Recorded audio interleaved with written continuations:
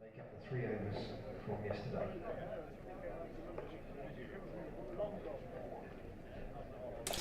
Good morning, everybody. Happy Sunday. It is time for day 3 of Yorkshire versus Gloucestershire. 57 without loss. Yorkshire's position overnight, leading by 120 runs. There's a bit of a chill in the air this morning, but I think it's going to warm up pretty nicely again. The forecast seems to be set fair. We've got a fair amount of blue sky. Sun's in it at the moment, but we look as if we're set for a full day's play, and today a full day's play means 99 overs as we're making up the 3 that we lost last night due to that brief bad light interruption. The session times today... Before you do the session time, should point out we lost 5 last night, but it was after the scheduled close of play with some of that, hence I think there's been some sort of an adjustment made. Did we? Oh, I thought we only lost 4. Well, there we go. So the lunch interval is at 1. That's as usual. And then set your alarms for a 3:44 tea. Tea will be on the dot. Well, it won't be because, you know, there'll be an over in progress probably, and it'll turn out to be 3:45 anyway. But the scheduled tea break is at 3:44. That is fixed. And the close of play is scheduled for 6:14 because we're making up 14 minutes. I'm making notes here. So lunch was what again, sorry? 2.579 o'clock. It was. 1 o'clock lunch. So lunch at normal time. I mean, to be honest, for anybody listening, it is not going to make any difference whatsoever. But I'm sure some people will be amused by the 3:44 tea. 6:14 close. James away to our left is most interested in this because his T boy schedule is going to need a little bit of adjustment there. And I'm wondering if he got the right amount of sleep last night to take into account T at 3:44. That's Jonathan Doidge. My name is Ed Seaborn. Shah Faisal is with us once again, and we're bringing every ball of today and tomorrow, as with every ball of every game from our respective sides this season. And we're ready to get underway this morning with Ajit Singh Dale bowling from the Ashley Down Road end, and he's drawn the inside edge of Adam Lythe's bat for him, the third ball in a row, because the last two balls last night, Lythe inside edged. That one went off pad and out into the offside for no run. He also took a dive there, did Ajit? Yes, he does do that sometimes. I think that's the first time he's done it in the match, but he will chuck himself forward a la Mark Wood sometimes. But he certainly was charging in last night with just a limited spell. But you wonder how things are going to go as the day wears on a bit. Singh Dale bowls wide of off stump left alone through the keeper. I should say that poor old Ajit is running into the teeth of a gale from the fan that's behind me, which is blowing straight towards him. So that's going to take a few mph off his deliveries here. Unsurprisingly, James from the club has turned it off now. Save some money. Yes, save the electricity. He's a proper Yorkshireman, I think, James. He's just pretending he's from down these parts. Energy bills. Save every penny at the moment. Bowling in long sleeves today is Ajit Singh Dale as he charges in once more over the wicket to bowl to Lythe. That's punched nicely off the back foot for the first run to a sweeper on the offside. And it's 57 without loss as Lythe moves up to 40 from just 45 deliveries. Encouragement from down below. Still a fair few spectators in, not quite as many as yesterday, and then not quite as many again as day one, but I'm sure if things bubble up later on, we'll see a few more people make their way into the ground. Two slips in place and a gully. Charlesworth at first, Bancroft at second, and Ollie Price in the gully as Singh Dale bowls to Bean for the first time. And there's a rigid defence off the back foot from Finley Bean to a good length ball, and there is no run. So Yorkshire, you would guess, they may not even have to think too much about putting their foot down if they get some loose deliveries. There were some boundary balls certainly on offer last night. Gloucestershire are going to have to be at their tightest to stop the likes of Lythe and Shan Masood, Root, Brook, even, of course, the man on strike, Finley Bean. Singh Dale is in, and that's let go through to the keeper. Not a great deal of movement through the air, and that time not much off the pitch either. It's going to be interesting as the season develops to see how Finley Bean goes on with this new setup. Obviously, he's still got to get used to it in match practice situations. It does look different with him standing so far across off stump now. I know we're not bang on straight here, so we could see his leg stump yesterday when he was at the Ashley Down Road end. Yeah, slightly open stance, but not much for the right arm over bowling from Singh Dale, and Bean gets his first run of the morning in fairly similar fashion to Adam Lythe with a punch off the back foot towards deep point, and it's 59 without loss. So Singh Dale completes his fifth over of the innings. 17 he's gone for with a couple of maidens, and in the first innings Singh Dale was accurate as well as penetrative. 2 for 40 his figures from 13 overs, and got the wickets of Adam Lythe and a key one in Johnny Tattersall, who was going great guns on 58. And it looks as though it will be Josh Shaw to take up the bowling from the pavilion end. So I'd imagined they probably wouldn't go with De Lange as they did last night at the opposite end from Singh Dale, try and kind of space out the extreme quicks, as it were. And, of course, Zaman Akhtar, who took the 5-wicket haul in the first innings, potentially pair up with De Lange as first change. But he hasn't bowled yet this innings, as Akhtar didn't get a chance last night. So Josh Shaw just wanting his 2 slips to take half a stride to their left, and prepares to come in then. Right arm round the wicket, past umpire Hassan Adnan, bowling to Finlay Bean, who punches to Graham Van Buren at mid-off, no run. Good morning to you, Andrew Christie, who says, I think Yorkshire need to be positive. Rain on Monday, be prepared to declare early, risk losing to try and win. And I think you're right, and I think that's what you'll find.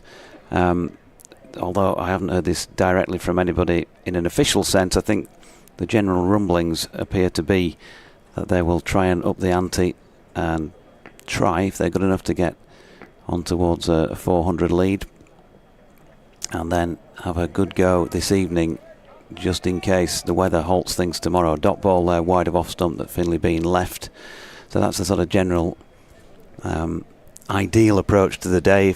If it comes off, you never know, do you? Lose a couple of quick wickets, you might have to recheck on things. Do you think if Durham hadn't played Division 2 the way they did last year, that there would have been quite the same sort of, we're going to risk losing to try and win? Would there maybe have been more of a safety first strategy? Yeah, maybe, as Bean drops this into the offside no run. I think Otis Gibson said to me, going right back, I remember there was a match at Somerset in the Division 1 days, which sounds like days of yore, doesn't it? I know the feeling. July of 22. Harry Brook, that was Harry's last game before last week for Yorkshire in first class cricket. And I remember we walked out of the ground on whichever evening, second or third evening, as Josh Shaw comes into bowl. It's up there to drive, and the invitation accepted. Finlay Bean down the ground with a beautiful straight drive just to the onside of the stumps to get his boundary count going for the day. And Yorkshire on to 63 with Bean on 20 now. And yeah, there was 4 or 5 of the lads who were all walking back from the ground to the hotel, and Harry, in that sort of chipper style, said, you're going to see some baseball tomorrow, Doige. And that was in the days when that sort of term had just been invented. And so there was a theory that they'd been given the office to go out and do that the following day. Unfortunately, we didn't see it because it rained, and the thing was abandoned.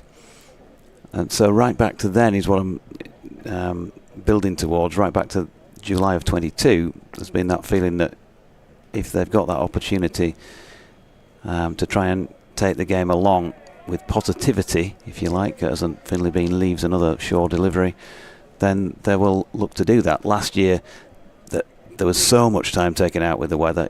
Lots of games you never had the opportunity to try and go out there and whack the ball around a bit to try and speed the game up and give yourselves more chance. And I guess there was that game against Leicestershire as well at the start of last year, which exactly, again is the same sort of sentiments. We're going to try and go hard for the win. Shaw bowling here to Bean, who turns it into the leg side this time, and there is no run to complete that over at 63 without loss. So yes, absolutely spot on. They set Leicestershire 389, I think it was, to win, and I think everybody thought, well, yeah, it's a good pitch, but 389 last day, come on. And Leicestershire knocked them off, but they had a go. Similarly, they only lost a match that was fairly soon after up at Durham by the 1 wicket, and as things turned out table-wise, obviously Yorkshire wouldn't have got there, but that just showed where they were at really in the scheme of things in Division 2 last year. Hence now the predictions that this year they're the sort of favourites to go up. Yeah, I mean, I was only wondering really in terms of Durham kind of bossed it so much Division 2 last year. Singdale bowls, that one cuts back on Lyth and strikes him midships. Ball rolls out towards where a silly point would field. And you might, if you're aside with the talent at its disposal that Yorkshire have, think, well, You know, if they can do it, then actually that's probably the best way to do it. Just really take the attitude that you're going to boss this division and not take a backward step in a game. Just trust that your attack will be good enough to take those 10 wickets in plenty of time. Singdale in bowls, full, driven by Lyth. That's a great way to bring up his first boundary of the morning. Through cover it goes and sails away towards the car park. I hope it hasn't gone through those picket fences there. Zaman Akhtar is over there. Oh, it's just about gone under them, but it's not gone right through into the car park, as it can do. That was a terrific shot from Lyth. Overpitched, yes, from Singdale, but it would have been very easy just to have hit the sweeper there for a single. Put it away to the boundary. 67 for no wicket. Lead sits at 130 and already looking slightly ominous for Gloucestershire. I know it's only been 10 runs, but there's not a great deal happening out there. The occasional ball that we saw do a bit last night hasn't really done that today. Lyth is playing that flick with the leg raised again towards long leg. In a boundary like that last night, throw is right over the top of the bails and Bracey's demolished the stumps, but Lyth is home comfortably for 2, and it's 69 without loss. I was thinking back to the game between Durham and Gloucestershire here last year, where Durham declared in their second innings just 4 wickets down, effectively gave themselves more than a day and a half to bowl Gloucestershire out. It was kind of right, if you get 426 as it was, then, you know, fair play to you, but we're absolutely not going to. Singdale bowls, this strikes Lyth on the thigh pad, I think, and Singdale alertly gets to it before they can think about a quick single. And regardless of time, they just took time completely out of the equation. If you lose, we'll win, and if, you know, just draw wasn't even an option for them. And Gloucestershire, thanks to 100 from Marcus Harris, briefly threatened that total. Ended up 125 short in the end, but did score 300 in the last innings, which against a real quality attack, I mean, it was pretty much as good as you're going to see. As forward comes Lyth to this next delivery, pushes the ball up to mid-on. We had a test spinner in Ajaz Patel, who was bowling on a final day pitch, which was turning a decent amount. Matthew Potts, Bryden Cast was not playing in that game, but Deleda, Rain, Coghlan, certainly a fine attack, particularly for Division 2, especially when you've got Potts available. Not that it's had very much joy this round. Warwickshire basically 700 for 3 declared. Singdale bowls another inside edge from Lyth that goes, I think, maybe onto his boot this time and out into the offside. And he's rehearsing a very much vertical bat defensive shot, but that was more of a horizontal bat jab there, which found safety, and Lyth remains there on 46.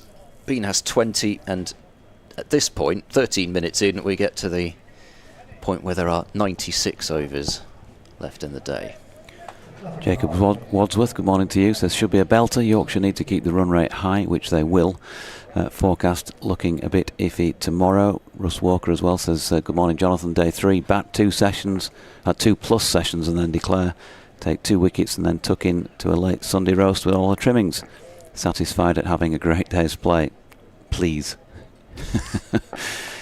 Shaw bowling here to Bean, who turns this first ball of the over into the leg side. No run. All the trimmings. I mean, my favourite part, I don't know, what is your favourite roast?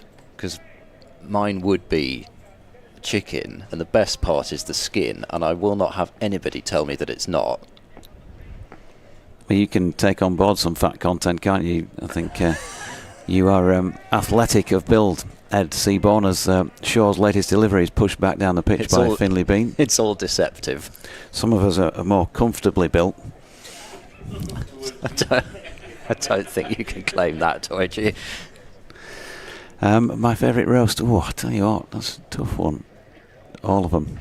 Right. I do like a good lamb roast, but yeah, also I love chicken. Don't mind a bit of beef as well. The Yorkshires, of course, as Shaw's latest delivery is wide of off stump and Bean shoulders arms. I think probably, yeah, if you gave me the right piece of beef with Yorkshires. Yes, that is true. I'd almost want roast chicken with a Yorkshire pudding, which, I mean, it gets done. Sort your own puddings out. Stick to your own. We'll have ours, thanks. My mum was born in Yorkshire. Go get your own pudding. I can claim it. Shaw turns and leaves our commentary position behind. And the ball angled in towards Bean, who's pulled it for 4. Lovely shot by Finley Bean, rocking onto the back foot. It was telegraphed. He banged it in too short there, did Josh Shaw. And although there are a couple men set back, he bisected that gap perfectly, Finley Bean. So he's on to 24, 73 without loss. Yeah, severe on anything marginally off, slightly over pitched. There was the on drive, just a fraction short and swiveled away. And it's going to be quite hard to defend that boundary to the leg side, especially with Shaw bowling round the wicket.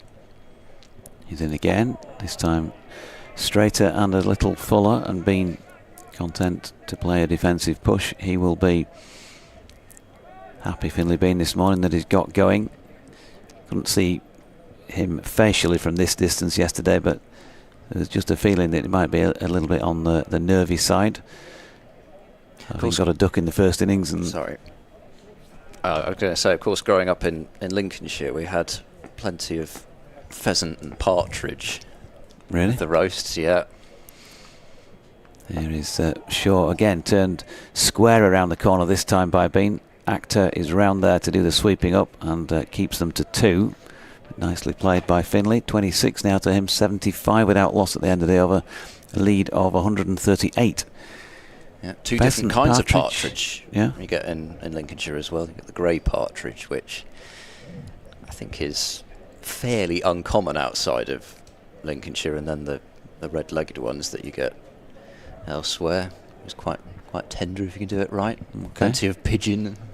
Did you get plenty of those in middle of August? What, the glorious 12th? Mm-hmm. Go out and take a few down, did you? Ed Seaborn? No, not actually shooting, but At Ed Cricket 6, by the way, if you've got any problem with a surfeit of partridges on plates in Lincolnshire. Somebody else has killed them. Somebody might as well eat them. It's the attitude that I think you may as well take, because they're going to go out and kill them anyway, unfortunately. Happy conversation for moving swiftly past along. 11 on the third morning. Lyth on strike on 46 as Singdale starts his new over. I've no idea how he can be bowling in long sleeves, I must say. He runs in, bowls. Guess what? It's the inner half of Lyth's bat that he's found again. This time it's jammed back to the bowler. Lyth is starting to get a little ticked off that he's not able to force that ball away off the back foot. Singdale's still holding out hope maybe that one of those does rattle into the timber. Yeah, I don't know, regardless of the weather conditions, I could never bowl in long sleeves. It just, it just felt like restricted. I don't know. Certainly not bothering him as he runs in and bowls. And there's a firm forward defence from Lyth out into the covers. What were you bowling at? 95, 96, something like that? But this is the thing. I mean, I was only a spinner, so I needless to say, didn't have to run in quite as far as Singdale. But yeah, it's obviously a bit chillier than I thought out there. It is, yeah, it is definitely the coldest of the 3 days so far, even though the sun's shining. I sort of thought that the morning chill might have disappeared by now, but clearly not. Singdale in over the wicket bowls. That one does just vaguely come back, but most of that was after it passed the shouldering of arms from Lyth, taken down low by James Bracey, as you'd imagine would happen really on day 3 at Bristol. Just gradually inch closer and closer towards the batter as the game goes on here. And slip catches. Tend to see a few early on, but fewer and fewer slip catches as you get towards day 3 and day 4. One slip and a gully as Singdale bowls a short ball. It's attempted to be helped away by Lyth, who's then producing some footballing skills to kick the ball away from danger. You'll feel he's missed out there because that is one of his two, for me at least anyway, one of his two signature shots, the tucked up front knee. He often pings that one straight out the ground for a 6, does Adam Lyth. So he'll definitely feel like he's missed out on that occasion.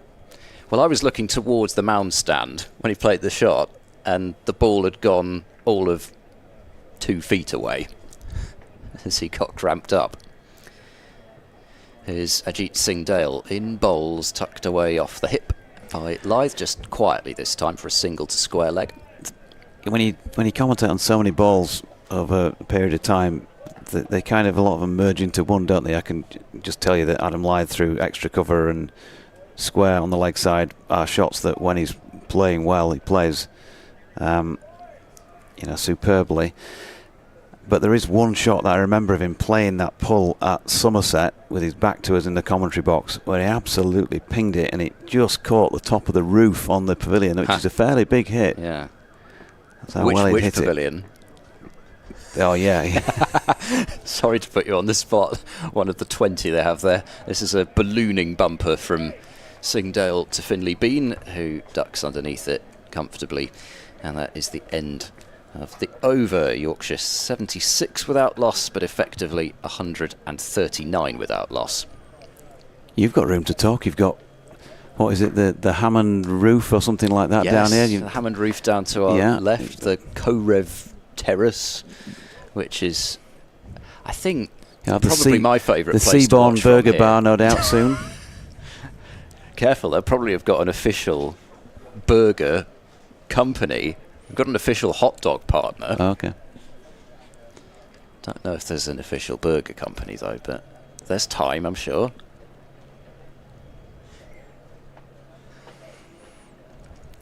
I think all counties do it, don't they?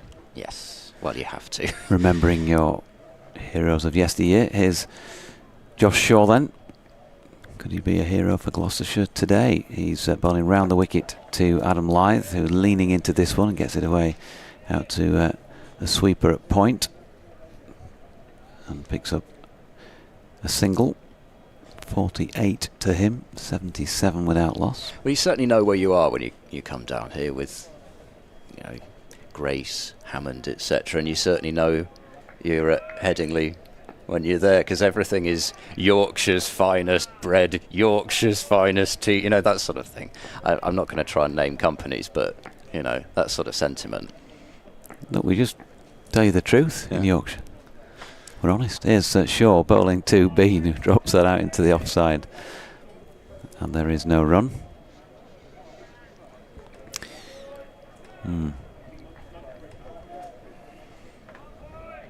No, I think it's great that there are still at least some parts of the country, where that county identity is still so strong.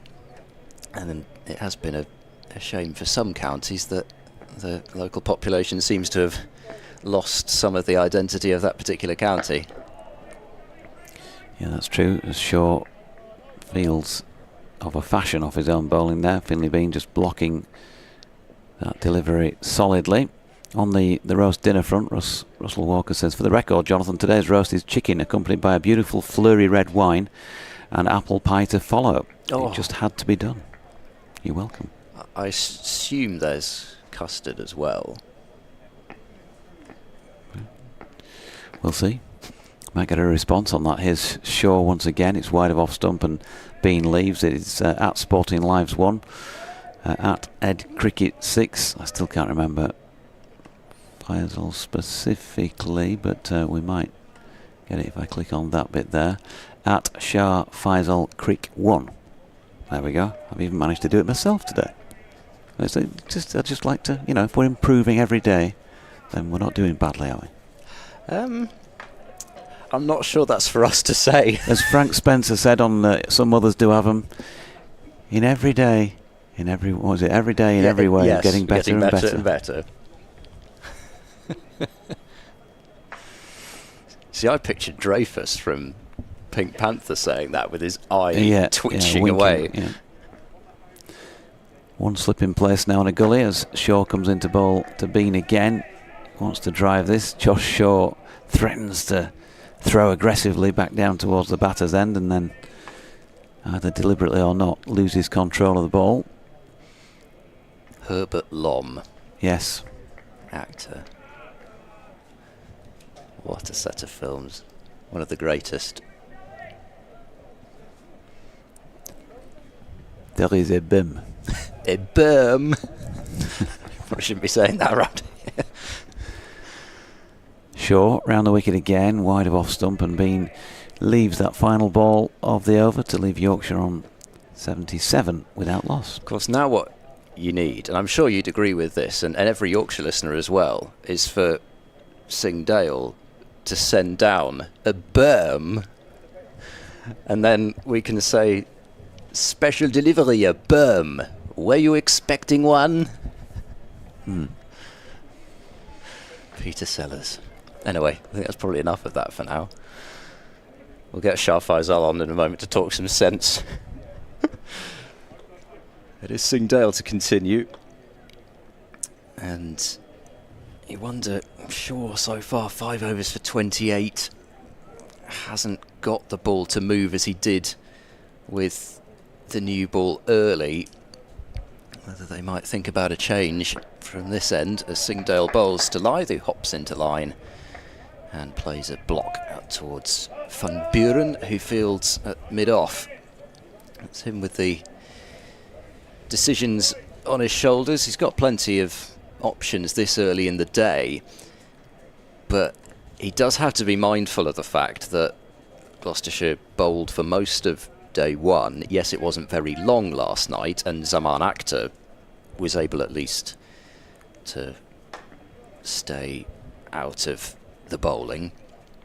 Singh Dale bowls, back of a length flicked by Lyth. He manages to keep it in front of square, being the key thing, because there was a catcher at leg gully, but nobody in close at either square leg or forward square. And whilst it wasn't a particularly comfortable shot from Lyth, he at least played it to safety and picked up a single to boot with the deep square pushed out. Lyth has 49, 78 without loss. There is a substitute fielder on at the moment, and I think it is Chris Dent who is the man who's not on the field, so all the bowling options are still there. Although, of course, and I should be able to remember who he got out. Chris Dent got a wicket at Headingley last year, didn't he, with his left arm medium. I can't remember who it was. I think it was a strangle down the leg side. In goes Singh Dale, bowls over the wicket. This is clipped by Bean. Very fine. There is that leg gully in place, but it's between him and keeper Bracey, and it's 4 more runs. 82 without loss. I mean, not far off where he needed to be bowling with this field, but possibly just not quite short enough and allowing Bean to control that ball and send it to the boundary. 82 for no wicket. George Hill was your man. George Caught Hill. Ollie Price bowled Dent for 25. It wasn't strangled down the leg side, unless he was fielding at leg slip. No, probably not. Anyway, Chris Dent did pick up a wicket with his new medium pacers rather than the spinners that he used to bowl, as this is dug in back of a length again by Singh Dale, hoping to bring that leg slip into play. And when I say leg slip, it is probably more of a leg gully. And the catching short mid-wicket, but once more Bean is able to play it down into the ground. Got more of the puffy cumulus clouds today, but there's Plenty of space in them, as I said up front. We'd be unfortunate, I think, not to get the full day in. Singdale is in and bowls. This time it's on around about fourth stump, but again, good length rather than necessarily banged in like the previous deliveries, and Bean is able to push it away into the offside and fielded at extra cover. Hoping, by the way, not guaranteed, but hoping that we might get a visit from Jordan Thompson as the day goes on. 12th is, of course, down here, and with the team out there with the bat. Possibility. Yep, that would be excellent value. I had him on the reverse fixture.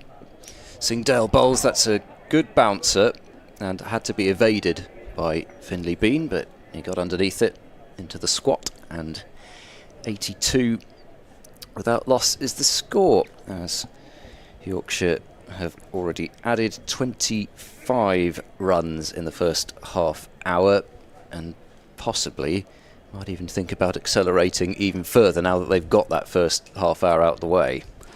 Yeah, I mean, let's be honest, a bit of a crawl at the moment, isn't it? 4.56 and over. It has gone down from 5.5, which it was overnight. Yeah, there's a few options for acceleration in this side. 145 already in front. There could be some fun to be had today, but they're entitled to have a look again, refresh their memories on what the pitch is playing like. Adam Lyth waits, and Josh Shaw is going to continue at this pavilion end. Just having a chat with Marchand de Lange, who had a word with on the way in this morning. He seemed quite chipper. Marchand? He did, yeah. Oh yes, always. Relentlessly positive. Shaw to Lyth, who drops it into the offside first up this over. No run. I think I'm still feeling the effects of the first handshake that Marchand gave me. I mean, as you can imagine, from somebody as strongly built as him, I think there are times with that Beamer, for example, in the first inning, that doesn't even know his own strength, but I think my bones are just about clicked into place again after that. Yeah, he'd be one of the powerhouse figures in the game over here, wouldn't he? Here's Shaw again, and Adam Lyth just punches that one out to point, and the single will bring him to 50 in first class cricket for the 70th time. Was that all? To go with 33 centuries, and he just has a look up to the heavens on the back of that to acknowledge something or somebody, and he's played well. Pretty much goes without saying, really. He's already had 100 this season, and he's now got a second half century to his name. Certainly showing no signs of slowing down, that is for sure. No, 36 and plenty. 37, I think, during or around about the last match of this season. Here's Shaw to Bean, meanwhile, who's leaning forward and leaving.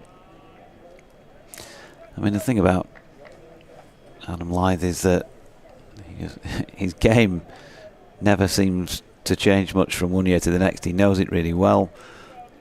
He knows his strengths, and he's just a lovely player to watch when he's playing fluently. Andrew Gale used to say that he was the best opening batter on the county circuit in his opinion, and that England's loss, if you like, or decision not to use him was Yorkshire's gain, and it clearly has been for a long time, as Finley Bean punches one back to Josh Shaw, who picks it up well in his follow through. Yeah, I was thinking about that in terms of the recent kind of move towards sticking with players a bit longer, and looking at Zach Crawley, for example, who through, I think, the same number of test matches that Lyth played was also averaging under 30. It was the next test, or it was the 8th test or something like that, where he scored his 267 against Pakistan. Short. Ooh, Finley Bean tries to play the pull shot, but he got that one wrong, and he's managed to top edge it quite a long way over the top of the slips for 4 runs. Josh Shaw, well, he might feel a little bit aggrieved at the end result there, because he had the measure of Finlay Bean in the sense that he didn't catch it right at all. I don't know if he was trying to pull out of the shot. It was a bizarre shot, wasn't it? Because he almost ended up, I mean, you wouldn't necessarily expect it to be tipped up and over first slip quite like that. It was almost as if he ended up playing like a helicopter type shot above his head at it. But yeah, it was as if he sort of half pulled out of it. Here's Shaw again, and Bean this time with control.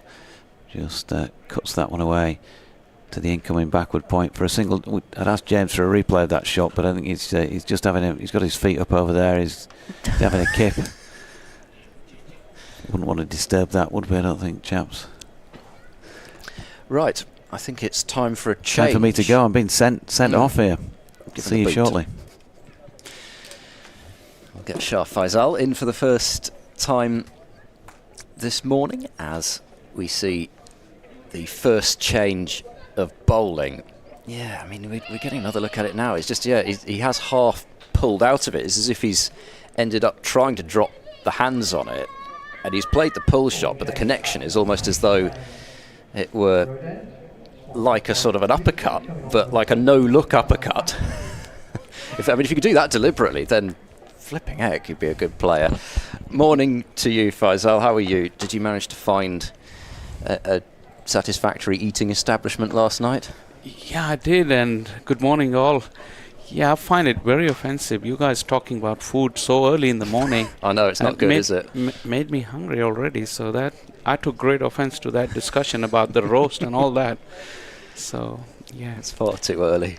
Yeah, and if you don't ask me what's my favorite, because there's a long list, so we'll be going through that till lunch and not concentrating on cricket. Yeah, but that last shot from Finlay Bean, he just didn't have that time to extend his arms in front, and that ball got big on him.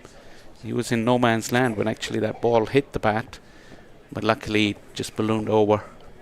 Here comes Zaman Akhtar then, bowling for the first time this second innings, fresh off his maiden first-class fiver, and he starts off with a good one, which is left well by Finlay Bean. Would have been easy to have had a bit of a prod at that, and that would probably have got himself in some trouble. So still being selective about their aggression so far. You'd have to say the bowling has been good. There hasn't been many freebies, but the intent is already there from these two. Akhtar leaps in, bowls. This is played in defence towards mid-on. It's interesting stance that Finlay Bean has adapted. I mean, he's going different guard for right arm over the wicket and around the wicket. When it is being bowled right arm around the wicket, he moves right across, and when he flexes those knees into his stance, you could see all of leg stump and a bit of middle stump even. But if you go over the wicket, he just drops back to that one leg.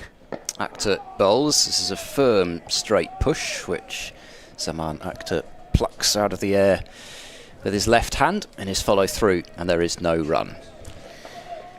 Kind of difficult for bowlers as well, because if you're bowling right arm around the wicket and you see that leg stump, but that angle is so difficult to aim for that leg stump. But if you're wanting to aim for that leg stump from over the wicket, he just moves back. So not making it easy for the bowlers. Yeah, it's going to be frustrating. Akhtar bowls, and standing tall to defend that one is Bean. Once again, straight back from whence it came.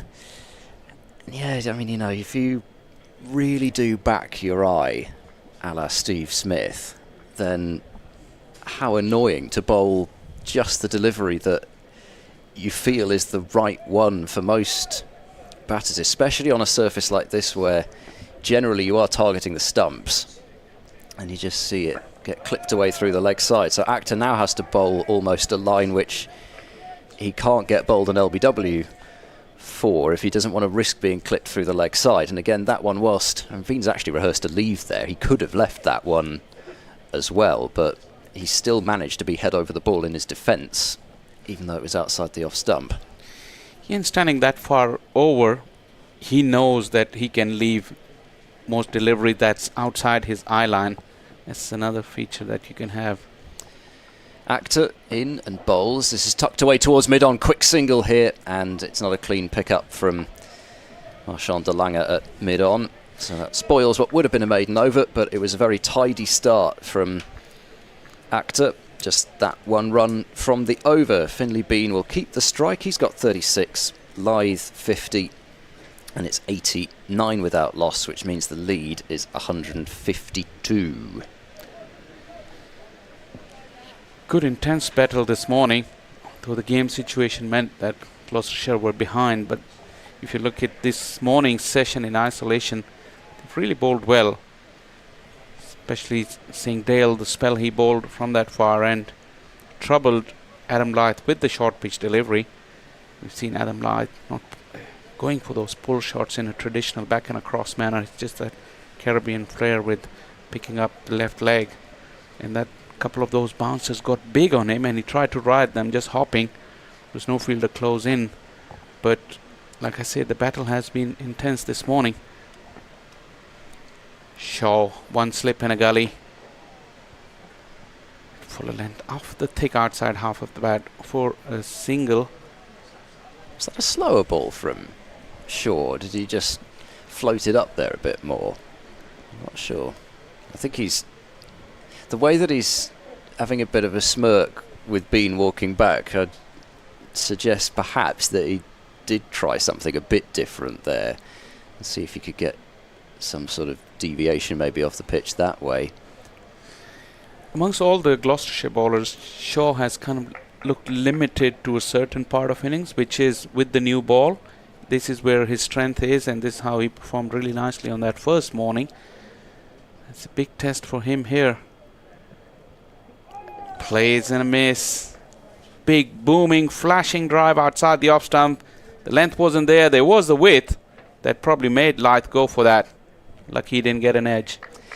Yeah, I mean, the way it is at the moment, it's kind of an odd situation where Gloucestershire have got all of their pace men, real out and out pace men, fit, but actually they're two bowlers that probably give them the most control in Tom Price and Matt Taylor are the ones who are dealing with some injuries at the moment. And Tom Price again was bowling out there this morning, so I'm sure he's not far away.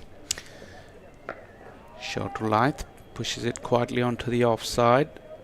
Backward point, no run. But it is going to be tricky to keep all of these players fit, especially if your control bowlers, the ones that can bowl you those longer spells, aren't going to be fit. And you kind of, I was on the walk in this morning, I was wondering now who's going to play at Hove, because there's quite a lot of overs that have been got through by the likes of Singh Dale and Marchand, and you'd imagine that one of them possibly might drop out, kind of trying to play a game with it. Once again, nice line, nice length. Played it quietly again to that fielder at backward point.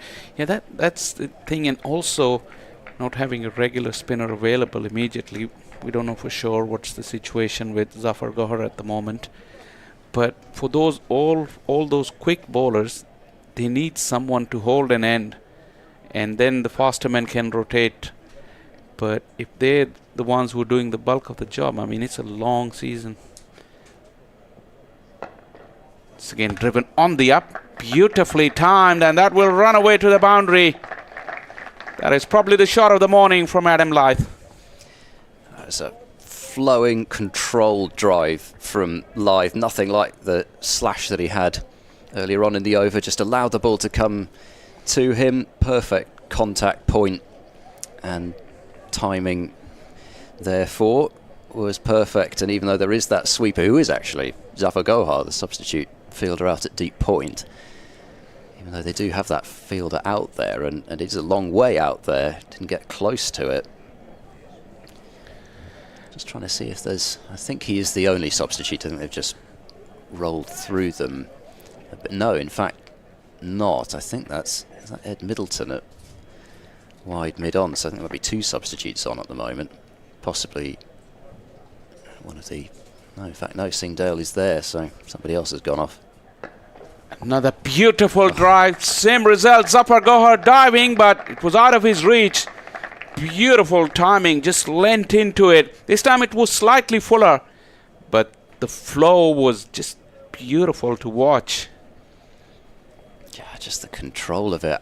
You know, he's got that absolutely booming kind of more power type drive as well, but when he just times the ball, there are few players in England that can time the ball better than Lythe. I was just looking, it's 70th half century, 33 centuries, 36 years of age. I mean, you could feel that when he played for England and the way he's playing now, but you think that the opening slot for the moment has been taken up. What's that kind of mindset that Lythe would have at the moment? Because as a batter, you ripe. I mean, it's okay to ripe late, but if there is no opportunity in the national team, then it must be disappointing. Yeah, I would imagine he's probably, I mean, only guessing from a distance just based on his age, you'd kind of imagine maybe he's gone through that period where that disappointment of not being picked, he's probably got to a stage, you might imagine, at 36 where you're sort of feeling, okay, well, I'm just going to score runs for my county. You get into that kind of mindset of that's what I'm happy doing. Actor bowls, and this is played defensively by Bean to mid-on. And, you know, there are some players, I can remember hearing Jonathan Agnew on TMS saying this, that after England discarded him, he just didn't really feel there was much point going back to domestic cricket. He just didn't feel the fire and the energy to run in over and over again when you know that the highest level's not open to you anymore. Actor bowls is full and driven away for 4 more by Finlay Bean.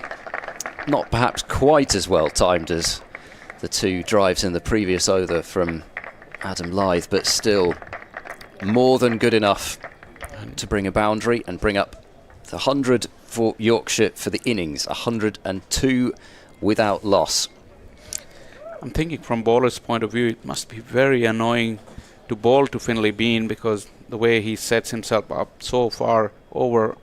I mean, like you said, bowled LBW, it's almost out of question, LBW in particular, and then the nick off as well because he can leave those balls. Actor bowls, and this is on the thigh hip area, tucked into the leg side and stopped by Ben Charlesworth, who's fielding at mid-wicket.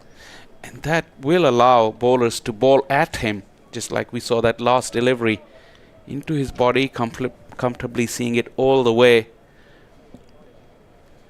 As a bowling captain, I mean, you've got to plan differently. Now they got 2 mid-wickets, probably they're going to attack him a bit straighter because no point bowling outside the off stump. He can leave him all day.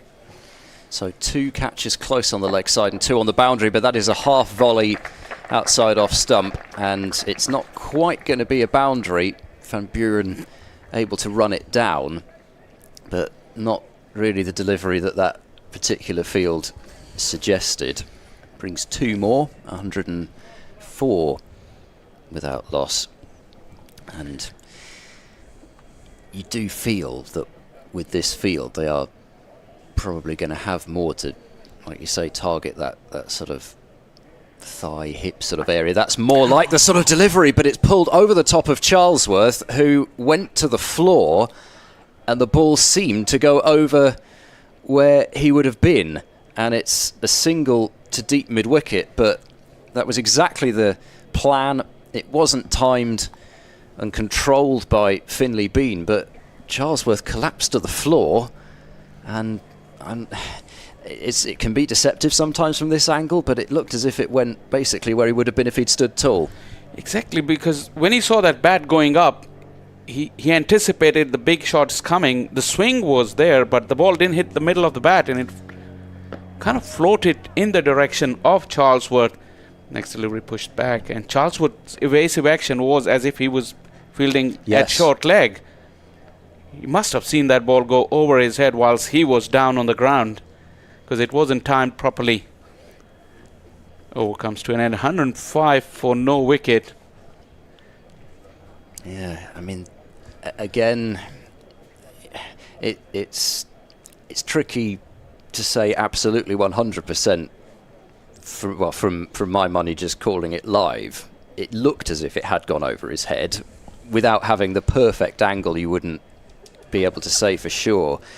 But it does go back to the point that over the first couple of days, and Cameron Bancroft was admitting this in his interview with me last night, really, that it hasn't necessarily been sessions, but there have just been several moments which have kind of piled up, and that's why until now, where Lyth and Bean are really dominating this session, it hasn't necessarily been a case of Yorkshire dominating sessions, but it's been those dropped catches, those rash shots when Gloucestershire had set batters yesterday, that has been the difference so far.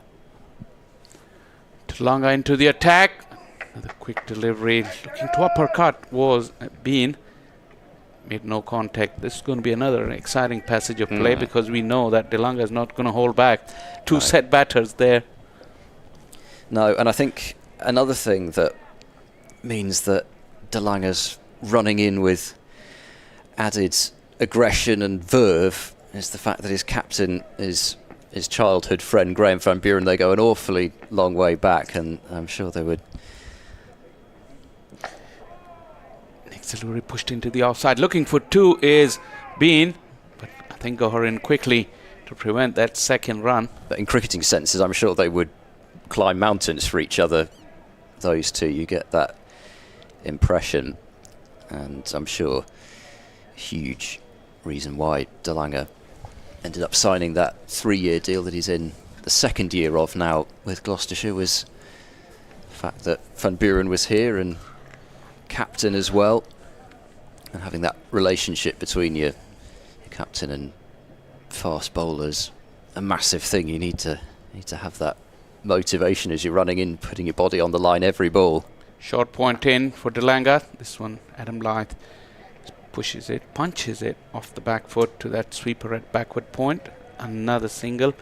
Yeah, that does really help when you're in sync with your captain and you can't feel comfortable in that environment, because there's two people that really need a very good captain: express fast bowlers and wrist spinners. If you got good communication and good synchrony with your captain as a right arm leg spinner or as a quick bowler, it can turn out to be the best for the team. Delanga now slip in a wide gully as well. Gohar has been kept busy in this over. Looked like a replay of the previous stroke. Another single. Yeah, and just again going back to the point about fitness as well, Gloucestershire really could do with Delanga being one of their premium strike bowlers for the Blast, and at the moment theoretically he would be available for the One Day Cup as well, which I'm sure Gloucestershire will be targeting later on in the season. Delanga doesn't have a deal in the 100 as of yet. Round the wicket, angling in. A slight hesitation from Lyth and Bean, but the field was set deep, so they could easily get through to that single. Lyth with a hand up, apologizing to Bean. He was the one who caused that confusion because he set off, but then he stuttered and Bean was like 5 or 6 yards down, but then, like I said, there was enough time to complete that single.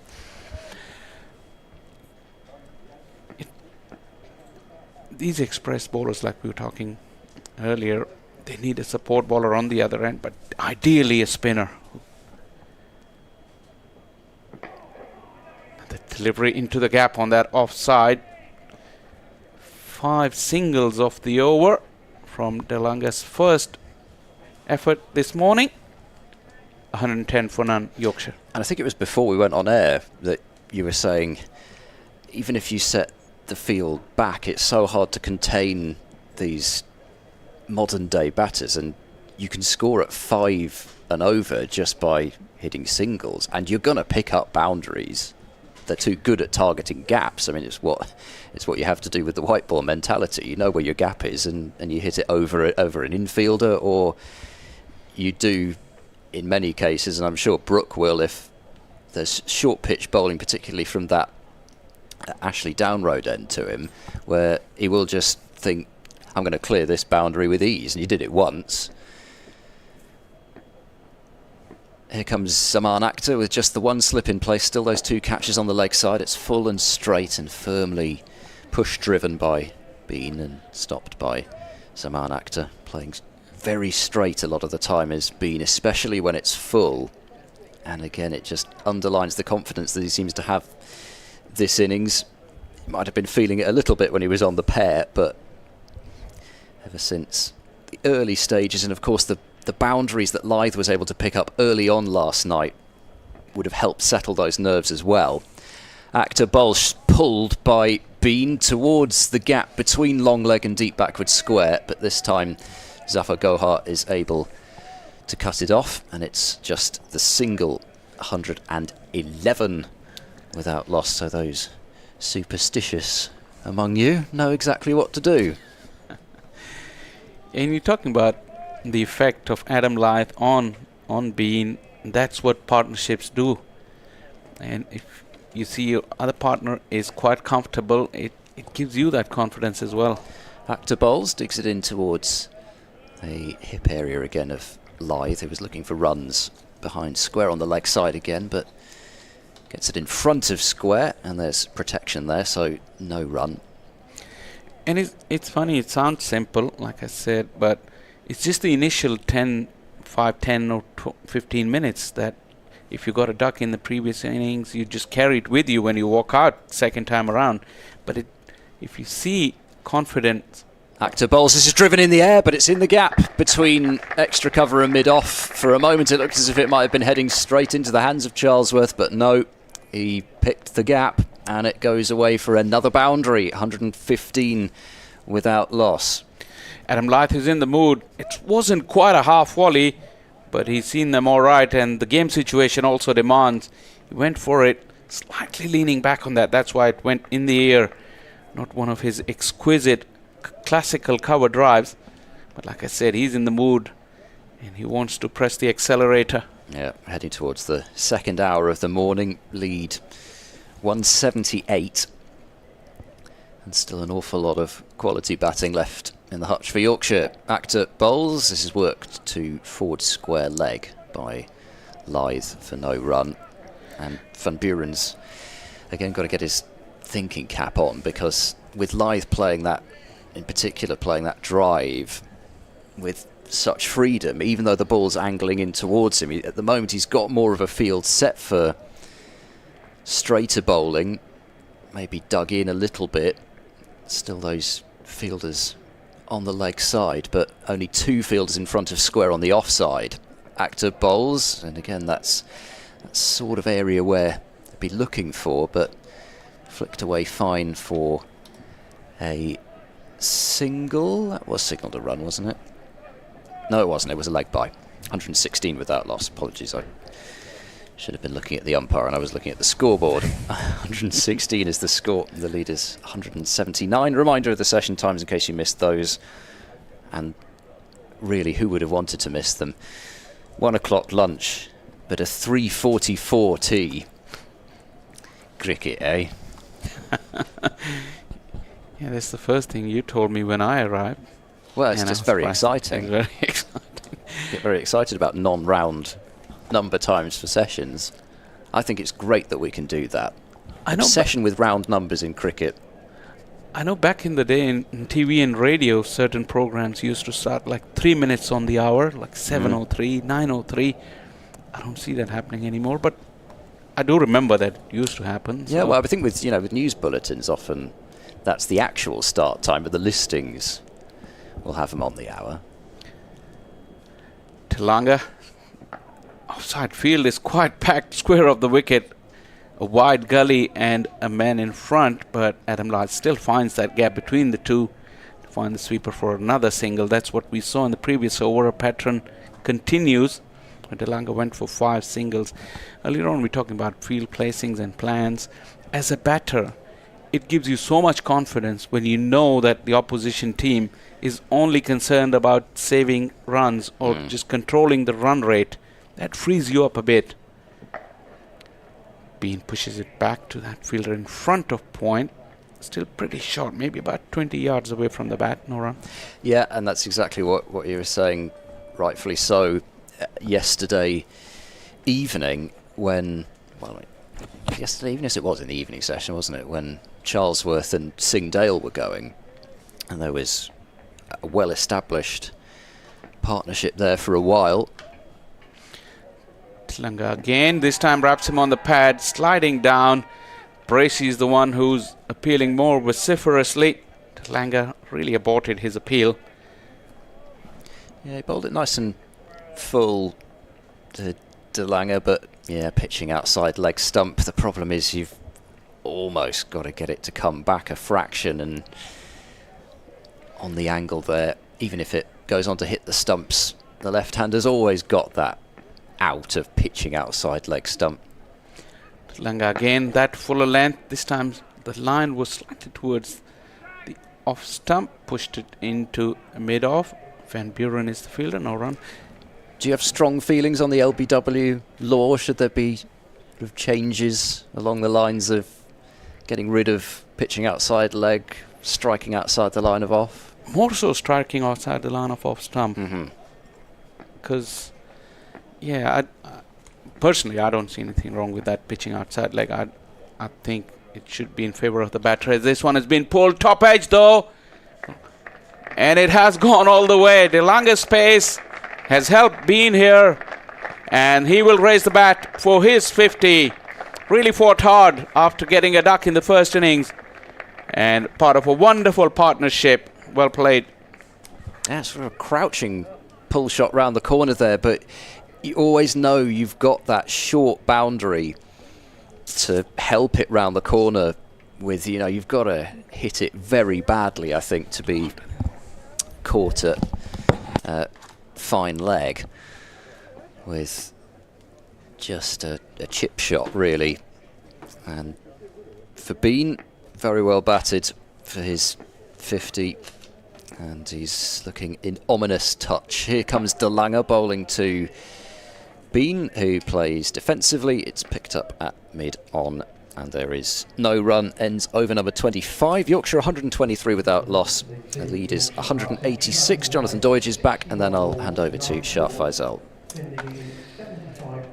Yeah, this a 5th century partnership between Adam Lyth and Finlay Bean. 4 of them last year, during which they had a great season both individually and collectively. 7 successive 50-plus partnerships last season and 8 in 9 innings. And as I say, 4 of them went on to become ton partnerships, as this one has. And when you can start to rely on your opening pair to do that job, even a 50 start, it just helps to set things up. If you can go on to 100, it's a fantastic start for the rest of your batting lineup. Not that there are a huge amount of concerns about the rest of this particular batting lineup, but everything helps, doesn't it? As Actor's first delivery of the over, it's just dropped into the offside by Lyth. Ben Charlesworth fielding in the covers. No run. Lyth 65, Bean 54 now, 123 without loss. That lead 186. After this first hour negotiated without loss of any wickets, Yorkshire must be thinking, if they hadn't already, at what kind of target they'll be looking at, how they want to plan the sessions and the hours to see where they are at after a certain stage, considering the weather. Actor in, full, driven by Lyth, well fielded. Diving to his right by Graham Van Buren, because that was boundary bound. And if you need something as the fielding side, they're all across there, just giving him a hand slap, just to say well done. They're trying to find some way, if you like, to get up Gloucestershire here, because when you look at the scoreboard with that 186 lead and all 10 second innings wickets standing, it looks potentially crushing, doesn't it? Here's Actor round the wicket, bangs it in short. Lyth just for a moment thinks, shall I unleash the pull, but thinks better of it. You're absolutely right. We showed that show of spirit, everyone getting to the captain, applauding him for that save in the field. This was kind of predictable in the morning before the start of play, that Yorkshire potentially can just get hold of the game if they don't lose any early wickets, and that's exactly what they've done. As the latest delivery from Akhtar, just again defended into the offside by Lyth. So that's what Yorkshire has done, but then Gloucestershire, what they would have been planning overnight, and they would have also discussed, if we don't get early wickets, what are we going to do, because it can be a long day. But like I was telling Ed, the way you set up your fields and you're just trying to stop the runs or just keep the runs down, it's not easy, this modern day cricket. Now Akhtar is in and Lyth flicks it to leg, and there is no run. Yeah, from Gloucestershire's point of view, wickets or no wickets, they know that Yorkshire, they've clearly got an idea of what Yorkshire are going to want to do here, and from their point of view, ultimately they don't want to lose 10 second innings wickets, and they'll come out of this with something. So that's probably, rightly or wrongly, maybe at the foremost of thoughts as Lyth defends this. Back to Akhtar to complete that over at 123 without loss. But if they can do what Yorkshire did yesterday with the ball, bowl with discipline, keep the rate, try to bring the rate down and drag out Yorkshire's innings a bit longer, make it more difficult for them to score, who knows, even an extra hour or something today where Yorkshire think, well, I'm not sure we can quite declare yet, might be enough to get out of this game with a more positive result than it might look at the moment. Yeah, there's many ways to keep the runs down, but put the fielders out and keep the runs down, that is what the batters would like. What Yorkshire did in their bowling innings, they kept the field up, but their bowling was disciplined. So if you had to force the issue, you have to take a chance. As we watch Telanga once again outside the off stump. Another single in that area towards deep backward point for a single. So the difference is that when Yorkshire were bowling, they kept the field up and they were asking the batters to do something. Here we see if the scoreboard is rotating, there's no boundaries. Okay, like we saw in Delanga's previous over, 5 singles, the first over that he bowled. I mean, if batters are rotating strike at will, you're not going to be building any pressure whatsoever. Telanga once again going for that full Yorker. Bat coming down just in time from Bean. Dot ball. I mean, it's not easy. Here we can sit and talk various options that what could be done, but you know, out there in the heat of the battle, it's not easy. So Gloucestershire just have to keep their disciplines at least, even with this spread out field. Telanga's next delivery is full and crashing it through the covers is Adam Lyth. This is a magnificent stroke. Previously he's been looking to time the ball. This time he just finished it with a big flourish. I reckon that's the first time he's done that this season, and if he doesn't do it very often during any season, he just pushes normally and it still races away, but he really gave that some proper clout, as we might say, up north. It was indeed. And with the pace of Telanga, it really was a great sight. Left-hander hitting a cover drive. Telanga's full toss, attempted Yorker has been timed away, this time towards the cover boundary. And back-to-back boundaries for Adam Lyth. He's in top gear right now. Yeah, you can't bowl at many players bat top order in county cricket like that. Certainly not to a man of the quality of Adam Lyth, and certainly when he's got 70 or so on the board already. Not a great delivery. You could see what he was trying to do. I think that's 2 or 3 times in the match, isn't it, across both innings that Marshall Delanga's tried to get the Yorker and it's not quite worked for him. Switching back to over the wicket here. Balls to Lyth this time short. Zafar Gore has been kept busy this time. Once again the dive was in vain. Third boundary, the hat-trick of boundaries from Adam Lyth, this time off the back foot. Yeah, that was a cracking shot, wasn't it? Just a bit of width to work with, and he was straight there in position, almost as if he was expecting that delivery, and he really gave that some. Fielder didn't have to move very far at all, but it absolutely raced away along the deck. Cracking shot. Looks like the wheels are coming off because Delanga is the attacking option for Gloucestershire, and he's gone for 37 runs in his 4.5 overs. That is some going. And that will definitely make Van Buren think of his strategy and his plans. Like I was telling Ed previously, like I'm a draw specialist, so I've seen some hopeless conditions for bowlers. So I always think that how they can get wickets, or how can they create pressure. But in this situation, the way Gloucestershire are behind, I don't think it's the right way to just hope that these batters will be tied down by deep fields. The ball's been tied down by something at the moment, Vital, because a couple of the Gloucestershire fielders are out there searching under the covers. Yes, Zafar Gohar was obviously on the floor when that ball went past him, so he didn't see where it lodged into those covers. That's the chance for a drink to come on. Matthew Revis has the towel for Adam Lyth, who's asking him maybe for something else. In fact, not a drink and a towel, possibly a bat or some part of equipment. He's been quite specific by the looks of things, is Adam, about what he's asking. I'm sure the people who can see the stream would be seeing how three of them are out there, but they can't see the ball. Somebody has found it. No, not yet. And umpire Hassan Adnan is just down to our right with the box or briefcase, whatever it is. It's slightly obscured from my view of balls to take one out there if one is needed.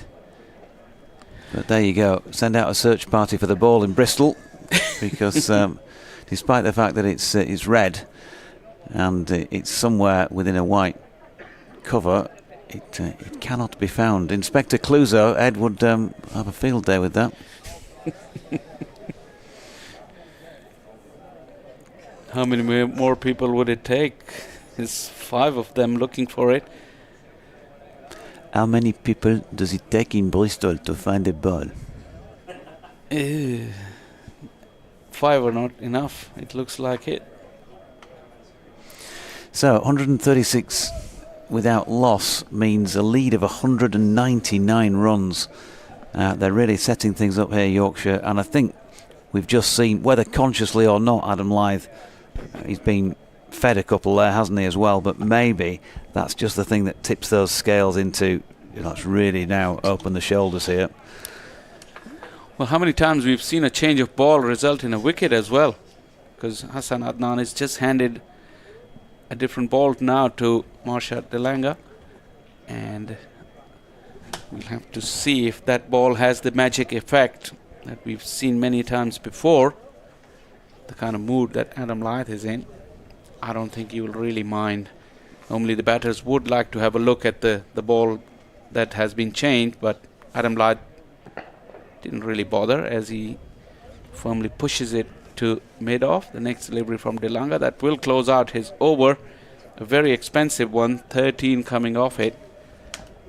And Yorkshire merrily moving along to 136. Lyth batting on 77 and Bean on 55. Yeah, fascinating passage of play possibly now between here and the lunch break. 45 minutes or so away. Just a heads up, I'll have an update back to Sheffield and Leeds at about past, so you'll get that as part of your commentary, folks. Like it or lump it. I'll try not to throw in too many happens and likes and than-os, because I know that you might struggle down these parts, eh, James? Do you get much than-os in Yeovil? No. Finlay Bean on strike with his back to us at this pavilion end then. There's a leg slip as well as Cameron Bancroft at slip. James Bracey splits the pair of them with the keeping gloves on. It's a short ball from active first up and just helped with a little bit of a scoop really around the corner from Finlay Bean, whose single takes that lead to exactly 200. And with such a long time left in the match, Gloucestershire, well, for the sake of Gloucestershire, but also for the sake of the match here, I've got to show, I suppose, some ticker, you might say, and really try and throw something at the Yorkies. And Akhtar right on cue, bounces Adam Lyth, but he's not tempted, he's just a bit too short of length. Might have been better aimed at Finlay Bean, who's a little taller. Just going to see Hassan Adnan switching from square leg to point to stand. If ever you want to bowl a short pitch bowling or short pitch ploy, this is the better end to bowl because slightly longer boundary. Akhtar in again, this time not as much bounce about it, and Lyth happy to solidly block. So apart from those two I mentioned in the field, or those three behind the bat, there is a backward point or wide third man on the boundary edge. Cover, Van Buren at mid-off, De Lange's at mid-on, Zafar Gohar substitute fielding is at mid-wicket, and then there's a man pretty much bang on square out on the boundary edge. They've found the ball that got lost. De Lange's just received it from, I think, one of the members of the ground staff perhaps, and so Peter Hartley is just checking on this.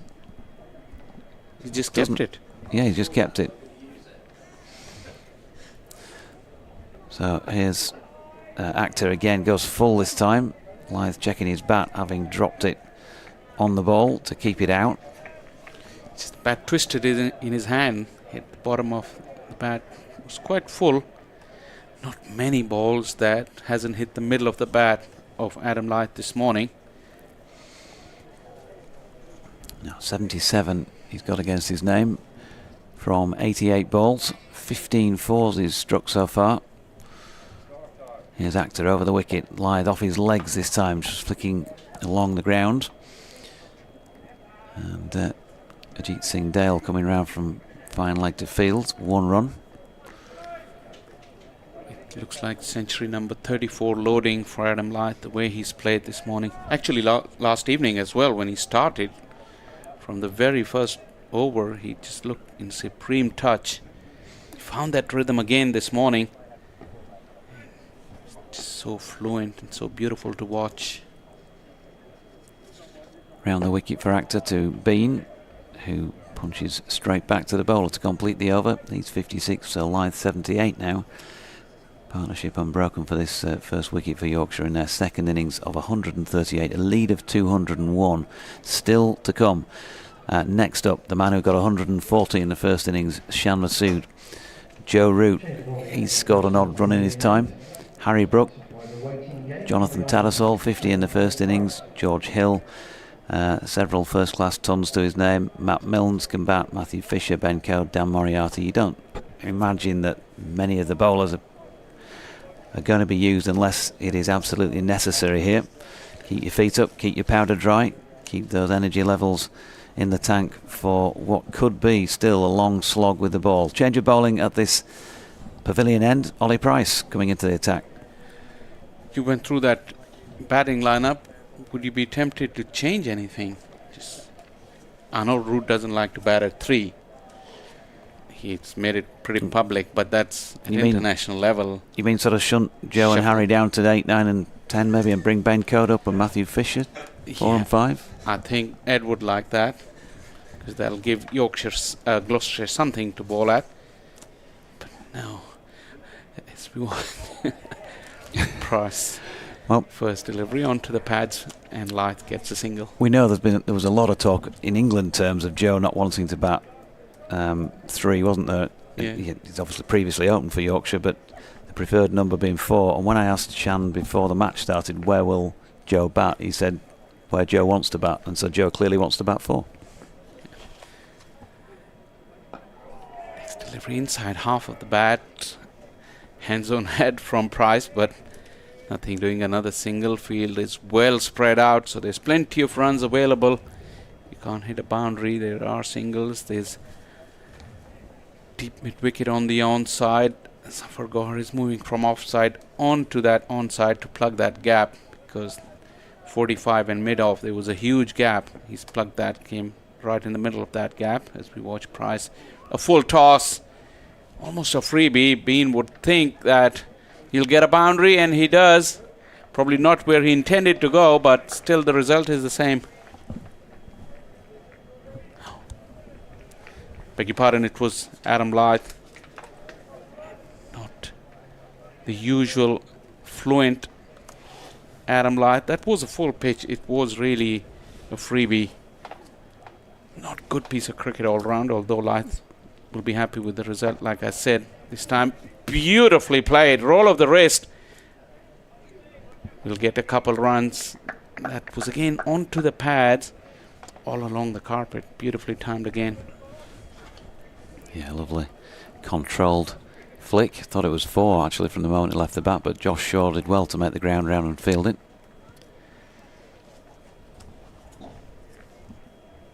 Runs continue to flow here. Next one is pushed hard to mid-off. Van Buren is hanging slightly deep, but that was hit far too good for any chance of a single there. I'm just thinking what is going through the head of Van Buren. This next one is flighted again, pushed firmly, sweetly timed again to that short cover fielder. Couple of dots will make Price a little bit more comfortable about this spell. He's just given away 8 runs in his comeback over, having given away only 1 run in his previous 2 overs last night. 146 for no wicket, and the lead is 209 runs for Yorkshire, and looking good for plenty more. Yeah, it's there for the taking if they can get the timing right, and that will possibly be key with, well, who knows, might be no weather issues tomorrow when we get there, but there's suggestion that there will be. Actor coming in around the wicket, then to bowl to Bean, who just drops that into the onside. No run. Finlay Bean was kind of catching Adam Lyth up for a while, but with that flurry of boundaries off De Langer a few overs ago, Lyth has kicked on again. Ed was mentioning off air quite a few times that at this ground there's been quite a few high 4th innings totals as the wicket doesn't really crumble. Come back to it after this ball. Yeah, Actor to Bean, who drops into the offside, no run. Yeah, but even, well, we'd have to wait for him to come on air to see what he's thinking from Gloucestershire point of view. What kind of total that they would really feel confident about something, either survival or getting to it. 400 maybe? 375? Super intelligent Ed. I'm sure he will come up with the answer when he gets a chance in a few minutes. Bean pulls this short ball, but unfortunately aimed straight to the sweeper out there, square, who is Ben Charlesworth. Just the 1 run. Bean plays that pull shot in a slightly peculiar way. He doesn't stand up tall. He just kind of flexes his knees and then try to get his hands above the ball. Probably that flex wouldn't put him in good position if it was slightly towards that offside. But so far so good for him. Short and down the leg side, and Lyth leaves. I was mentioning this pair in terms of their prowess as an opening partnership. I think they averaged as an opening pair last year around about 69 runs every time they went to the wicket, which is a great thing to sort of set your clock by, if you like, and given that they've got 147 here, okay, things haven't gone their way so far this season, but they might not be too far off re-averaging that, if you like, in 2024 fairly early on, if they can keep going here for a while. Short ball from Actor, and Lyth easily ducking underneath that one. Really, as a team, it works so well for you if your openers can do the job. 69 is a very, very impressive average to have, and that also means that generally with Duke balls, I mean, you take the time, you take the shine off and make it a lot easier for that middle order. Yeah, here's a short ball from Actor, nicely played by Lyth. Tip of his toes just drops it round the corner backward of square and picks up another one to complete the over at 148 without loss. You think of, some of the great opening partnerships. The first one that tends to usually spring to mind for me would be Greenwich and Haynes. For me as well. But Hayden and Langer, people like that. Yeah.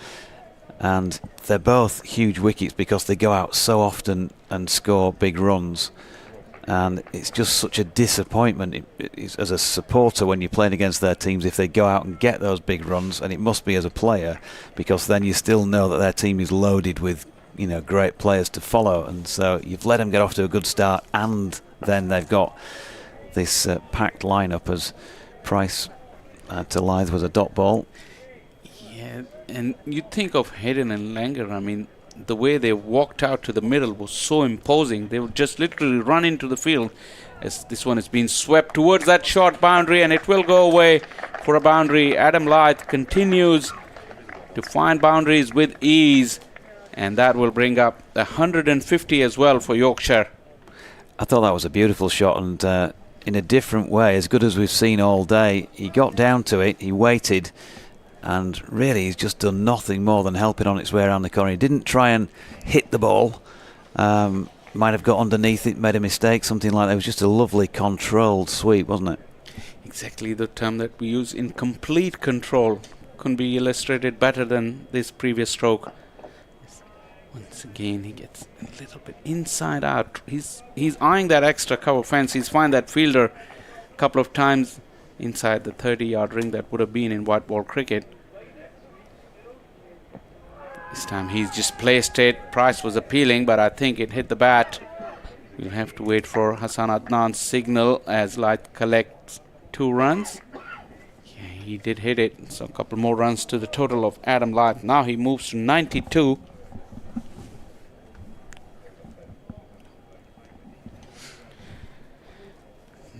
In the partnership propels to 154. Running out of options is Van Buren. Hint of turn there for Price, has played it with the angled bat by Adam Lyth to short third man for another single. There is absolutely no respite for the bowlers because Adam Lyth is going after them and supported very nicely by Bean as he takes strike now to Price, who's jumping in for some excitement as Bean went onto that back foot and crunches a single 2 deep cover, and he will keep the strike as Yorkshire moves to 156 for no wicket. You're talking about that sweep shot that Adam Lyth played in that last over, like you perfectly explained it. Just went down and it looked like he had all the time in the world to watch the ball and see it hit the bat and then roll off the wrist. Classic piece of batting there. We've been treated to some magnificent stroke play this morning alone, and mostly coming from Adam Lyth. Charlie Finlay Bean rather has been having the best seat in the house from the non-striker end to see most of that. He'll be taking strikes against Marshad Delanga, who's been brought on from the far end. Just a slip in a gully. 2 fielders in the deep on the onside. Some short pitch stuff probably. Not quite started off with the Yorker. Sorry, half asleep there. No, I wasn't. I've got to do this update in a couple of minutes' time, so I'm just making sure they're aware that I'm on commentary as well, so that we don't do a 10-minute two-way. So you switching in to your equipment and all that, getting all settled and ready. I think you are now, so you can get on any minute when the clock ticks over. Yep. So Delanga to Lyth here, 7 shy of another first-class century. Is he going to be good enough to get there? Delanga bangs one in. It's dropped into the offside here. And fielded there by Actor, and there is no run. I'll just continue until we've got to the other side of this, if you don't mind.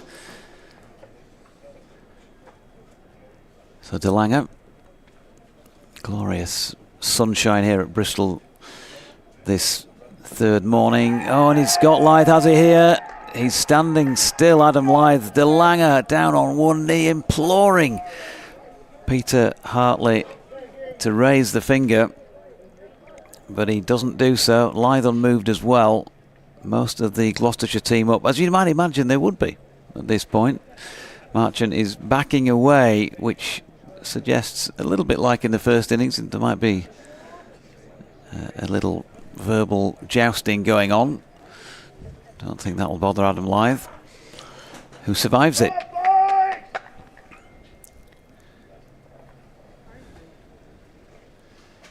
So De Lange, in he comes round the wicket again, short again, and Lyth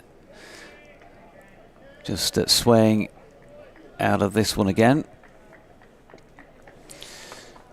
Charlesworth has just moved a little wider at leg slip than he was before, probably akin to about a second leg slip, with a regulation first slip in place. Third man has come around just down to our right. He'd be 10 yards in, Josh Shaw. Like De Lange's in again. He goes with an attempted Yorker this time, and Marchand does a couple of press-ups after falling over following the delivery. Ever the character. Dot ball. Adam Lyth asking for a bat change here, so this is going to just change things, or slow things down slightly.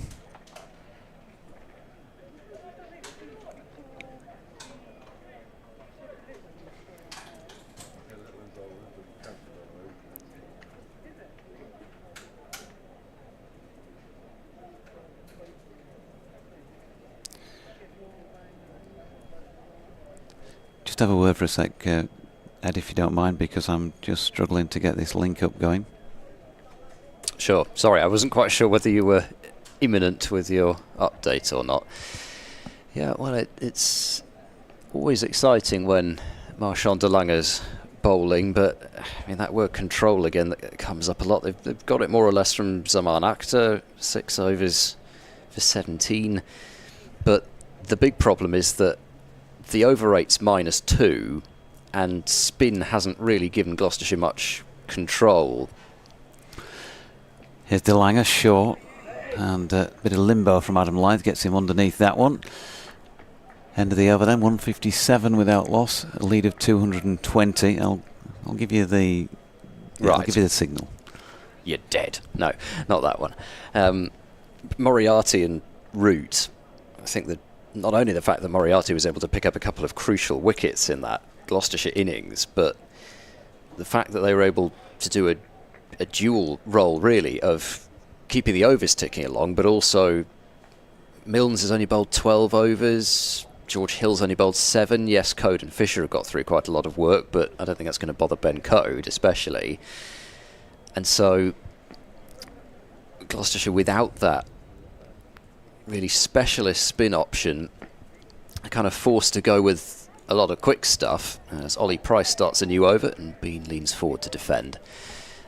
And their quicks are not really those control bowlers, like I was saying, the two seamers who are more that way inclined, Taylor and Tom Price, both unavailable for selection at the moment, as is tucked away backward a square on the leg side by Bean. He'll pick up another single, 158 for no wicket. Stand easy, stand down. 230, 430 now. I'm off then. We've just shunted back. No. What I mean is me. I see. Sorry, I thought you meant I could stand down. easy without. Right. Clear as daylight. Price in, and defence from Lyth out into the covers. I think they call it the magic of radio, don't they? Yes. Dark magic, I think, sometimes. Price. Bowls again, little short, well, more than a little short, in fact, very short, and cut away powerfully through extra cover and away to the long boundary for 4 runs, and Lyth moves on to 97, 62 without loss, and it's probably time to hand over the commentary to you anyway. Okay, so Ollie Price, can he thwart Adam Lyth? Halfway through the 33rd. Well, he's certainly stopped him from scoring with this delivery, which was around about middle and leg, and just turned into the leg side. Zafar Gohar in there to do the fielding. Sun just gone a little hazy at this moment in time as Price comes in again. Lyth, not of a mind to give it away, just pushes sensibly forward at that delivery to complete the over. He's on 97 then, being 61, 162 without loss here, and that lead is looking hefty at 225. Yeah, I mean, you certainly could take the attitude of, as I say, I gave that analogy with what Durham did here last year, where effectively said, well, if we can't defend 420 odd, then that's on us really. And you could see Yorkshire taking a similar attitude, and it, you can see them having plenty of time to take those wickets that they would need, unless it's going to be a real deluge tomorrow, which it doesn't. It looks more showery, to be honest, rather than just flat out rain all day. Here's De Lange, short ball, bean ducks underneath it. Yeah, I mean, it might be one of those days where, although there are showers around forecast, none of them may hit. Certainly on the TV forecast I saw this morning, it looks like blowing in from the west fairly horizontally. Sounds lovely. And don't bother bringing your umbrella type weather. Just then. Little pockets around. So yeah, no, and it can be like that here. Sometimes the showers just seem to kind of follow the river and miss Bristol. Other times the river's almost the opposite, and it channels it to the city. De Lange goes back over the wicket, and again, almost like he's doing an exercise as he delivers the ball and reaches down and almost touches his toe end. But the ball slanted across Finlay Bean, who wasn't interested in playing at it. Got a catcher in on the wicket end at a halfway house between extra cover and mid-off. And plenty to drive at otherwise if De Lange does bowl one in Finlay Bean's half, but not really threatening to do that at the moment. He comes pounding in again. Oh, there we go, he has done this time. But it was down the leg side, flicked off the legs by Bean, and just has too many legs for Ajit Singh Dale. So 4 runs to Finlay Bean, 65 to him now, 166 without loss. And of course the problem is it's sort of an attacking field and an attacking line. It's almost as though Gloucestershire have to say, really, well, we just forget about trying to keep the runs down actually and take wickets, but there's no wickets happening, so they're being squeezed, as it were, from all sides. De Lange goes short again. That's a well-aimed short ball, but doesn't manage to get Bean in a pickle, and he gets underneath it once more. And with this start, really, even wickets aren't going to slow Yorkshire down now. It would take quite a lot of wickets to slow them down. You'd need 4 or 5. With this sort of a platform, they can play with real abandon if they want to. De Lange again, short again, pulled this time by Bean. There is a man out there square who's going to reel it in, Ben Charlesworth. So just a single to Finlay.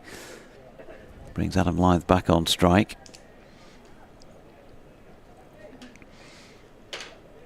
And at some point, they're going to have to do something about that over rate, more so than just having Ollie Price on at one end, because that's probably only going just about to cancel out the fact that you've got De Lange. I know I keep banging on about the over rate, but 4 points Gloucestershire have got from the match at the moment, and if you go losing 2 of those, then you're at the point where you barely turned up. De Lange back round the wicket full, and Lyth flicking off his legs. And that will pick up one more. 98 to him at the end of that De Lange over. Marchant De Lange gone for 44 off 7 now. So pretty expensive. More than one a ball. Still 76 overs remaining today, and obviously 96 tomorrow, so a lot of time left in the match. Run rate up near 5. Talks about how De Lange's season last year was curtailed so far in red ball cricket. I've yet to see that kind of, and you know it's within him because he's done it so many times in his career, that spell where everything really comes right together. Yeah, Price with the first ball of the over, defended by Lyth. I mean, in terms of the wickets, he's bowled terrific spells but not got the wickets. Price in again, and Lyth once more happy with that slightly more loopy delivery just to push it back down the pitch. It did loop up off the bat slightly as well. Encouragement from De Lange for the Gloucestershire fielding contingent. Price to Lyth again, straight played once more. Respect from the man from Whitby. Ollie Price, shirt flapping considerably in this breeze that we've had throughout the match. Here he is, right arm round the wicket. Lyth steps back, but just a little punch off the back foot to Ben Charlesworth at point. He's not going to get it with that delivery. And Price getting through his over fairly quickly with perhaps what Ed's just been saying in mind. Comes in once again, and Lyth once more. A respectful forward defensive drop. Just going to wait in on him, isn't he? Just waiting for that one that's really there for the hitting. Last ball of the over. In comes Price again. Lyth just runs it wide of diving slip and will pick up one more with point coming round to field, taking him to 99 and the score to 169 and the lead now to 232. You do almost feel that any other time of his innings he would have, I don't know, because they haven't actually had to do a huge amount, to be honest, outside themselves in terms of manufacturing shots, I suppose we put it that way. But with the confidence that he's displayed at the crease, you kind of feel he might have just had a little sweep at one of those deliveries, something like that, had he not been on 98. But extra care, extra caution to rack up another first-class 100. Yeah, what are we going to see in the field here? De Lange's going to bowl from the Ashley Down Road end. Slip in place at about second slip.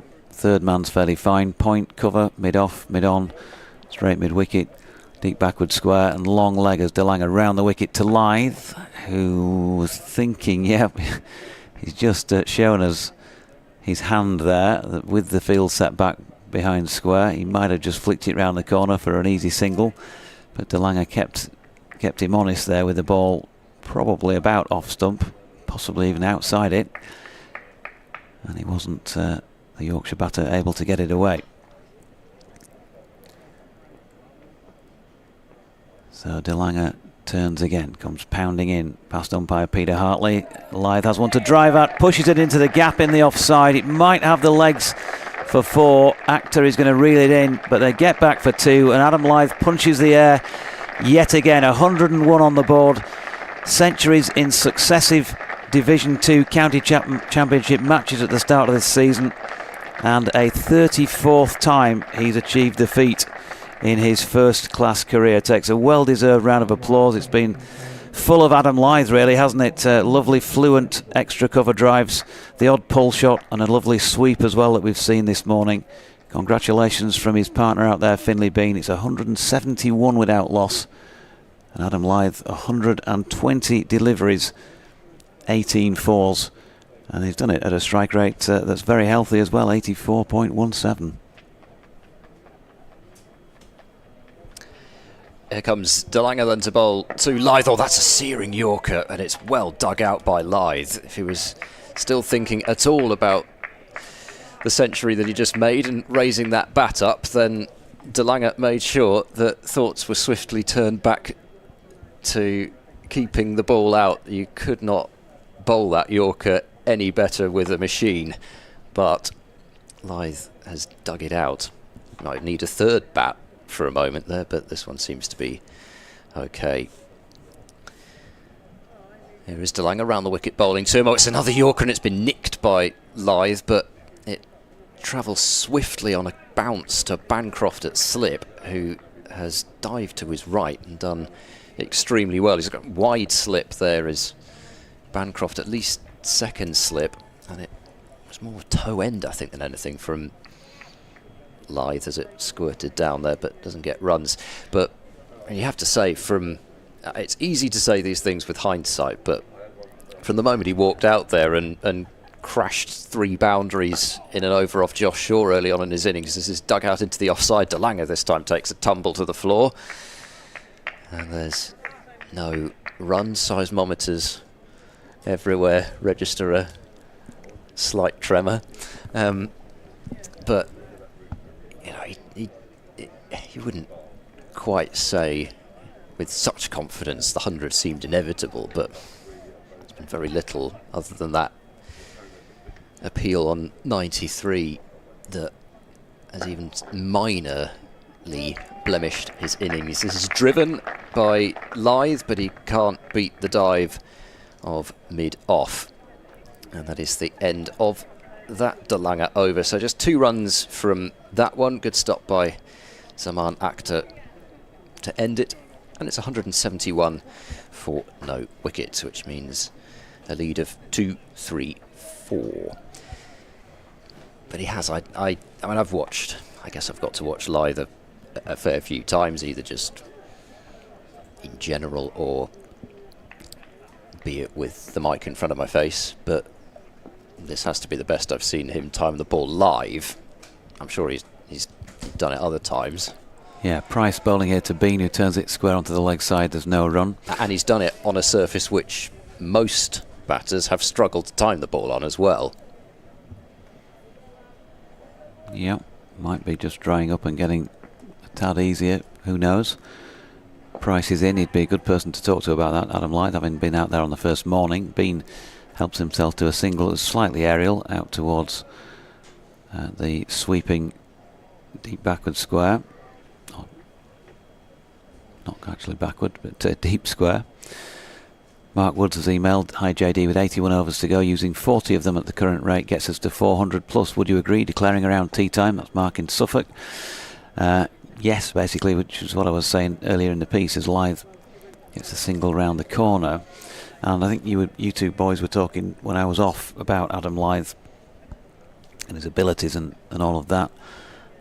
And he was very much back in the England thoughts in 2021, I think it was, as Bean flicks one round the corner here, just straying a little bit there. Ollie Price to leg stump, and he's flicked him away for 6. Didn't think it had that sort of legs on it as he hit it, Finley Bean. Effortless flick really off leg stump, but he's got it away backward of square for 6. 73 to him, 179 now, and a lead of 242 for Yorkshire. That really was manufactured, the step across and then the help away. And I saw it land, but I thought, no, that's not the first bounce, is it? But it was. Price in again, loops one up this time, off stumpish, and Bean drives it to short, extra cover, no run. So yeah, he had an absolutely whirlwind start to, I think it was the 21 season. Got a few hundreds and some other sizable contributions. Price in again, and Bean, well, same shot as the ball before, really punching it to the fielder. 179 without loss at the end of the over. And then there was a kind of nod. I'm not sure if it was Joe Root was captain of England at the time. Not sure if it was Joe directly or whatever, but he got the nod that he was in selectors' thoughts for that summer. And from that moment of being told he was, he lost the plot really with his form, and he probably would tell you that himself. I think he told us that on the record later on that year. So maybe that just thought of, I could be doing it again, because he was obviously very disappointed not to get a continued chance with England. Maybe that just played on his mind that little bit, and he lost his form. It's a really interesting point in terms of, I'll make the analogy with Chris Dent, as Graham van Buren is into the attack, so we've got spin from both ends, and this is certainly going to try and rattle through a few overs, and I'm sure Yorkshire will they'll be able to milk the bowling with the field out. They start off with a single, worked behind square, around the corner to Shaw. He's fielding on the 45, 180 without loss. Van Buren bowls, tucked to short mid-wicket, no run. There was a terrific interview that was done by Nick Friend in the Cricketer with Chris Dent. Van Buren, slow left arm bowling, and attempting to force that one away has been, but cramping himself for room. Fielded by the bowlers. Not a great deal of time to make a extended point with Van Buren bowling. As he's in again. And there's turn there, and he's been given LBW as Bean goes right back onto his stumps and couldn't play with the turn and ends up having the ball skid on.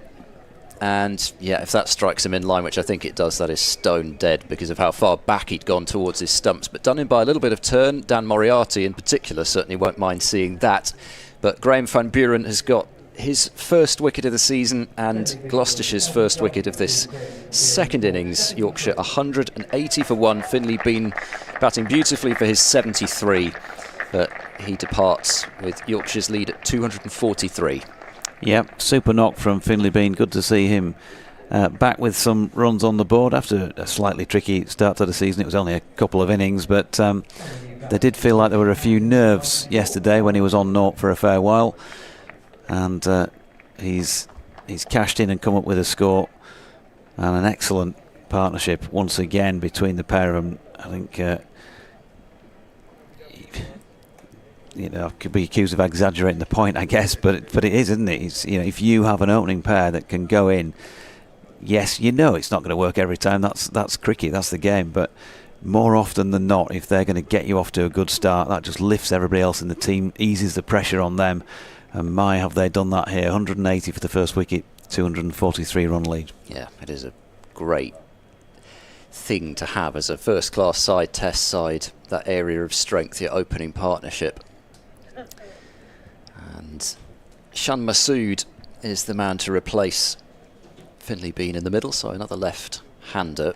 Fields come in a bit, as you'd imagine, for the new batter, although not entirely. Long on back, deep cover back, and a deep mid-wicket as well as a deep backward square.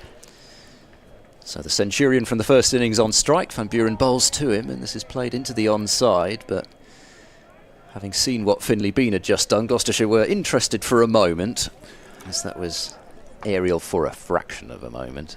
Talking to Martin, Finlay's dad, he's made the trip down today, so he picked the right day, didn't he, to come and see him. First score of substance this season. 100 balls exactly, by the way, 9 fours and 2 sixes. Van Buren just adjusting fields. Zafar Gohar's been moved into a backward square. There's no slip as Shan Masood props forward in defence. That ends the over. And the first wicket in that over for Gloucestershire. Graham van Buren trapping Bean LBW. Yorkshire 180 for 1. That interview, which is well worth a check out if you do have a subscription to that particular magazine. Chris Dent was really quite candid in saying that at times he has struggled with the attention that a excellent run of form has brought him, in terms of, do I actually really want this attention? Do I really want that call up? Price to Lythe, who drops it into the offside, no run. I thought it was a really amazing thing for a professional athlete still playing to be able to feel comfortable to say, and I think all credit to him for doing that. Yeah, Price in again. Lythe just helps one on its way square on the leg side for another single. And as I say, he said there genuinely were times when there were many times in his career where there were calls for, why hasn't Chris Dent played for England? Look at his record, look at the number of centuries and number of runs he's scoring. He should be in contention, and actually he felt that he didn't really want that, and often there would follow a lean spell, as soon as the attention seemed to rise again. Yeah. Interesting psychology as in comes Price, and Masood off the mark with a little flick square on the leg side. And clearly for Lyth, that's not for the same reason, but it is just another illustration that very often, especially when we're just looking at scorecards and that sort of thing, you kind of forget the human element behind it sometimes. Absolutely. Here's Lyth just giving himself room outside leg stump to drive that one square on the offside. Another single to him. He'll want to go big here, Adam Lyth. He, dare I say it, has looked untroubled this morning, barring a couple of inside edges onto his body from Ajit Singh Dale, but they didn't feel like wicket taking deliveries. It just meant that his timing early on was a little bit out. As Masood punches one to short extra cover, and there is no run.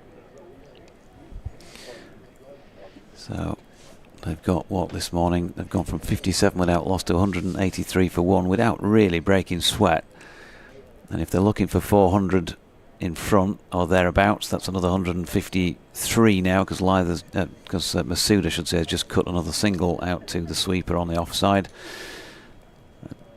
It wouldn't take a huge amount of acceleration from where they are now to get to that.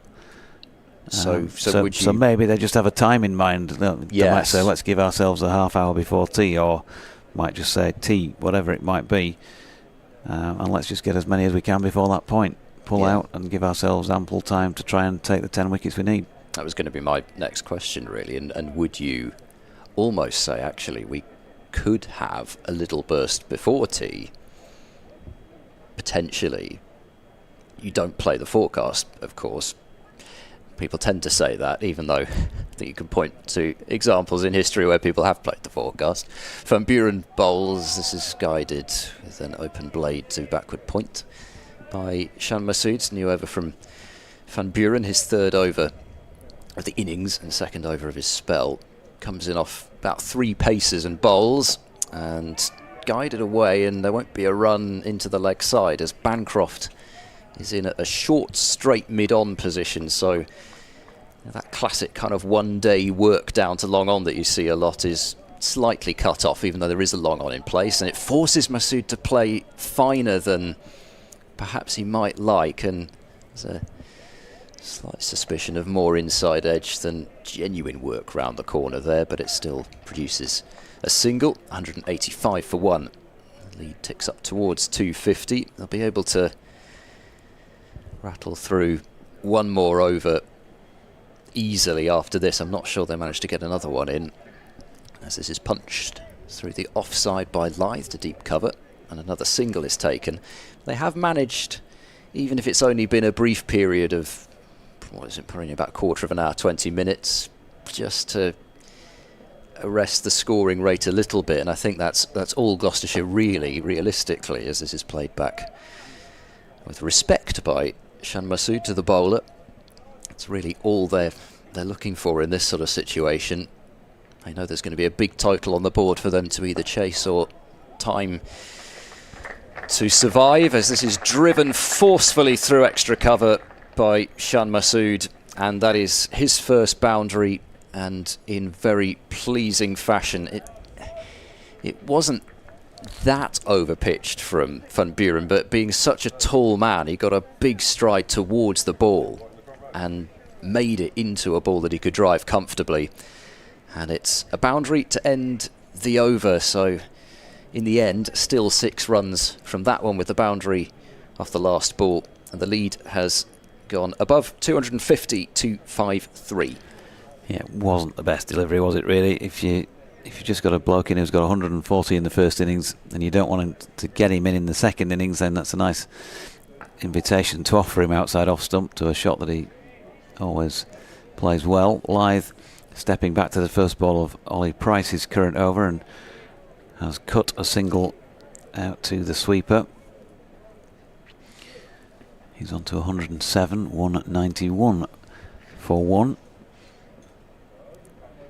Price round the wicket then, just wide of off stump, but a little bit on the short side, hence Masood rocking back and playing a similar shot to that which Lyth had played the ball before, and gets the same result, 1 run.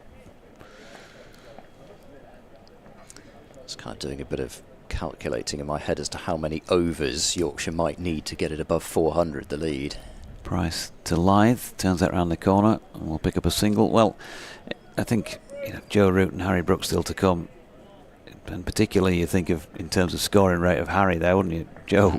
Joe's not slow obviously, but if Harry is in that sort of mood and bats for any length of time, then could be a pretty whiz bang later on, as Price's latest delivery. Masood doesn't play that one quite where he wants it to go, mistimed it, dropped into the pitch just on the strip besides the one they're playing on. He's on 8 so far, and he waits and Price is in again, cuts this one. Once more back foot, once more picked up by Ajit Singh Dale, who's sweeping out there, 1 run.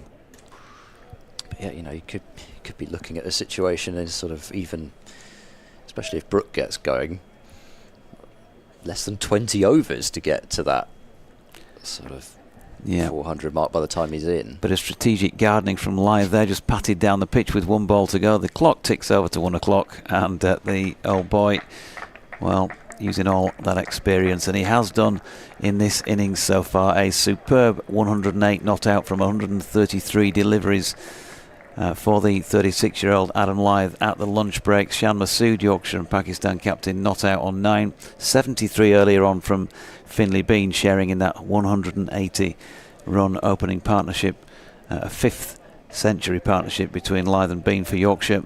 And they're 194 for 1 at the lunch break, a lead of 257 runs. And it's been entertaining enough as it is, but it really could be upped, could the ante, in session number 2. Stick with us for that.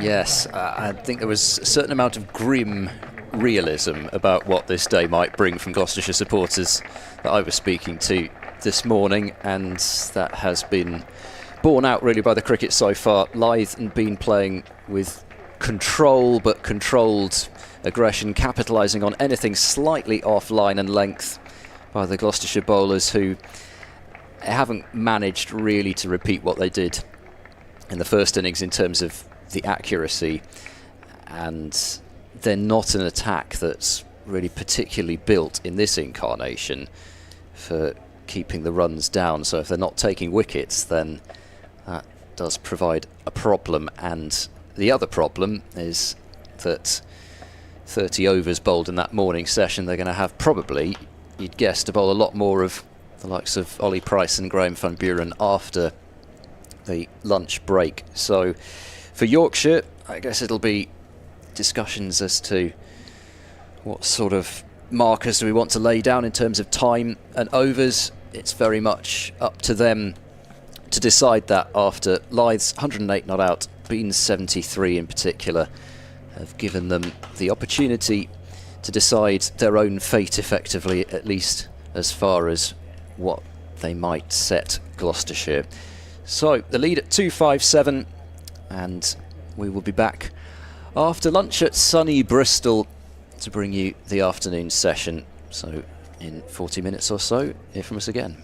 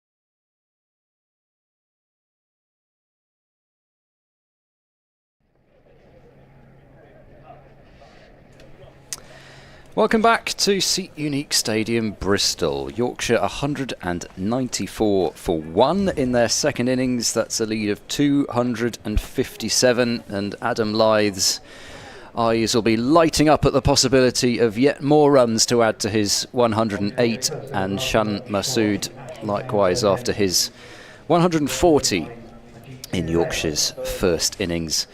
And he resumes on 9 not out, just the 1 wicket to fall in the morning session as Yorkshire made their way from 57 without loss at the start of proceedings to 180 without loss before Finlay Bean was trapped LBW by Gloucestershire's captain Graham Van Buren for 73. But moments of cheer were few and far between for Gloucestershire in the morning session, and you feel it's likely that is going to be the case again in this afternoon session, unless they can manage to get a real clatter of wickets going. It's very much about what sort of a target do Yorkshire want to set and how long do they want at Gloucestershire. Ajit Singh Dale is bowling from the Ashley Down Road end to start off proceedings, and Shan Masood opens the face, guides this ball fine on the offside. Bancroft back to field, although the throw would have taken 3 James Braceys to catch it stacked on top of each other. It was in the air quickly, and it's just a single. 195 for 1. Live commentary on the BBC Sport website and the app, and also on the Gloucestershire live stream. My name is Ed Seaborn, and we've got Shah Faisal for this first period, and Jonathan Doidge from BBC Radio Leeds and the Yorkshire stations. We'll be back in half an hour's time. Here's Singh Dale bowling, and this is again guided away and misfielded by Bancroft, and that's going to cost 4 runs. Did well the previous ball, but that one has snuck underneath him as he dived away from his wide slip position, and it's 199 for 1. I mean, he moved quickly to get there, but then dived over it. Not that Gloucestershire would like to do that, because they're under pressure anyway, and the bowlers, you could feel for them because it's very little for them, and if they don't get the support in the field, very quickly they can get disheartened, and it can become even more difficult for Gloucestershire. Yeah, only 2 fielders out on the boundary at the moment as this is pushed into the covers by Lythe, and there's no run, only a deep. Oh no, sorry, there are still only 2. I was completely done in. I just looked through that little gap there, and now I can see there is a third one that I hadn't noticed. There's a fine leg as well as a deep square, and then a deep backward point. So 3 fielders out, and then pretty much a standard one-day field almost apart from that. There is a short mid-wicket in.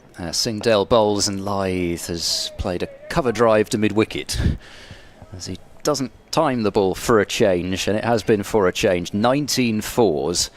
Very few of them have left the deck. He hasn't needed to hit the ball in the air very much, and when he has, he's picked the gap. It's been an innings, as I say, I've live, I've not seen Lythe bat with this much timing in the flesh. I've seen many an occasion from afar where I'm sure he would have done. Lythe's on strike as Singh Dale again gets the inside edge of his bat. That's about the 6th time he's done that in this innings, but every time the ball goes to safety and it has gone off his pad into the offside. Yes, Singh Dale is bowling around the wicket trying to bring the ball back in, and Lythe just see 2 fielders in front of him on the offside. That's all in front of square, extra cover and mid-off, so there are huge gaps in front of square on the offside. This is why, despite the angle being against him, Lythe is trying to hit him on the offside. Singh Dale is in, and this is firmly punched through point by Lythe on the square drive, but DeLange gets round the boundary and fields a single taken that brings up the 200 for the innings. Lythe will have the strike for the next over as well on 113.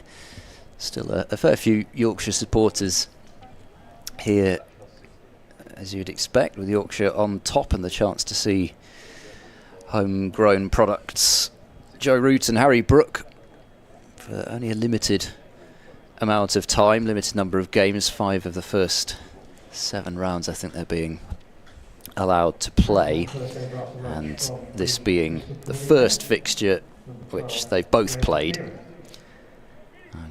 George would be the better person than me to say on this, but I think next round might be Brook is rested and Root will play, and then it'll sort of alternate like that. So this is one of the rare opportunities to see them both in the same side. Out of 5 games, I think 2 games they're both of them playing together, and one being here right now. As we watch Van Buren starting off from the pavilion end after lunch. Nicely firmly pushed down the ground back to Van Buren by Lythe. Van Buren will help the over rate as well. That's why it's just so quick between deliveries. This time he had to abort his run though. His umpire Adnan signalled a dead ball. Van Buren gets ready quickly. Bowls a full toss which Shan couldn't capitalise and hits it straight back to Van Buren. I suppose they'll also be thinking, because he is a containing spinner in one-day cricket, if they're going to start to play more kind of one-day style, then this might be a good move. In the air, just falling short of that fielder at mid-wicket. You're absolutely right, Ed, because this is his forte. Cameron Bancroft ball seems to be following him in the field. This time, shot mid-wicket, was in the action. Next delivery was slightly quicker. Yeah, that defensive bowling is Van Buren's strength. He was really looked out of sorts in that first innings when definitely they were looking for wickets. But here, he's coming into his own. Pressure of 4 dots, if there was any, for Yorkshire. Make it 5 now, as the next one is also quietly pushed back to Van Buren. Literally taking less than a minute to complete the over. 5 delivery gone. Yeah, we should get the stop clock on him, shouldn't we? We should, as he bowls the final delivery. And quietly played to square leg to quickly round off the over, and it is a maiden. Yeah, and I think that's a good move from Van Buren, also bringing himself on from this pavilion end rather than from the Ashley Down Road end, so it's a longer strike straight down the ground if they want to take him on there. And like I say, he's, because of that trajectory that he's got, you know, he's not the easiest bowler to get underneath, and you really have to do quite a lot of the work yourself. I mean, you might think more about using the pace that he's giving them, options maybe behind them rather than in front of them, but yeah, and of course he will buy them some time if there is a point when they want to bowl, for example, a couple of the quicks from both ends. Singdale bowling, and Shan Masu just laying back and running this ball towards deep backward point for a single. Leaders at 264, so 96 overs tomorrow. We can't add time onto the final day, and then a minimum of 66 remaining after this one. It's an awful lot of time, and you know, there was a thought coming indirectly from the Yorkshire camp as Singdale bowls. There's that uppercut attempted by Lythe, which he had that strong appeal in the DeLange over when he was on 93 against him, and it's the second time that he's laid back and not got the contact he was after. Yeah, that angle is always cramping him, so he had to lean back really to get any sort of bat on it. Right, that appeal was very, very strong. Oh, I'm leaning back as well. I think he was at 93. The good thing is, Ed, that second day in a row, I mean, you finished your lunch, so that's good. Singdale bowls. This is driven firmly into the offside, and a tumbling save by Ollie Price at short extra. So you can watch TV for extra half an hour. Oh, good. What can I watch? A sort of instructive documentary, a sitcom Simpsons? or something? I don't watch The Simpsons. That's a punishment. No. There are worse things, but I never really got into that. I know that's going to make myself instantly unpopular with a huge section of people. I throw you an incentive. So if you finish your lunch tomorrow, you get to do what you want for the extra half an hour. Singdale bowls, that's very wide and very slow, and just apparently okay, according to Peter Hartley. So, yes, that was it ended up being a bit of a P-roller, that one, after it had landed, but apparently, I mean, it would have been comfortably a wide and a white ball game, but it was sort of, what would you say, 4 inches inside the return crease, something like that, but that was deemed to be a fair delivery. In goes Singdale bowls. Oh, he's gone for the pull shot. He's bottom edged it, and it's a terrific a bit of work from Bracey behind the stumps. Launches himself to his right and saves what would have been a fortuitous boundary. And we can add that to the long list of times that Ajit Singdale has caught the inside edge of Lyth's bat, and it just will not go onto the stumps for him. So how many do you make him? Well, because I know you're anecdotally, I'm going to say it's about 7 now. There were 2 last night. The first ball this morning, that one, the one in the previous hours, that's already 5. I'm sure I can think of 2 more. At least one other occasion. So it's got to be at least 6 times now. Singdale bowls full straight and thuds into the bat of Lyth, who's pushing at it defensively. And that ends another tidy over from Gloucestershire's point of view. Just the 1 from it. 201 for 1. There certainly won't be any panic at all from Yorkshire, because they do have so much time and just getting themselves established again after lunch. But it was interesting that the number that was indirectly coming from the dressing room that we heard was 370, that they would be happy with. Now that might just be, we'll get that out there as 370, and I would be ecstatic with 370, so that if somehow they fell short of that, then or fell short of 400, then we're perfectly fine with that.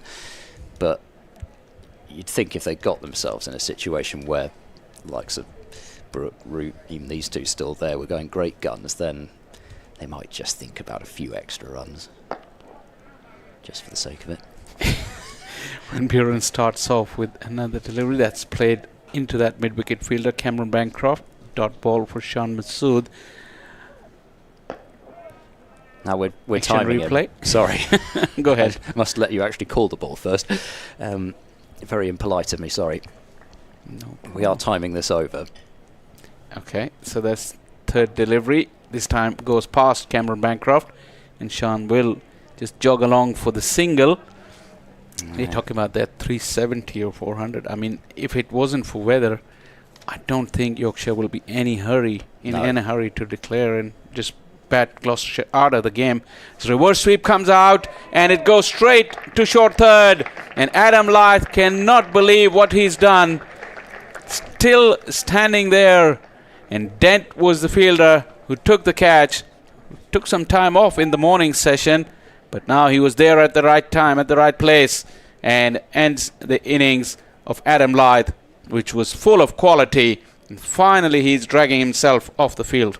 Yeah, it's the first reverse sweep that he's attempted in his innings, and he's trudging back with the air of somebody who hasn't actually got 113 behind his name and has played that sort of a shot when he had 20 odd. But terrific innings of real class and quality from Adam Lyth. Really, as I said, when he reached his 100 from the outset, he timed the ball better than anybody has on this deck so far, and he'll receive a well-deserved round of applause from this Bristol crowd as he makes his way off.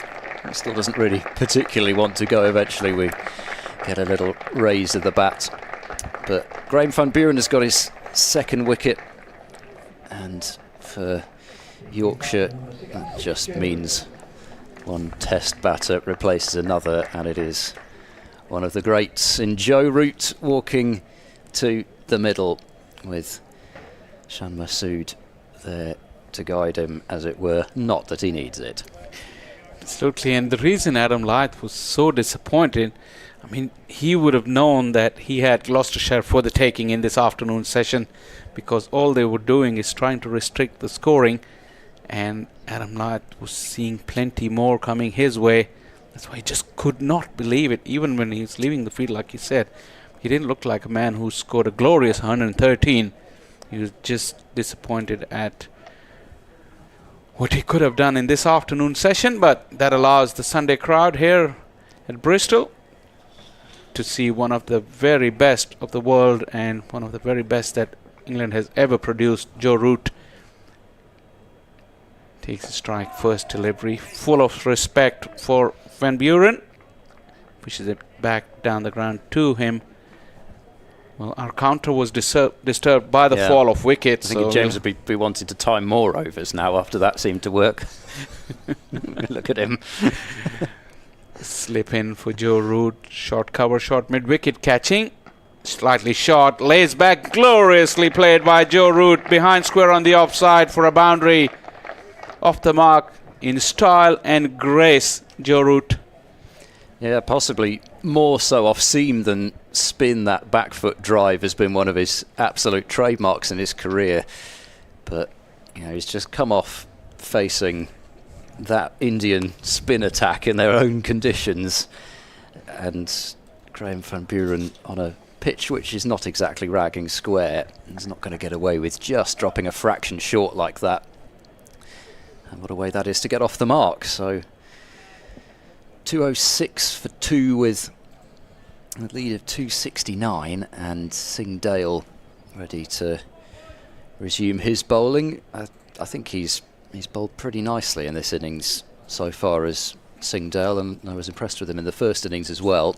Comes in round the wicket and bowls, and this is squared up Shan Masood a touch, but there's only the one catcher behind the stumps anyway, so you'd need quite a lot of luck in some respects for the ball to go exactly to that one fielder rather than the keeper, and it's gone well wide of him and to Langer on the deep backward point right for a single. That's exactly what I was thinking at the end of Singh Dale's last over, what you said just now. Really a captain's delight. I mean, you could see what kind of situation their team is in, but he's still running in, and I thought he bowled with better control in this second innings. There was more help in the first innings where he sprayed occasionally, but when he got it right, he was very good. But 10 out of 10 for the attitude, simply just to show to his teammates as well that no matter whichever situation you're in, you just got to give it your all. And they've clearly got a real plan for Joe Root here. 2 catches in close on the leg side, a second slip who's in really quite close. Singh Dale bowls, I don't think that was the plan. I don't think a hip high full toss on leg stump was the plan, and it's a single to deep backward square leg, and perhaps just the surprise as much as anything else has caught Root out and meant that it was only a single. 208 for 2, just below the waist, but I think there was a bit of a smile there between Root and Singh Dale there, just wondering what apology slash bit of just calm nature. I don't think it was meant. No.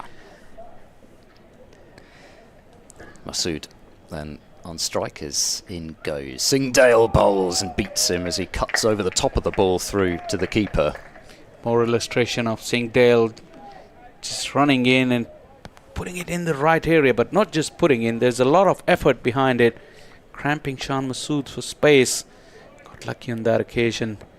But I was just wondering, like, what would be the odds on Joe Root playing a reverse ramp? Well, I don't know. I'm not saying we would all like to see it. I'm sure there'd be some people watching who wouldn't like to see it, but I certainly would. It would delight me to the core. Singh Dale in, bowls, beats him over the top of the swish. This time through the offside. Through it goes to keeper Bracey. And again, maybe just underlining the quality of Adam Lyth's innings, this, just how well he was able to time the ball when you'd imagine you're still going to get the odd ball that maybe stops a bit. There's that slight variation in bounce potentially as well. And at the moment, just for a period, Yorkshire being a little stymied here. Singh Dale in, bowls, driven by Shan Masood, but not fully going through with the shot, just slightly rolls the wrists on it, and it's fielded by the sweatered Chris Dent at mid-on. Yeah, he's been so far, I mean, look at his record at the moment, 39 wickets, average 32.5 in his young career, bowling half of his games on pitches which certainly don't particularly suit his style of bowling. He's not going to get the maximum amount of pace out of Bristol pitches. Singdale bowls edged, and I think that's gone just... No, did it carry? I thought that might have just dropped short, but it has been stopped / dropped by Bancroft. Let's see if we can see it on the replay. No, that's dropped short, I think. I think that dropped well short in the end. It did. We're the reverse angle. That's what we saw live. So just Bancroft's body was covering the whole line of the ball. Yeah. A single taken anyway. So 14 now to Shan Masood. 272 is the lead.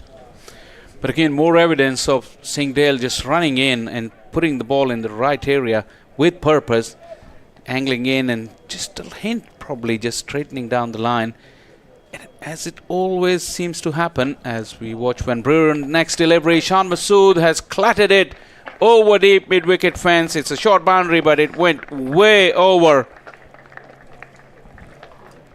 Didn't even see it, to be honest. I mean, it went over the top of our roof. We've got a bit of an overhang from the camera gantry above us, and I lost sight of that very quickly, which means that it's gone a long way. The rope is in, but the fence is quite far back, and it went even further than the fence, as Shan Masood once again using the depth of the crease very well and pushing it towards deep fielder on the offside for a single. Yeah, before the 6 I was going to say, like, invariably it happens that someone who scores a big 100 in the first innings, they really can't seem to find the same rhythm second time around, but probably this 6 will get Shan going. When Buren's next delivery, our counter clock is off again because this over 6 was hit and it went pretty far. When Buren's next delivery was a dot ball to Joe Root. He's ready again. Joe Root is not, making him wait at the top of his mark.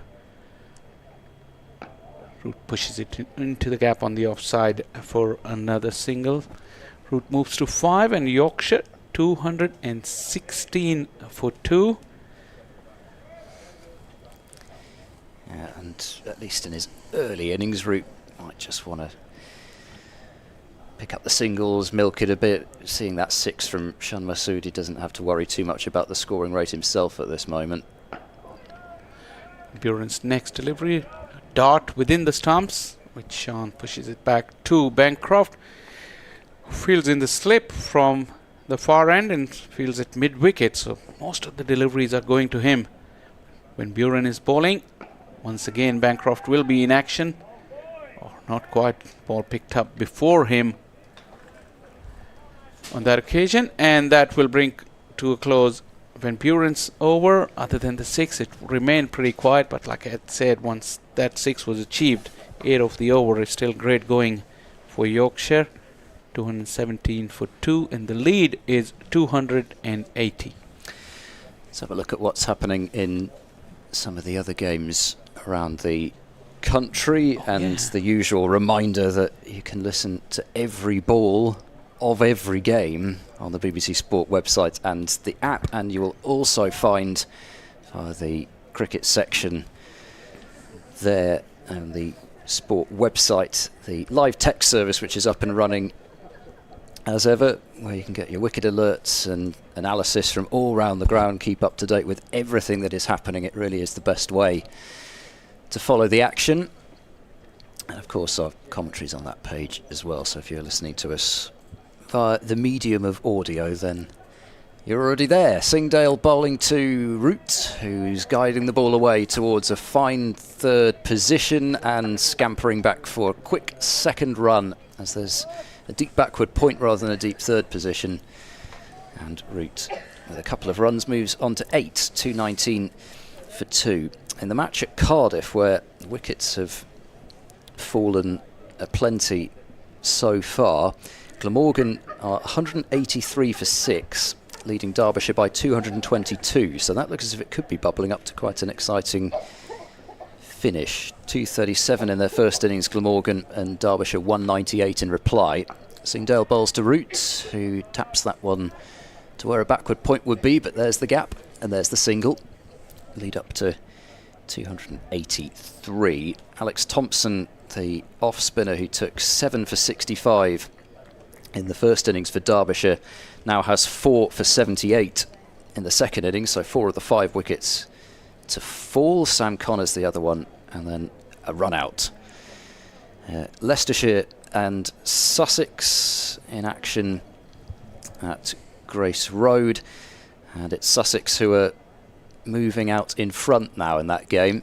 Singdale bowls, and Shan Masood plays that late square drive come cut shot for a single as DeLange fields on the offside boundary. Tom Haynes made a century yesterday, but John Simpson is approaching his first Sussex ton, as is one time of this parish all-rounder Danny Lamb, who is 89 not out from just 95 balls, 9 fours and 4 sixes. Sussex 434 for 6 in reply to Leicestershire's 338. No Ollie Robinson in that game for Sussex, but I suspect he'll probably be back next week for Gloucestershire. Isn't it amazing how that always happens?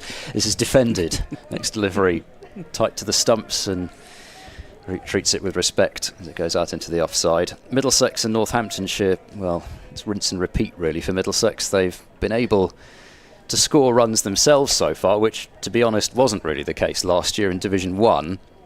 But it's been the wicket taking that's been the issue. Northamptonshire 552 for 6 declared, with Emilio Gay run out on 261 in his innings. A century for James Sales, who finished 113 not out.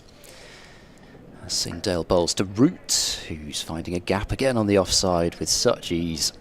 And it's 2-2-2 for 2, not going to do it in the voice. Root moves on to 10. Century for Middlesex for Nathan Fernandez, which I assume will be his first class century, so congratulations to him. Max Holden 79 not out, but Middlesex still trail by 316 runs, a match which appears to be going absolutely nowhere. In comes Singdale round the wicket, bowls to Shan Masood, and this is tucked away, timed nicely through square leg. Just be a single. Ben Charlesworth fields on the boundary, and that ends the over. 6 runs from it. The lead is at 286. In Division 1, at Chelmsford, Kent have lost some wickets now. There's been a bit of a collapse there. They were 251 for 1 in reply to Essex's 530 for 7 declared. Compton 131 not out, but Bell Drummond fell for 135, and since then wickets have fallen, and they're now 322 for 7, trailing by 208, and I'm not quite going to be able to squeeze in the rest of the Division 1 scores. Shan Masood, use of the feet again, nice flowing drive. Oh, you can do that, or if when Buren gives you the time. Yes, there's not a great deal of time, is there? But yeah, Essex still on course to enforce the follow-on if they can get the 3 wickets quickly, and that'll be probably the only chance of squeezing out a result. It's tough though, isn't it? Because they've already been in the field for 130 overs, something like that.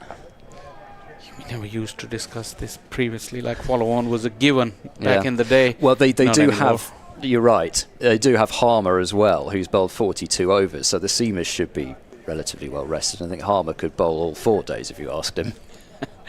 Finn Buren, Root quietly pushes it to mid-wicket. Have we got the timer on for this over? Yes, we have. 3 deliveries done rather. We haven't got time for you to have a chat, Mr. Singdale. Slightly slower, a little bit of turn for Van Buren, which we don't normally see, but he's into his one-day mode, so this is a much better performance for him. With a single though to the total from Joe Root, but 2 for 31 for the Gloucestershire skipper into his 7th over. Of course, left-hand, right-hand combination now, which we didn't have before, so that's going to slow it down further. And Buren to Shan on that occasion, slightly short, but protection is there in the deep.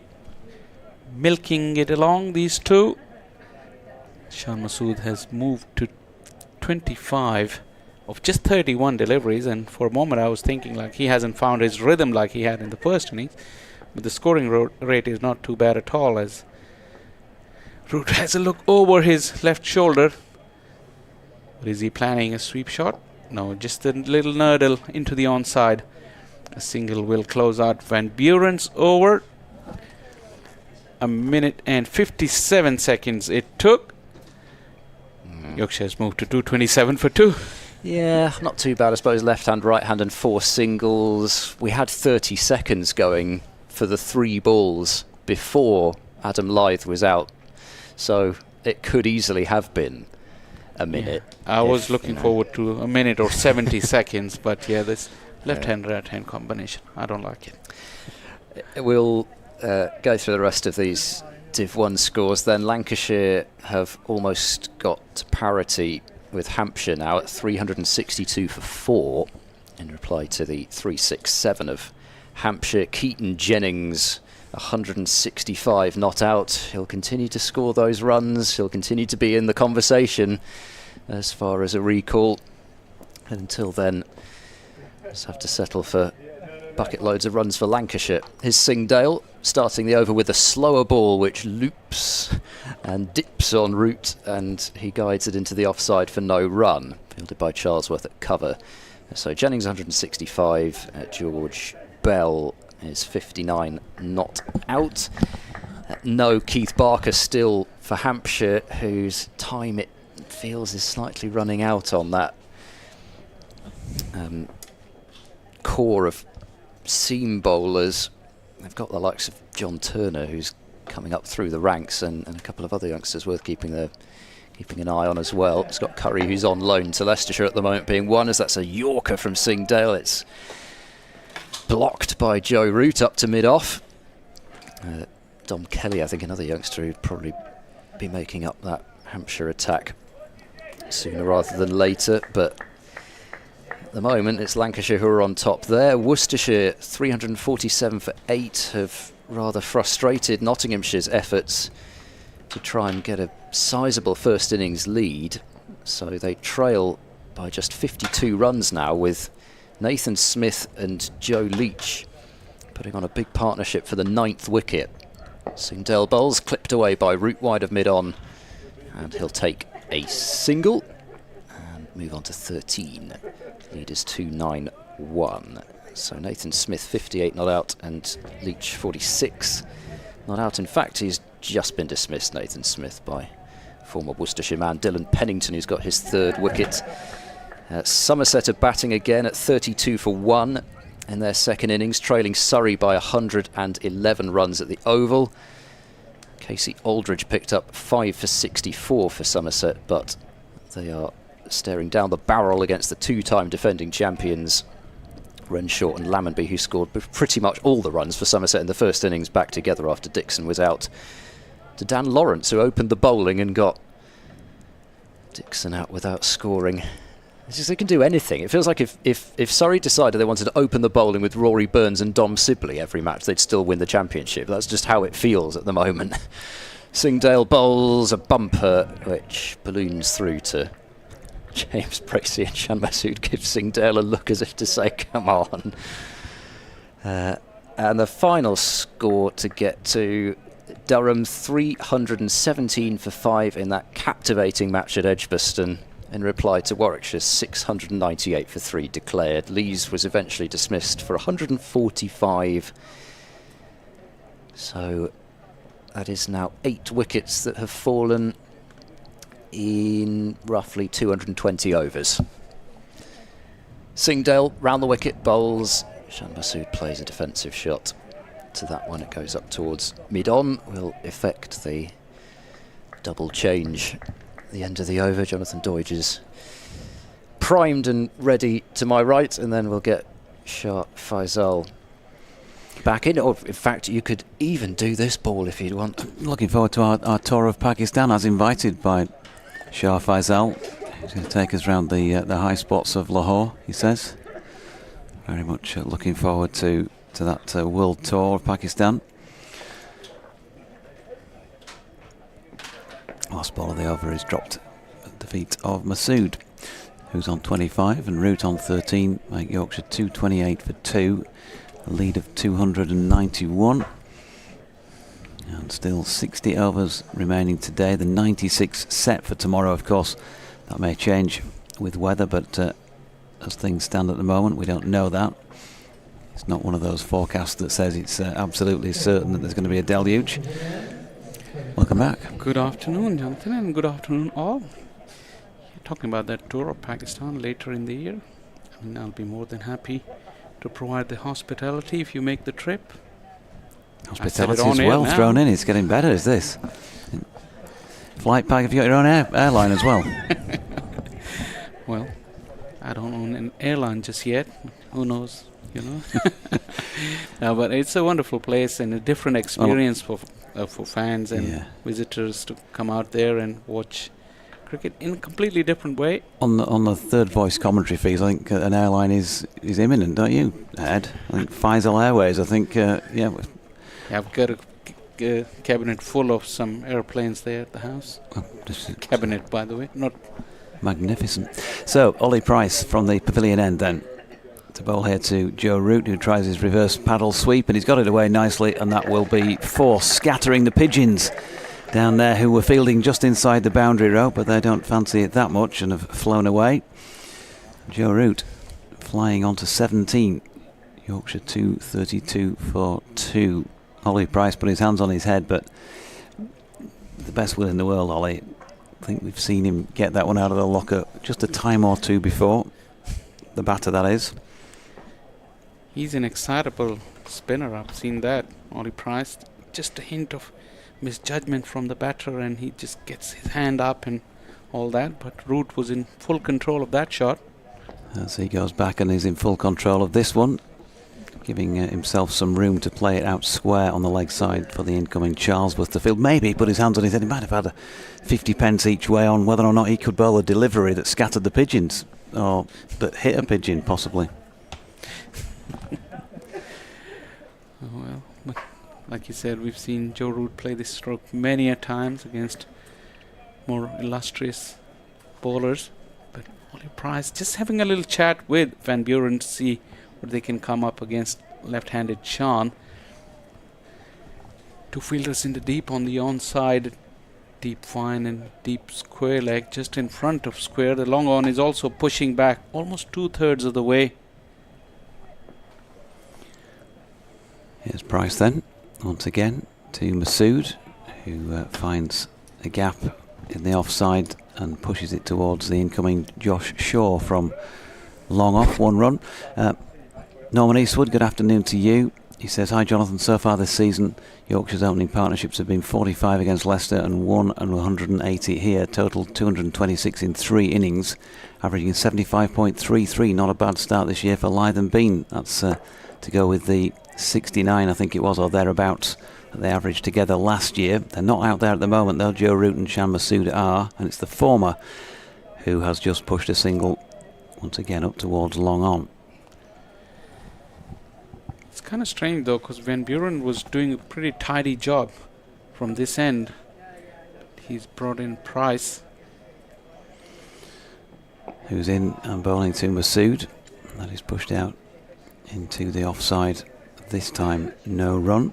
Just been out for a couple of laps around the pitch while you two boys were keeping the plates juggled here, and it is still just a little bit chillier than it has been the last couple of days, but perfectly pleasant day if you've got a top coat on, as the last ball of the over is dug out as much as anything by Masood. Back to the bowler, checks the bottom of his bat and now waves towards the Yorkshire bench for a bit of tape, I think he's asking for, so clearly doesn't want to swap the bat. Might have a favourite. Did you have a favourite bat? I know for me it'd have to be tape, because I only ever had one at any one time. Yeah, even come on lads, bring my favourite on please. Pros back in the day, they didn't have as many as they do have now.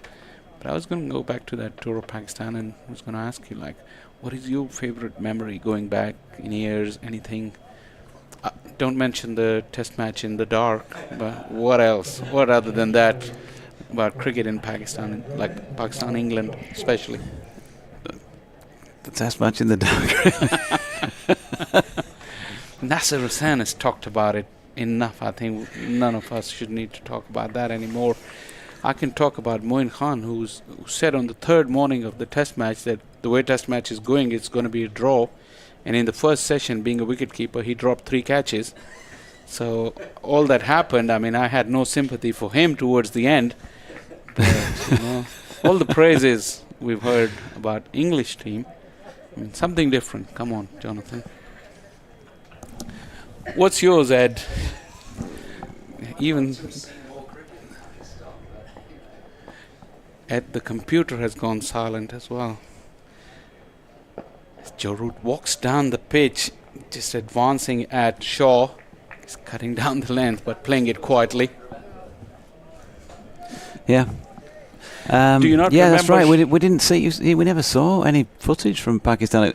And the first time was, I suppose, the back end of the 80s, and a very famous incident, of course.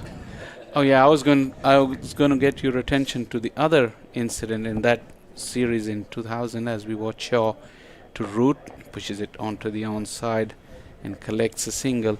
Has everyone forgotten about Shahid Afridi just swiveling on the pitch with his spikes? Same series. Second test match at Faisalabad. Yeah. There have been a few moments between the sides, haven't there, over the years? 80s was a kind of bad blood between the two sides, moving on to the 92 series. But I think 96 onwards, there's been great relationship between Pakistan and England, especially England coming out and playing in Pakistan in 2005 after that earthquake. I mean, that was really significant. As Shan Masood plays the next ball quietly on to the onside for a dot. Yeah, that was a big call, wasn't it? But a good call. Yeah, and for also the sake of the game. The generosity of English when Pakistan toured. I mean, they would offer the toss of coin for the choice of favorite ball between Dukes and Reader. Pakistan always wanted Reader, and you're kind enough to decide it on the toss of the coin rather than saying, no, you got to play with a certain ball. It's our home series. As Shan has really played it beautifully down the ground, offering the full face of the bat, just a little roll of the wrist at the last minute to get it away from the bowler and into the fence for a boundary. Yeah, that is top class. Just waits to get it right under his nose end and just helped it on its way back past him, timed it superbly. It's raced away, bounced up off the Vitality Health and Life Insurance advertising board at the Ashley Down Road end. And I'm sure our listeners and viewers would remember that the Reader was known for getting more reverse as Sean clips it onto the onside. It's in the gap. He's looking for 2. Sweeper in quickly. Charlesworth, and prevents the second run.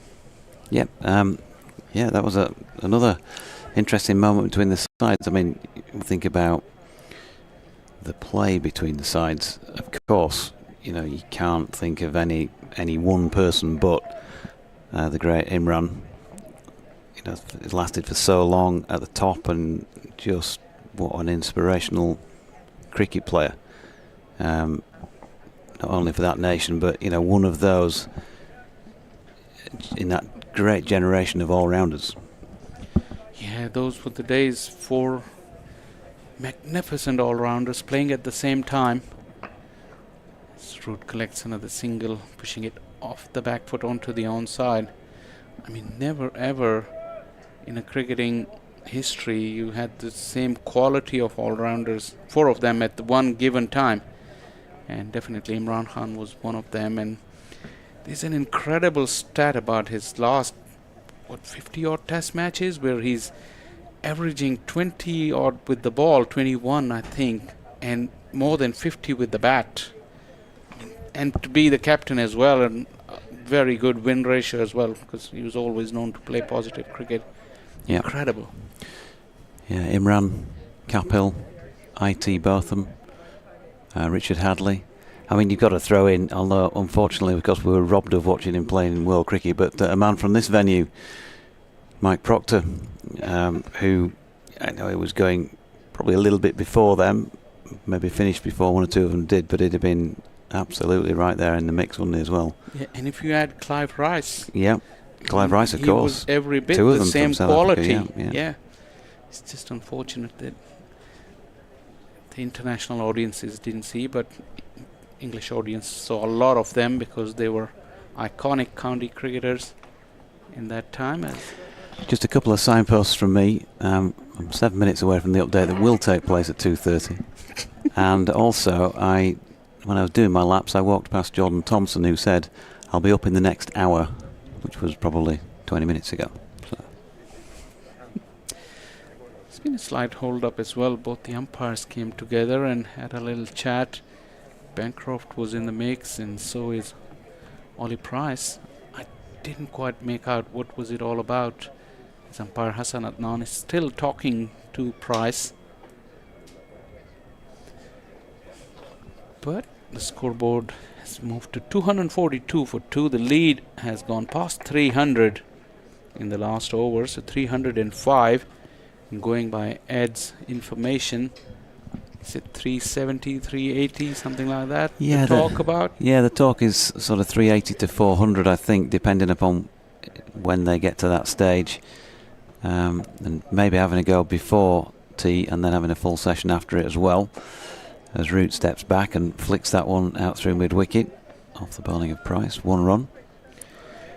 And Joe Root has done what Joe Root does, which is he's scored at nearly 1 a ball here. Not really noticed too much in the way of flashy shots and all of that. But he's accumulated 22 pretty quickly. And he's got going.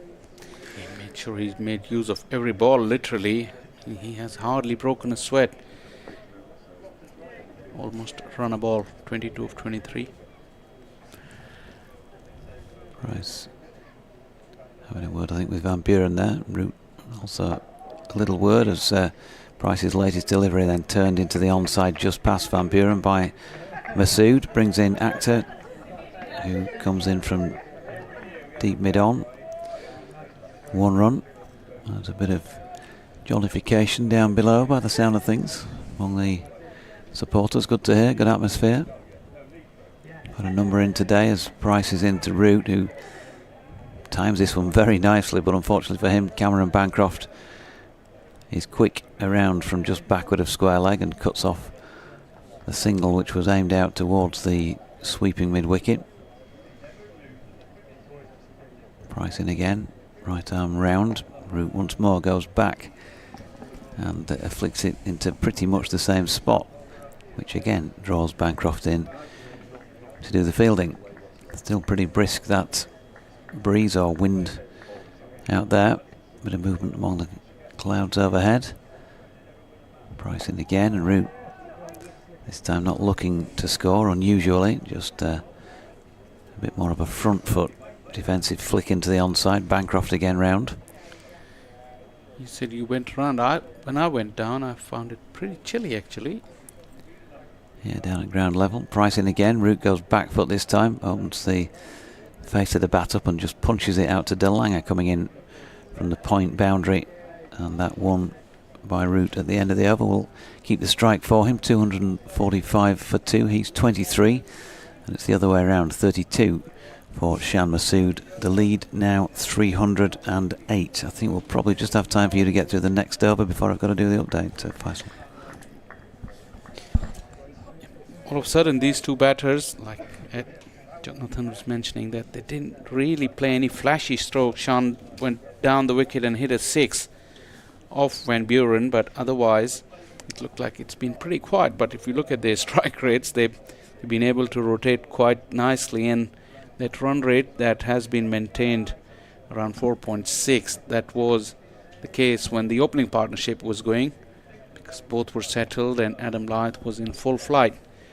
These two had made sure that keep the rate going, keep the momentum going without playing the flashy strokes. As Shaw starts a fresh over, Joe Root flicks it very nicely to square leg for a single.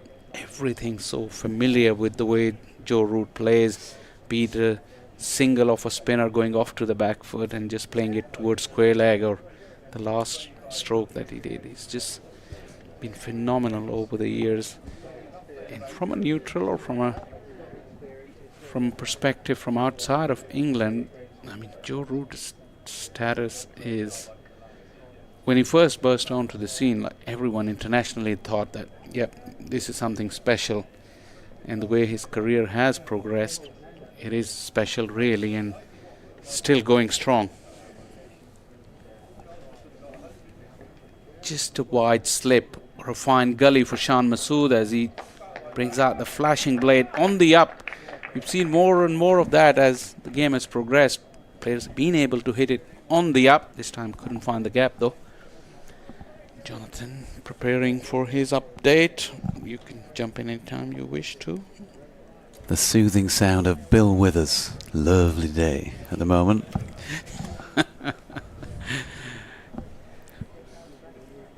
We've just gone into the second verse, so you're okay at the minute.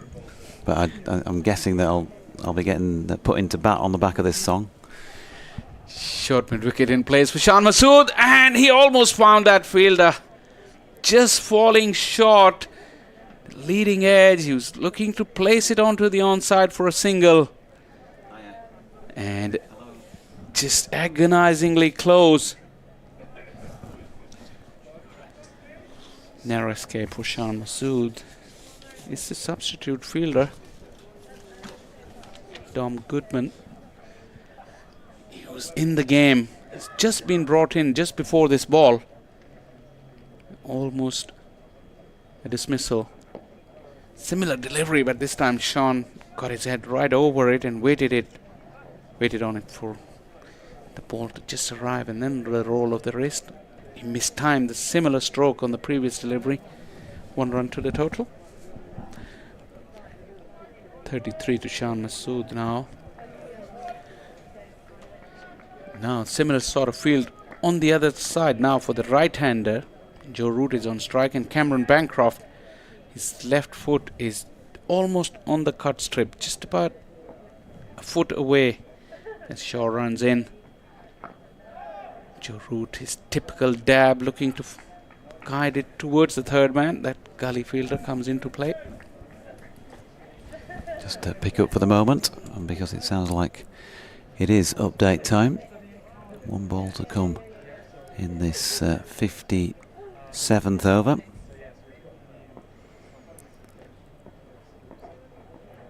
And Shaw turns at the end of his run then.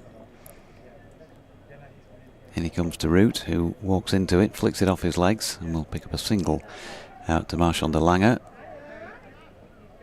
taking his score to 25.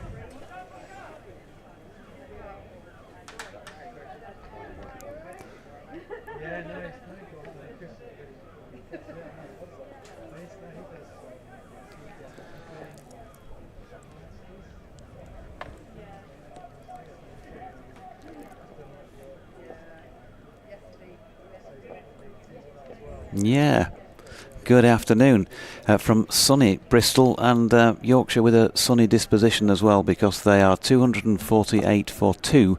That is a lead in the match of 311 runs. Shan Masood, the captain, is out there at the moment, 33 not out.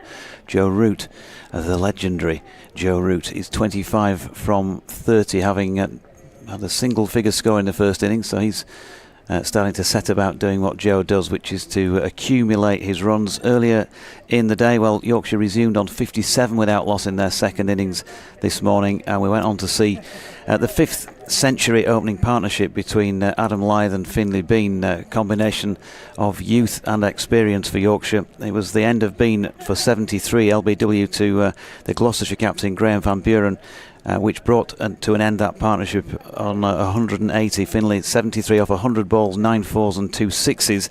Adam Lyth went on to make it a 34th first class 100, a second in successive matches for him before being caught by Chris Dent off Van Buren for 113.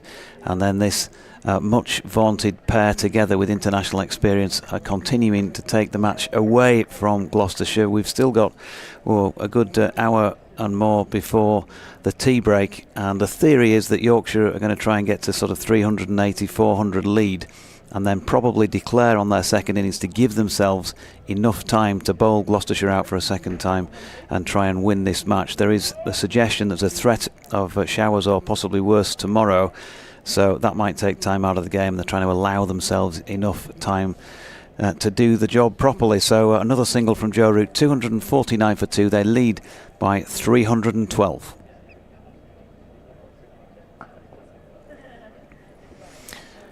Well, I guess atmosphere-wise, the home support might be feeling a little down to see their side so far behind in the match. But as cricket fans, they love to watch good players play, so they'll also be kind of, hoping that maybe Shan Masood and Joe Root play well, bat too long, and Yorkshire don't have enough time to take the 10 wickets. It's a bit of a double-edged sword, but certainly the travelling Yorkshire support are in pretty good spirits.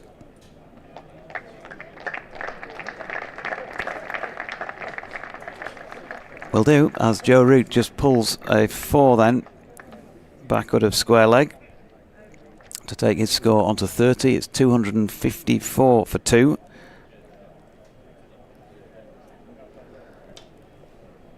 Just trying to get the cue out of my ears. Nothing against Seeley, our presenter, but it's nice to just commentate on the cricket when there's just cricket. As Price is bowling here again to Root, and that's full and driven down the ground. And a single again to Joe Root onto 31, 255 for 2 then. That lead now up to 318, 7 runs coming from the Ollie Price over, none for 56 off 12 for him. Had an email in from Miriam, Scarf Lady as she calls herself, down there in Brighton. What a lovely 100 from Lythe. Great to see Yorkshire in the runs, hoping the weather is kind and that they can push for victory. Listening on my allotment. There isn't a better way to spend the day than with commentary whilst I prepare the beds. Thanks, Miriam. And also we have an message in from Keith who says, do you think the combination of flat wickets and the Kookaburra ball destroys the balance between bat and ball? The current games at Edgbaston and Chelmsford are just a dull flood of easy runs. So much more exciting when the ball is beating the bat. Certainly can't argue with that. As we got Joe Root pinch another single onto that offside. When the bowlers are in the game, the cricket generally is more exciting. There is no two ways about it.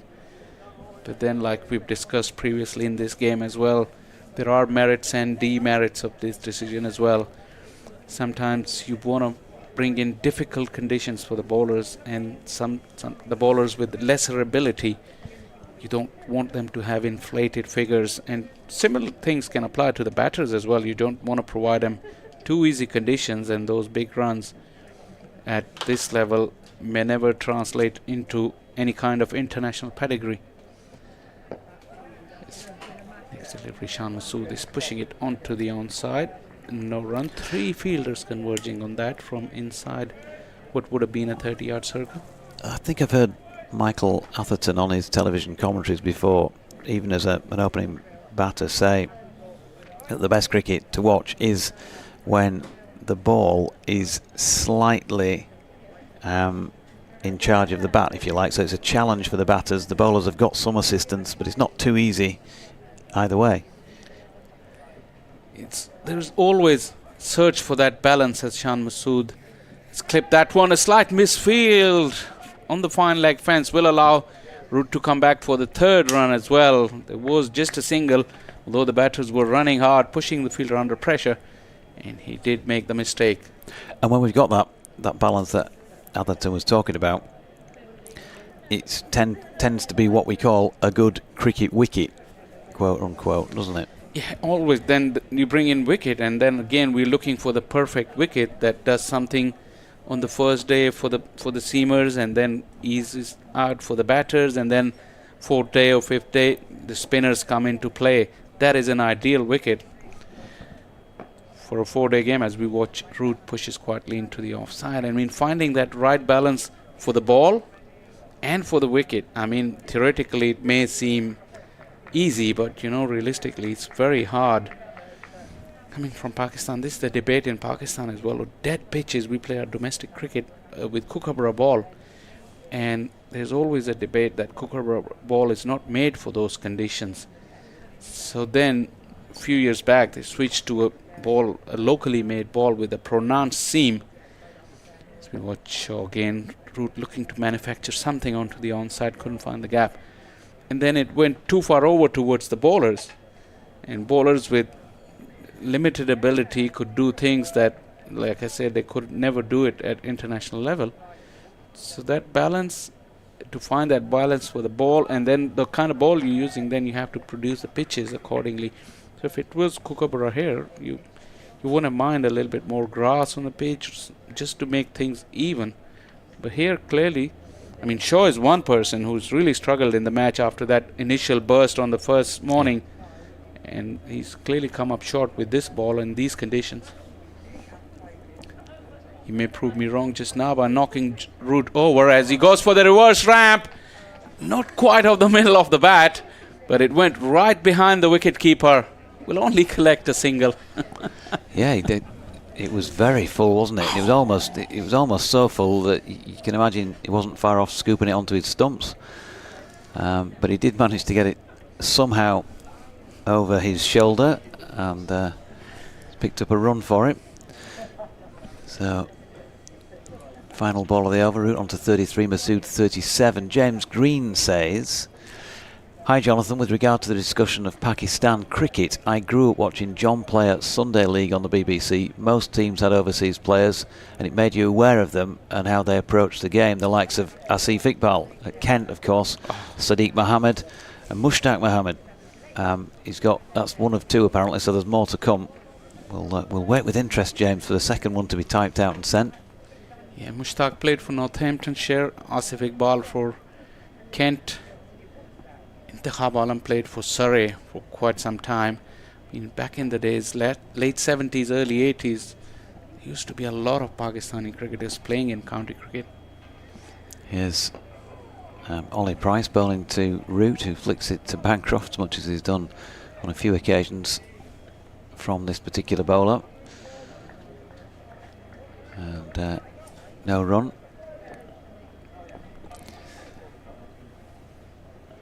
And in comes Price again. Wide of off stump this time. Root creates a bit more space and tries to get it away from the man who is backward of point there, but unfortunately for him, has steered it straight to him. Another dot. As Faisal and Ed doing a bit of a swap around. Root stepping into this latest lobbed delivery from Price and stroking it along the ground all the way to long on. Picks up one. Andy Walker, good afternoon to you. From yesterday, I think this was after we'd gone off air that I picked it up. Says, really enjoying the match. Sorry not to have commented, but I'm recovering from a very unpleasant accident which happened on Monday evening. Feeling much better now. Well, that's good to hear, Andy, as one of our regular supporters, that things are improving for you, and sorry to hear about the incident there. Hope things will be okay as Price is in and bowling to Masood, who cuts this one out to point and picks up a single. 39, I think, when they add it on to Masood. Or did they do it already? I think they might have done already. 262 for 2. Scoreboard operators on it here at Bristol this afternoon. Price switching to bowl over the wicket now. Change of angle to Root. And he's just moving his man backward of square leg a couple of yards to his right. As Root tries to play this one aerially, the sweep. Has he got it away all the way? He has. That is very well picked up by Joe Root. I say has he because lost the ball in flight. He didn't appear to give it much in terms of power. Wow, he's picked that up so well. And that is 6 runs. I think Price's hands clasped behind his head was almost more in disbelief that Root had managed to hit the ball for 6 than really feeling as if he should have got him out. It didn't feel like a 6 delivery. He's made that into a 6. The way he positioned his body, Joe Root, watched it all the way on, and now that has meant that Price has switched back round the wicket and called for Cameron Bancroft to drop himself out to deep backward square leg, which appeared to have presented an easy single to Joe Root, but he's not managed to nudge it away past the man coming round from 45 behind square, so that was a dot to complete the over. Root has now moved ahead of Masood. He's on to 40. Masood 38, 268 for 2, a 331 lead. And there's been a bit of the effortless about this today from Yorkshire's batters, all 4 of them, I think you'd have to say. Yes, very much so. And there was the concern, as I said at the start of the day, that would probably be the case with a first innings lead that they got, the wind behind them, excuse me, and a pitch which is probably going to be losing its pace, but combined with the fact that Gloucestershire's attack, whilst in the first innings, in particular on the first morning, I think Yorkshire were the first to give credit to how well Gloucestershire bowled in that session, but not necessarily a seam attack that, as I've said many times today already, is really built for containing. And if the wickets don't come, then there's the danger, as has happened for the most part, that runs are conceded, and there's not even that regular fall of wickets to contain the scoring rate. Graham van Buren back into the attack. 7 overs, 1 maiden, 2 for 33, picking up both the Yorkshire openers, and he moves in now to bowl to Shan Masood. A reverse sweeps and hits it well, or it's fumbled out at deep point, and for a moment Zaman Akhtar would have been a little concerned that he might have committed a fairly egregious blunder, but as it is, it's just a single. Talking of concerns, there'll be concerns from some spectators that they might not see Harry get to bat here. They'll probably fix it so that he gets out there one way or another. Oh, did I accidentally hit it up in the air? No, I'm sure none of these two would do that, but I reckon he'll get some sort of a bat. Van Buren bowls, Root drives, just a calm push drive really out into the cover point area, and he'll take a single.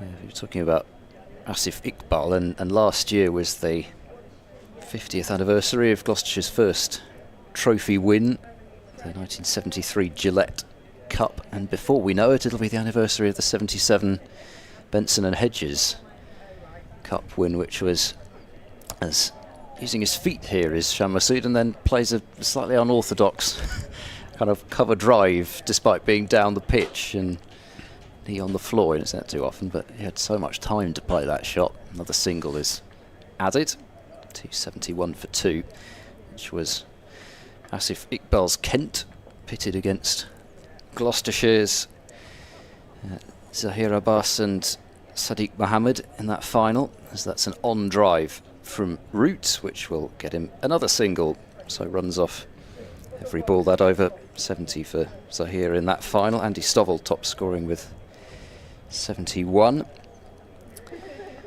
and Mike Proctor that's defended this time by Shan Masood, breaking up the run of singles, stopped at short mid-wicket. Proctor's kind of setting the tone, but Brian Brain, 7.5 overs, 5 maidens, 3 for 9. Those were the days in one-day cricket. Using his feet here is Shan Masood, and he's stumped down the leg side. Van Buren gets a 3rd wicket, and Shan Masood was happy to use his feet earlier on in the over, but if I say it was down the leg side, it was actually through his legs. Looking at the replay, I thought it was down the leg side of him, but it's gone through him. And so that makes it a really good piece of work from Bracey to take that ball through the batter. I had to judge that because it turned a fraction as well.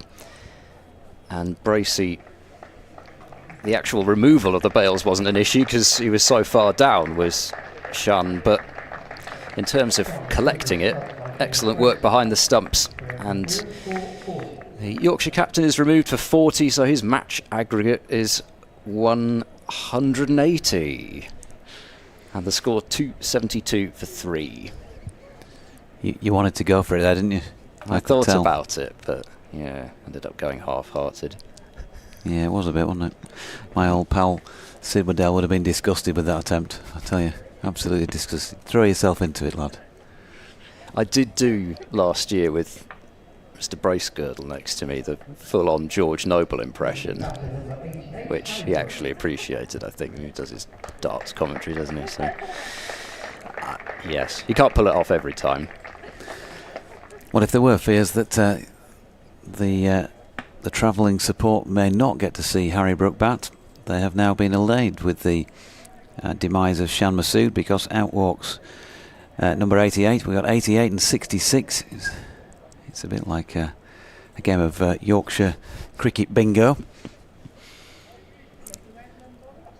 And yeah, 58 overs gone. So the last ball of the 58th, that delivery. Van Buren, destroyer here for his team with all 3 wickets. You did kind of feel that he might come more into his own when Yorkshire were starting to attack him, as I say, because he's got a more than decent white ball record, and when you do start looking to play shots against him, he will pick up his wickets, and it certainly looked as if he saw Shan Masood coming there and fired it towards the leg stump. I'm not sure he would necessarily have thought it would go between his legs, but either way, defeated him. That pair put on 70 precisely in 12.2 overs. So Zaman Akhtar bowling here to Root, who's just punching one back to the seamer, and there's no run. Of course, other things to take into account. It's not just about the amount of time that Yorkshire may need on this placid pitch to bowl out Gloucestershire for a second time, but also giving themselves the possibility of a second new ball if they need it. Clearly 80 overs, they're going to get, you would think, that bite of the cherry afternoon tomorrow will be, won't it? As Akhtar is in, and Root dropping his hands on this one, and there's no run, so if they need it, and the way the pitch is playing, however well you bowl, it is placid. Once it gets past the new ball, there's going to be some graft involved, I think, to pick up 10. Yeah, you'd think so. I mean, you still, I think, if you're Yorkshire, you think, well, there's every chance we can just grind them down in the field here and get a real clatter going with the first one. Akhtar is in again, and Root just nudging that one backward of point will jog through for 1, which brings Brook onto strike for the first time in this second innings. Harry making 26 first time around before getting in a bit of a tiz, shall we say, against this same bowler, caught by Marshall de Lange. 26 off 55, 4 fours on a 6 first time around. We all know he's capable of better than that. See what happens this time. Does look as though they're going for maybe not absolute out and out short pitched ploy here, because they've hedged their bets a bit with the likes of a cover and a mid off, but we're certainly going to see plenty of short bowling, you'd imagine. There you go. First up is a short delivery, and Harry slightly mistimes his pull down on the ball, just as a check of the bat to make sure it's still there. Dot ball. They've got a gully in place, deep backward point, extra cover really. I've left him the covers free, big area between extra cover and deep backward point for him to try and exploit. Van Buren at mid off, Shaw mid on, the short straight mid wicket, a mid wicket who's squarish, a deep backward square and a long leg, as this latest delivery sees Harry just do what he often does, which is stay compact, and he runs it down into that area towards third man. On this occasion, just along the deck, straight to gully. Our colleague might be heading down for some refreshment of some kind. Yes, eyeing up one particular vendor down there. Oh, really? Okay. Sounds good. Akhtar is in. Brook just falling away slightly offside of the ball, turns it to leg. Dent doing the fielding. End of the over.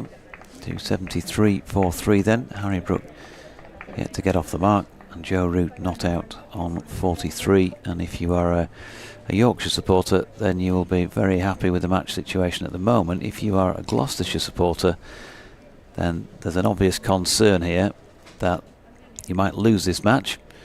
Very obvious concern, but got to keep the faith as well. It isn't easy to take wickets out there, as you've seen yourselves here or heard. So there is some hard work still to come for Yorkshire if they're going to prove good enough to get across the line in this match. Burger and chunky chips were mentioned earlier. I'd be curious to see what he brings back. Reverse paddle is attempted by Root to start this next Van Buren over, but he's not managed to get it as fine as he was hoping for. Fielded by Dent at backward point. Still bright sunshine, lots of blue up above as it's turned by Root, but 2 short mid wickets, and there's another dot delivery. And for all the, yes, as you say, kind of for all the thoughts of, Gloucestershire just going to capitulate here, Yorkshire so on top. Van Buren bowls, reverse paddle again attempted. It was going down the leg side, but Root missed it, and it might just have got a bit of bottom edge on it, but it was nothing more than that. Ball goes absolutely nowhere. You can think of plenty of occasions here in recent memory as Van Buren bowls, as is worked through square leg by Root for a single. Something like 2016 when Ian Cobain batted basically for a day and a bit against Surrey to save a game here. Chris Dent's had similar long vigils, and then of course Cameron Bancroft, that double century that I was talking about as well in that game against Kent at the end of 2017. Bancroft batted for quite a long time in the second innings to save that one, as Brooke leans forward into a defence. And I'm not saying that necessarily it would be just about survival anyway. Yorkshire might want to give them the temptation to go for their shots, hoping that that would cause more wickets to fall. Driven by Brooke for his first run as it evades short extra and goes down to long off. And so that will mean Brooke will have the strike. There are 50 overs remaining in the day's play, so 144 overs maximum that Yorkshire have at their disposal. Certainly long enough when you put it that way. It's 275 for 3. The lead is 338. But yeah, I mean, who knows? It's cricket. It's unpredictable. As much as sometimes you feel turning up to this ground that actually things are quite predictable, you do get the odd game which just checks you and surprises you, and things follow a slightly different pattern. I think I'd better make way for a guest. As the man actor comes in from this pavilion end, and Harry Brooke just nudges that one away through deep backward square for a single. It's amazing really when you think about the journey that Harry Brooke has come on during the last few years. When I first started to sit here with the microphone, he was at the top of the order, thinking he had a chance of getting in the England side in that sort of position when they were searching for openers. That was, as he now admits, was a bit ambitious at the time. Down the order, out the side for a spell. In fact, back in that 2019 season, a month or so, as Actor comes in and Root flicks off his legs down to the long leg for a single. And then when you think about the Harry Brooke that you see playing now, who just knows his game so well in that space of time, and he's gone from a player still searching to cement his place in the Yorkshire side to a man who's one of those first few names down on an England team sheet. Jordan Thompson is, I'm pleased to say, joining me for a spell up in the com box here as Actor comes in towards Brooke, who stands tall and just flicks this to Dent at mid-wicket. No run. Afternoon. All right. Afternoon. It's good to join you, Doji. It's lads chat down there. It's getting a bit boring, so it's nice to be upstairs. Yeah, many thanks for coming up and seeing us for a bit. An obvious disappointment, I guess, for you, missing out here and running the drinks. Yeah, coming down here, obviously probably knew it was a little bit drier. They didn't play at all last week, and we heard that it had been undercover for obviously a few weeks now. And Mozza's bowled well, so to get Mozza in, obviously Root is going to come in and keep 2 spinners in really. So we can see that it's worked. Mozza bowled really well in the first dig, and obviously Rooty alongside him as well. Yeah, another dot ball there. Yeah, so I guess maybe not necessarily in your nature, but you're going to have to be a little bit patient for a match or two, possibly. I'm sure you'll be nudging the coach and reminding him what you can do. Get your name back on the sheet again as Harry turns one into the leg side and there's no run. Yeah, absolutely. I think obviously going to Lords next week, change of ball. We know what these Kookaburras have not really done. Obviously getting the Duke back in the hand, we expect it to swing a bit more, and I'm guessing going to Lords next week there might be a little bit more grass on that pitch, seeing as those boys took about 7 wickets for over 1,000 runs in 300 overs so in the last 2 weeks. So they'll be wanting to see some wickets at Middlesex. His actor once again leaving our commentary position behind. Brook goes back foot and he cracked that away straight through point. Fabulous shot, just a little bit of room offered by Zaman Akhtar, and he latched onto that very quickly for a first boundary in this second innings. Yeah, class Brookie. A little bit of fodder there, wide of the outside off stump. So is this the week where you kind of once you've kind of parted company after tomorrow evening when you've all gone home, there's a quick WhatsApp to your coach saying Jordan Aaron Thompson, leading wicket taker in 2022, leading wicket taker in 20. No. Duke's ball, Lords. No, it's obviously we know what this bowling attack can do. Obviously, lads are touch wood, all fit at the moment, so it's good to have some competition for places. It's going to be a long season. Like it says, 7 in the first. Van Buren to Root 4. He's dragged that one down leg side-ish, and Joe Root is not going to miss out on that. Got it away wide of the man who's up at 45, backward of square. And 4 more to Joe. A little bit of a yum that one. Yeah. So, Yorkshire supporters in particular, but anybody watching or listening will want to know what the plan is. I've been speculating something like 380, 400 lead and have a go before tea and then again afterwards. You just curled your nose up, so maybe you've got something different to offer us as Root pushes into the offside. Wants one, checks on that because he thought it was going to be fielded, and then has got through for another one. And the applause will tell you that Joe Root has yet another first-class half-century to his name. Just checking in on that, an 81st first-class half-century to go with 43 hundreds. He's been a pretty good player. Yeah, absolutely. Just going back on that, yeah, it's a tricky one really, because you can see the pitch is a little bit docile at times, and with Kookaburra ball it's obviously tough to take wickets, but potentially could be a bit of weather around tomorrow, so hopefully that stays away and we can have a good go at them over kind of 4 sessions. What are we now? 60, about nearly 350 lead. So obviously with these two at the crease, that can go past 400 pretty rapidly. Another dot ball, and now Harry Brook turning this one square on the leg side for 1 more. Joe Root's 50 came up in 56 balls and included 4 fours and a 6. And it's well, for everybody out there with the bat today, has looked, as I was saying a few minutes ago before you came on, almost effortless. Root waits, Van Buren round the wicket, reverse sweep comes out, but straight along the deck to Chris Dent. I think the most important thing for us, obviously trying to bowl these out, is getting 2 new balls and making sure that's the possibility of having a new ball in the last session tomorrow. Van Buren in again. Root right over the top of this, turning it into the leg side. No run, so 287 for 3 at the end of the over. A lead of bang on 350. Got to be a lot of confidence in the camp at the minute. The way that this game has gone from what could have been a pretty desperate situation, 90 for 5 after a session on day 1.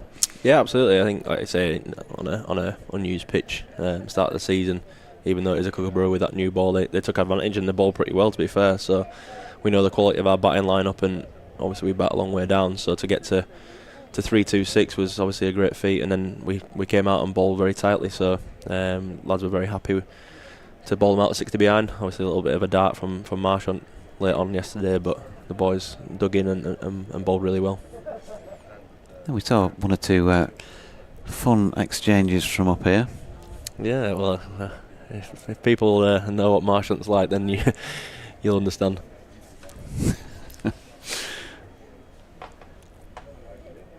Is Marshant always the aggressor? Or sometimes aggressed? He's a bit of a friendly giant. He's the nicest angry man ever.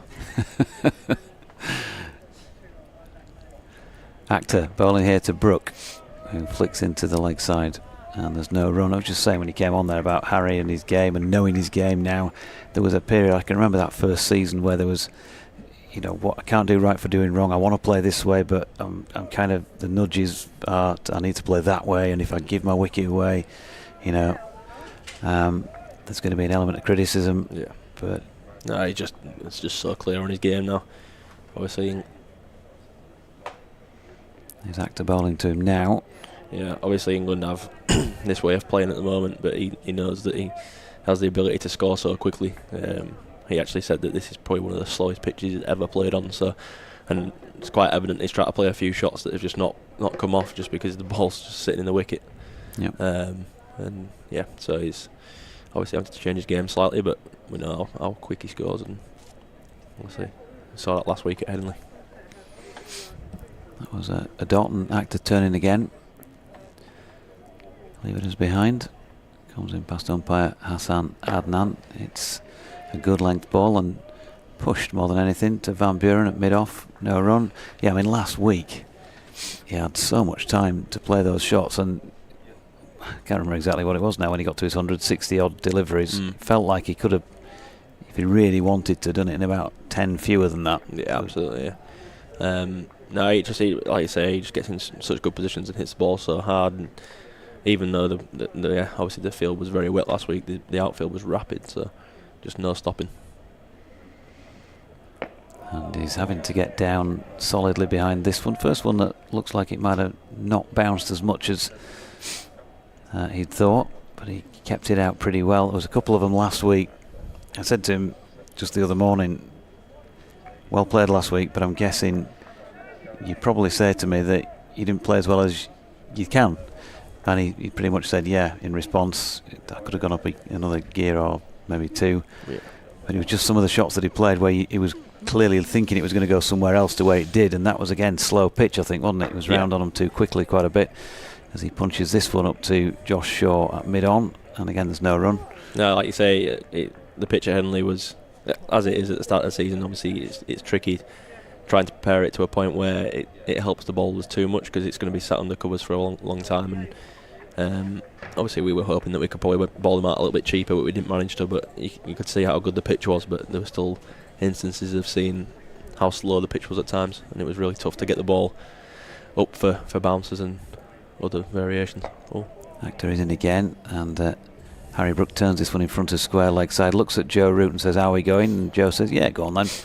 And they pick up one. So Harry on to 8, Joe on 50, 288 for 3, means a lead of 351. And then bowling wise, Ben Code, 250 first class wickets he reached yesterday. Yeah, well, just knowing how good he is, keeps ticking away, taking some crucial wickets through the career. We were talking about the best one last night. I can't remember what he actually said.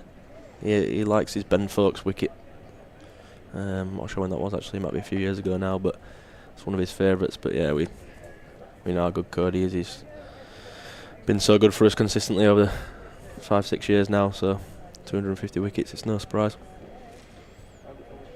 No, and yesterday all part of just kind of the full package with the ball, wasn't it? Just keep asking questions. And I messaged Harrison yesterday morning and said, can he offer us any info on any percentages in terms of what's been played out, what's been left? And he said 40% forward defence had been played by Gloucestershire. That was the one of the points we spoke about last night, and especially with the Kookaburra on a bit of a docile pitch, you have to be very patient and make them play as much as possible.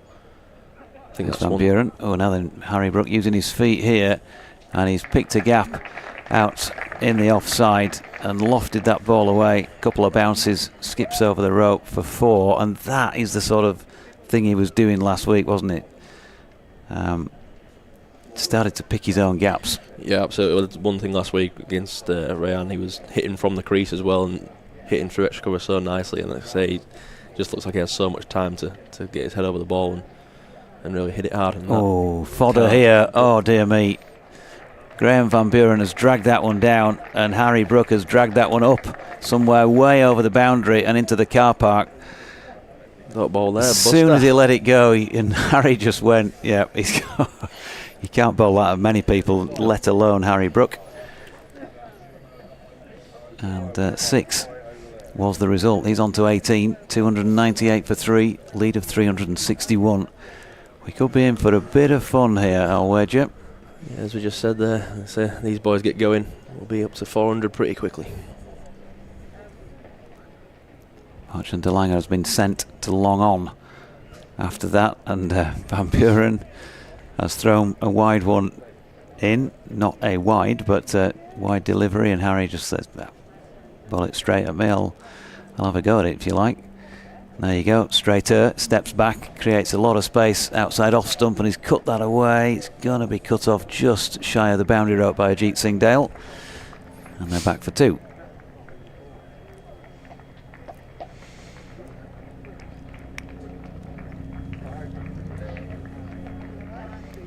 So Harry, twiddle of the bat, and waits, and Van Buren's in again. Solid defensive push here. What about bowling him in the nets? I've actually managed to get away with it. Do you need to wear a helmet when you're bowling him in the nets? I've actually managed to get away with it recently. Some of the boys bowled at him in the last few weeks, and he's been running at them, scooping them, all sorts. It's not the most pleasant thing. He just pushed one back to Van Buren. Final ball of the over. So, favourites for the comp at the start of the season. Favourites to win this match at this moment in time, but there's a long season ahead. You're not always going to have these two in the side on the next few matches. Things will change in terms of personnel. Yeah. Are you confident that you've got all bases covered still? Yeah, like you said, obviously we're not going to have these boys all season. I think this first stint of 7 games is massive. It obviously can shape the league moving forward into the rest of the season, so it's important that we take advantage of having these two here and putting some good performances. I think, like you say, obviously last week a lot of rain around, but this week you look at the scores around the ground, there's going to be a lot of draws again with this Kookaburra ball, so we might see a few more results in the next 5 games when we go back to the Dukes. Here's Actor bowling to Root, who just leans over the top of that and drops it into a gap in the offside for another single. It's just about classic Joe Root, this knock so far. Just nudging it around, keeping the board ticking, taking the advantage of the bad ones and putting them away. 4 4s and a 6. And without really thinking about it, scoring at 86 here. Won't be surprised if we see a little reverse scoop at some point again. No third man down there. Here comes Actor. Leg stump flicked around the corner by Harry Brook. He's got that away really fine, and it is 1 bounce and 4 through fine leg. There's a man posted down there, not so far away. Barely moved a couple of strides before that was racing away over the boundary. That's not an easy shot to play, is it? No. It takes a lot of swivel from round your hip area to get into that position. It's one of his strengths that he hits it so well and picks it up. Normally he hits them for 6, not really as fine as that. In comes Actor again, and this time 4. Beautiful, absolutely superb. Just up on his tiptoes, there's a man at gully, and so Harry thinks, well, I'll just stick it between gully and the keeper then, and he's just run it down through the vacant third man for 4 more. It's easy for him, that is. I suppose at this point, even though it was white ball cricket, I suppose I better mention that a stand between Brook and Thompson in white ball cricket at Headingley a few seasons ago. Seems a while ago, that. Was it about 4 years back now? 21, I think. Yep. Here's Actor in, and that's flicked off his legs by Harry for a single to deep backward square. Go on, you can remind me of who got what that day. I just remember. It's enjoyable. I think I was 66 off 28. Brookie might have been nearly 80 off. Oh, it can't have been many, 30 odd balls probably. Yeah, it was in. Kept disappearing to the second tier of the Howard stand, didn't it? It was a tough game that actually. We only won by probably 10 because I think what did we get, about 180 or something like that. But we were in some strife. Yeah. Actor is in to Root, who's flicking it one down the leg side and he's gone. So man Actor has the wicket of Joe Root. Good diving catch by James Bracey at the back of the stumps. And Actor, well, it's a game he'll remember, not only for his fifer in the first innings, but he's now got the former England skipper and one of the great players that this country has produced in both innings. Root gone for 51. He's made a good contribution this time around. 310 for 4 and the lead 373.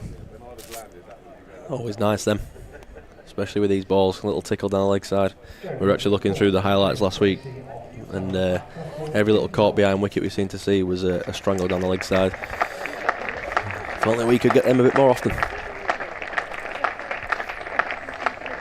Yeah, Root 60 balls for that 51. And that means that George Hill will take his chance out in the middle.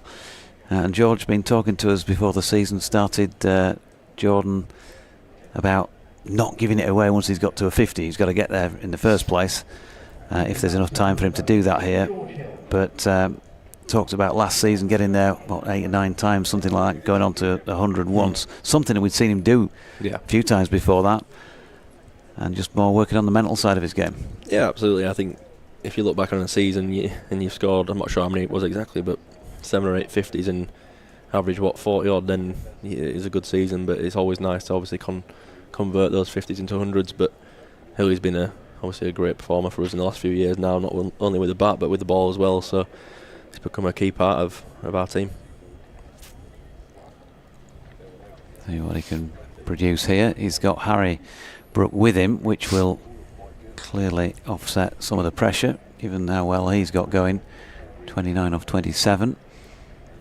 But George will have the strike for just one ball at the end of this over, which has already gone for 10. Actor 1 for 35 now from 9.5 in this Yorkshire second innings. Huge lead, 373. Numerous Gloucestershire fans appear to have written this one off already with that sort of lead on the board. A few of them are kind of looking in different directions now, not owning up to that. So leg slip being brought in for George, as well as that gully still. 4 other fielders in the ring, and George Hill off the mark straight away with a ball that he plays off the hip down to fine leg for 1 run. End of the over, still 45 of them remaining today.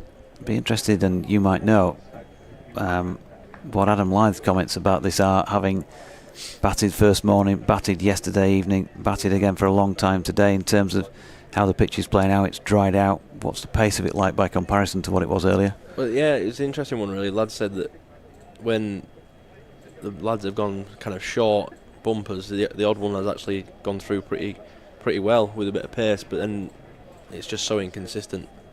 The Kookaburra ball itself is obviously very soft, so you do get inconsistencies with bounce and pace. So I think it was tricky last night when we got the new ball. Cody and Fish ball really well, and you could see under the lights it was nipping around a little bit. And then obviously the first morning was very tough, so it's important that you take advantage of those key moments. So like you say, if we can, obviously we're going to pull out at some point, but if those clouds come in tonight and the lights come on again, then it's definitely a situation that we need to take advantage of. Margent Delia coming back into the attack, so one way or another could have a bit of fun. I think you'll want to see Fish walking out to bat soon. Here he comes, charging in. First ball is good length, and George Hill blocks that, and Marchant already having a chirp. It's the one where he continues to face the batter while walking backwards. He's presumably while everybody else is practicing shuttle runs during the winter break, Marchant must practice doing backward shuffles so he can keep his glare fixed on the batter. Turns and in he comes again towards us. Just back of length, and George from the crease dropping into the offside. Yeah, I'm pretty sure he don't actually say much when he's doing that. He just walks back and smiles at you, which sometimes is actually quite... It's probably worse. Is it? Yeah. Yeah. It's deathly silent. You know something's about to happen. I don't think it'll be long before there's one at his head here. So they've generated a fair head of steam in the first innings. Here he comes again then, the former javelin thrower. And once again it's full, and George Hill from the crease just pushing back to him. It was the fastest you'd face. I've faced Marchant a few times. Hasnain from Pakistan. It's pretty nippy. Riley Meredith. Faced him in the nets, which is not exactly enjoyable. Yeah, we got some quick bowls in there. There's the Langer, short, there you go. George ducking underneath it. No run. Fastest English bowler on the circuit that you've faced?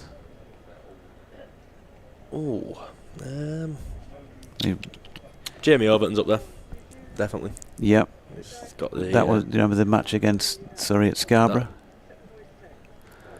Yeah, Surrey at Scarborough, that wasn't pleasant. George Hill drops that into the offside, no run. Hit me in the head at the Oval, actually, September 22. That was off a good length as well, which wasn't very nice. No, I remember the Scarborough match where he was tearing in down the hill from the Trafalgar Square end and ending up sort of Steve Kirby-like, almost standing next to you when you had the bat in your hand, and yeah, he's just reminding you who was the boss type of thing. Fires himself up, that's for sure. Here's the Langer again. Ooh, George nearly having a nibble again at that one, and this time he managed to get the bat out of the way in time to complete the over at 311 for 4. Yeah, there was a bit of nibble about the delivery, to be fair. Looking back at it, it was angled in towards George and just held its line. As Marchant nearly took a tumble. 374 the lead now then. So Jamie Overton, who else was I going to suggest to you? Oh, Mark, you want to face Mark Wood, will you? No. In competitive action. Mark Wood's not, no. Probably quite pleased about that. Yeah, absolutely. It's always nice to avoid him. Remember, lads, when we played the finals day, I can't remember. Finals day 2018, was it? Did we get? Not sure. When we played Durham, and the lad said that Woody was bowling an absolute gas that day. About 16, I think. Yeah, it might have been 16. Yeah. Yeah, what I remember watching that on TV, and it wasn't. Lads were struggling there, but yeah, he's definitely got the ability to go through the gears. Ollie Price from this pavilion end to Harry Brook, who smothers that one first up. We're talking about Ben Code's favourite wicket. What about yours? Is there one particular red ball wicket that you've taken? We remember, of course, we remember Surrey and the white ball over. But Harry Brook, meanwhile, is getting runs here with a reverse sweep. Not sure he got all of that, but he got enough of it to get it away fine for 4. It's helped on its way. Yeah, I think red ball would have to be probably Labuschagne down at Glamorgan. That was 21. That's always a nice wicket to get. When he's prancing around and talking to himself while he's batting, it's always nice to get rid of him. Is that the one that you celebrated by running around the ground 3 times and throwing yourself in the River Taff naked? And nobody followed me. That was pretty disappointing. As Brook strokes one up there to Akhtar at long on for a single. Yeah, it's always disappointing when you celebrate and the lads just stood there looking at you. Happens quite a lot. We've got a team of bad celebrators, actually. The lads are just like, oh, well done. I'm not running him from long on for that one. Yeah. Here's Price, and that's stroked up to mid-off by George Hill for a single. Well, you know, it's like you get it in loads of club games. Everyone celebrates the first few wickets, the big wickets, and then you get to the back end And if you get a tail ender out, Gives you a clap. You just get the ball lobbed back to you. Absolutely. And everybody stands out on the boundary edge still. Here's Price, and Harry Brook pushing into the offside for Van Buren to field, no run.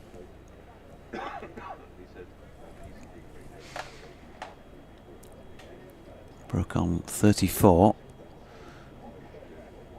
Played some cracking shots already. And steps back here to take this off middle stump. He's got it away off the back foot through extra cover. It has been hauled in by Ajit Singh Dale. 2 more to Harry. 319 for 4. Is that one of the rest of the lads offering to come up and take over from you? I don't think they want to come up here. I'm just checking Masters score. What is it? Well, Eric, be a sports reporter for us. One of my golfers, Eric Van Royen from the sweepstake, has just double bogeyed the first. That's not a great start. Yeah, I think James Wharton's our new social chairman, and he did the sweepstake the other day and found himself with Scotty Scheffler, which wasn't fishy at all.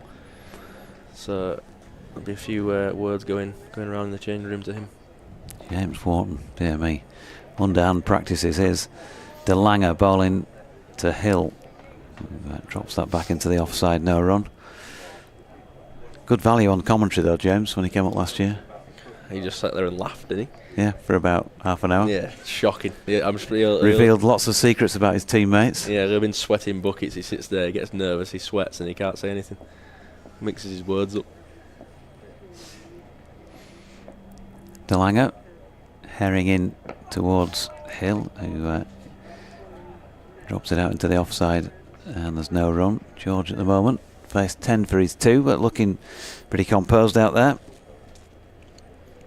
Field well in out, bit of a ring, and then a couple of men out, just to keep that thought in his mind that he might be getting a short one from Marchant. There's a deep backward square and a long leg. There's De Lange again. Nice. Doesn't go short. Plays off the hip now. George round to square leg for another one. And you're fit and raring to go again when you get the ball back in your hand. Yeah, absolutely. Obviously, only bowled 13 overs last week, so nothing, no niggles around. So hopefully, get the call soon and get back out there. Obviously, soft ground. It's quite hard. The lads are feeling it downstairs from the run-ups. So making sure they recover well for this second innings. Here's De Lange to Brook. Beautiful drive through extra cover from Harry Brook. Stood tall, waited, and once again he delivers. Shot. Just a little punch, really. Timed superbly. 40 already as well. Flown. 40 off 33. Run rate still bubbling just under 5, as it has been pretty much throughout the day. And 5 off the over so far. The lead now 387 at 324 for 4. De Lange in once again to Brook, who drops this at his feet, thinks about a run. George not that convinced, and they stay put. I might step out and let Ed come in and do a bit with you if you like. No worries. He'll know all your stats off the top of his head. Is sort of like computer-generated cricket commentator. I can't remember them all. I have to call them up on screen or ask you about them. You know me. As De Lange storming in again, and gone full again. Harry can't quite get it through the infield, so dot ball to complete that over. George Hill on 3, Harry Brook on 40. 324 for 4. If you want to take those cans off and switch over to my seat, then Ed can do what he does. Come in and take his usual residence. It's going to be Ollie Price to continue at the pavilion end. Still plenty of time left on day 3. And Yorkshire moving on towards the point at which they can declare and ask Gloucestershire to try again. Right, quick change as Ollie Price starts a new over and bowls. And, on the back foot is Hill. Can force the ball away through the leg side, but it's fielded by Bancroft. Short mid-wicket. And there's no run. Rather a lot of wires to negotiate. An obstacle course. Price bowls to Hill, who pushes away again in defence, and there is no run. It's good to see you again. Yeah, you too. It's nice to be back down at Bristol. Yes, well, I'm glad you said that. Endear yourself to the local population. Yeah, I do enjoy being there. Down the pitch coming Hill, but only finding extra cover with the drive. Well, it's a good city, isn't it? I mean, there was a lot happening here. It's good that you've managed to get the ground dry this year anyway. Yeah. 4 days. I got a 4-day tour of Bristol last year. I must say I was a little bit pessimistic at one stage. This is cut away backward of square on the offside out towards the boundary. Diving effort is successful from Singh. Dale's been kept busy out there. 2 more runs to the total. I noticed Doige's had a tweet from David Coleman, aka Sportswear is all I can see there. Please ask Jordan Thompson if he's worried about Leeds United promotion charge after last few results.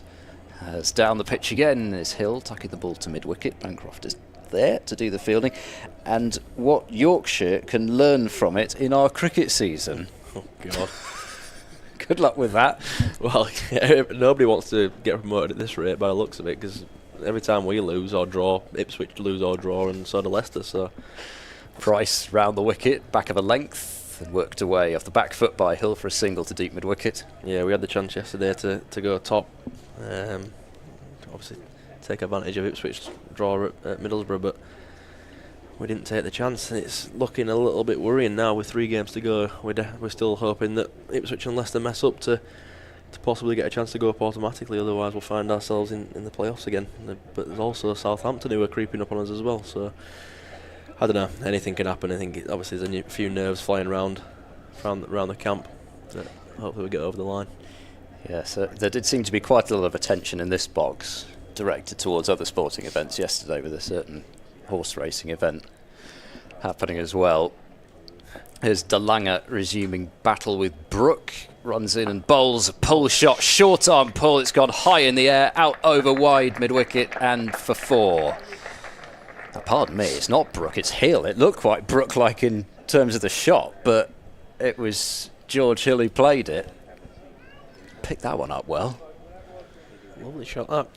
Yeah, and just following on to your other question, hopefully it doesn't get too nervy for us towards the end of the season, but we know how this championship season goes. It's a long year. And I'm sure by come September it'll be very tight. A few teams pushing to get promoted. Do you have a sort of a tip for who? Of course, you'll say Yorkshire winning the division. You say it won't be alone in that, because they are hotly tipped as favourites to win Division 2. But do you have a particular side that you're looking out for as maybe being your closest challengers? Yeah, I don't necessarily like to say who's going to be there or thereabouts. Obviously, there's strong teams right through the division. Obviously, you look at Glamorgan, they're some strong players. They look in a good position this week. Middlesex just come down, some very good players there. So, you know, it's obviously it depends how the results go, and also the weather.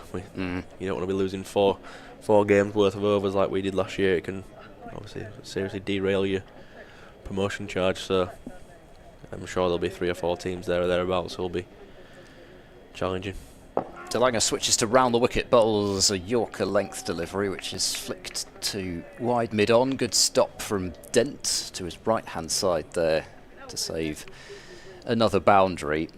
I mean, just looking at the bookmakers, a lot of predictions. Sussex seems to be a team that have been mentioned a lot, but it's tricky, especially with a lot of them being counties which have smaller squads.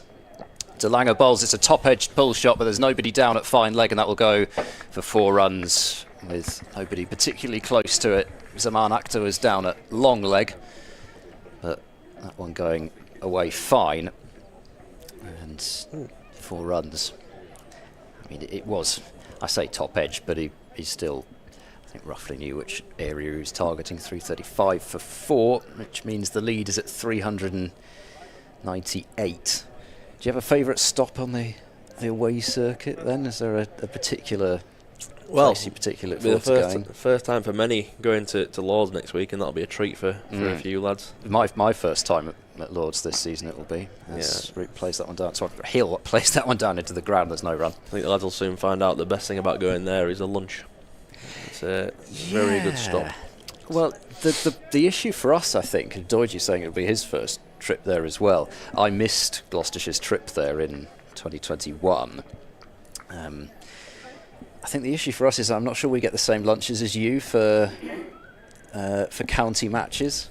I think you get the sort of 5-star hospitality over there. Backing away this time is Hill to a Yorker, and he steered it through the offside, diving effort on the boundary, and Bancroft can't stop it, and it's away for 4 runs. It's just one of those almost white ball style really, where he almost made it into a wide Yorker and then just put the bat there and allowed the pace of De Lange to do the rest of the work. So that brings up the 400 run lead for Yorkshire. They're there with 40.1 overs remaining in the day.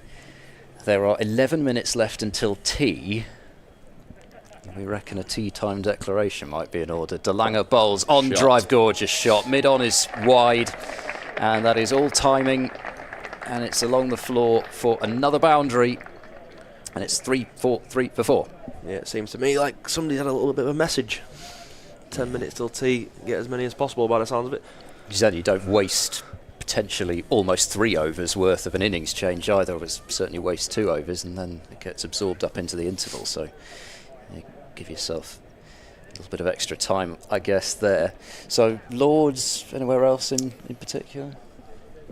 Outgrounds maybe? I guess you probably never played at the likes of Cheltenham, for example. No, outgrounds not many. Right. Scarborough's definitely a favourite to play. We go to Queen's Park a lot, which, to be fair, not my favourite at all. Absolutely despise that place because we never win there. Well, we won a Champo game there last year, but T20 we can never win, so hopefully that changes this year. Ollie Price starting a new over, tapped into the offside softly. Bracey fields alertly, but it's a single. Moves Brook on to 41. Yeah, they stick you guys there for obvious reasons in terms of proximity and crowd sizes. I've never been there. It'd be quite a nice thing to do, but something tells me probably won't be going there anytime soon. There's a drive from Hill out to wide, long off. One more run is added. Yeah, I seem to remember, I can't remember who it was who was on air with us. It was Matt Milnes. He was on air when Jason Gillespie posed the question about your favourite grounds to play last year. Reverse sweep, It's gone over the top of Dents, and it's spinning away down to the 3rd boundary for 4 runs. 349 for 4. Brook has 45 now from 37 deliveries, and the worrying thing is I don't think he's even really kind of really absolutely opening up the full throttle either, and still scoring at this rate. But Matt Milnes basically just listed the 3 largest grounds in the world in terms of capacity. So it's like MCG, new stadium at Ahmedabad, pull shot from Brook. What, even though he's not played? Hard, and it's a single. Yeah, well, I think we sort of allowed, as the 350 comes up for the innings, by the way. It's cursory applause, because really the only pertinent number's the lead, 413. But yeah, I think we kind of extended it to grounds that you'd not played at. Yeah, it's probably the biggest ground by dimension, so he can get away with bowling his fodder. This is pushed off the back foot to short mid wicket, and there is no run. But yeah, I mean, you'll have had experiences. I was talking to David Payne yesterday about his latest Big Bash exploits. He'll have been bowling on some of those Aussie grounds, and you go from, I guess, Hobart, likes of that, as that's cut away into the gap. Backward of square on the offside. Another boundary for Hill, and he is on to 27, short and wide, and got the treatment. Yeah, you definitely get away with a bit more over there than you do on some of the small postage stamps that we play T20 cricket in England, that's for sure. It's it can be tough at times. Did you get a chance to bowl at Perth? I didn't. That's one place I've not played at. Right. the MCG is obviously a massive ground. It's interesting because you go to kind of the SCG and Hobart, and because they're all AFL grounds, you either got short square and long straight, or it's long wide square and short straight. So it kind of obviously you change your way you bowl, but you can definitely get away with a lot more when you're getting hit to the big square boundaries at the MCG, for example. I only asked for Perth because I'd imagine you kind of run in there and you must feel as if you're bowling at like 145 k's or 90 miles an hour or whatever. Yeah, it's just. That's what Lydy obviously played there for Perth Scorchers and said it's such a tricky place to bat at times because of how quick and bouncy it is. Van Buren bowling and Brooke bringing out that cut shot, but just for a single, as all the fielders have been pushed a long way back on the offside, and Goodman's on as a substitute again. A sort of very backward point, but it actually just been asked to come in a couple of steps with Hill on strike. Brooke has 47, 418 run lead. Probably just a couple more overs until the tea break. Van Buren bowls, leaning forward to defenders. Hill, that is just staying hydrated. Yeah, absolutely. Been working hard in the gym. That's what happens when you're 12th man. It's S&C straight on your back, and you've got to be lifting weights instead of bowling balls. This is worked off the back foot by Hill to short mid wicket. So gym work, indoor, net stuff. Had about a lunch, gym work, walking around if you saw us walking around the ground yesterday in the last session. Van Buren bowls used the feet from Hill, driving, finding short extra. Me and Rev were told we had to walk around the ground 8 times yesterday to get our steps up. Walk round it. It was freezing as well. Yeah, a lot of people said that. I was quite surprised because it looked quite pleasant. Down the pitch, Hill clipping and Dent diving away to his left, stopping at short mid wicket. So it's another dot delivery. Actually, just the one run from this over. So having looked as though they were absolutely on the full cavalry charge, it's just been the single from this over so far. Van Buren bowls and Hill clips through square leg. Takes a single, keeps the strike on 28. The lead 4-1-9. I didn't realise that steps walking counted. Time on feet, they call it, apparently. Right. Yeah. That's a new one for me. Yeah.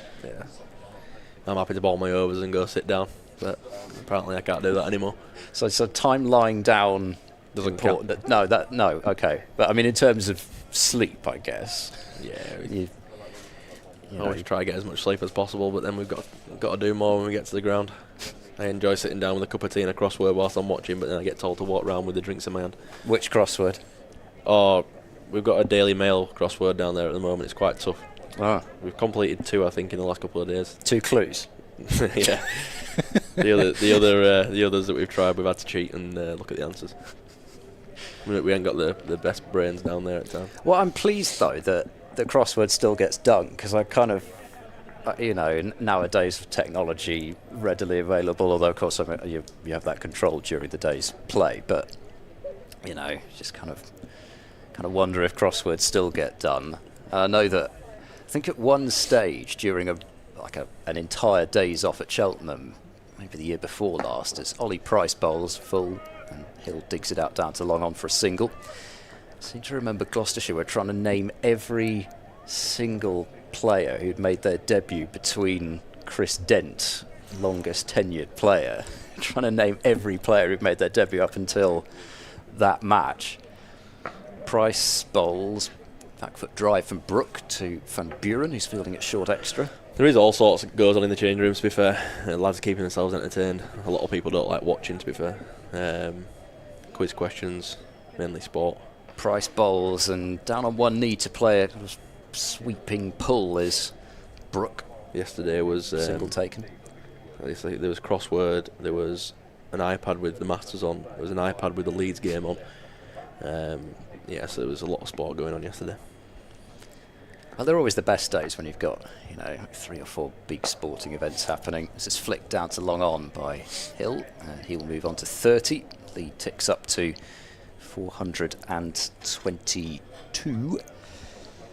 Yeah, I'm a bit annoyed they moved the Masters, because now they've got 4 major tournaments basically in like 4 months, and then there's nothing happening for the rest of the year. In terms of major tournaments, I know he might get the Ryder Cup, but it's not every year.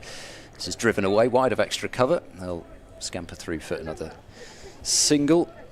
It looks as though they will manage to get one more over in before the 3:44 tea break. Price in and cuts by Hill, giving himself some room to find deep cover.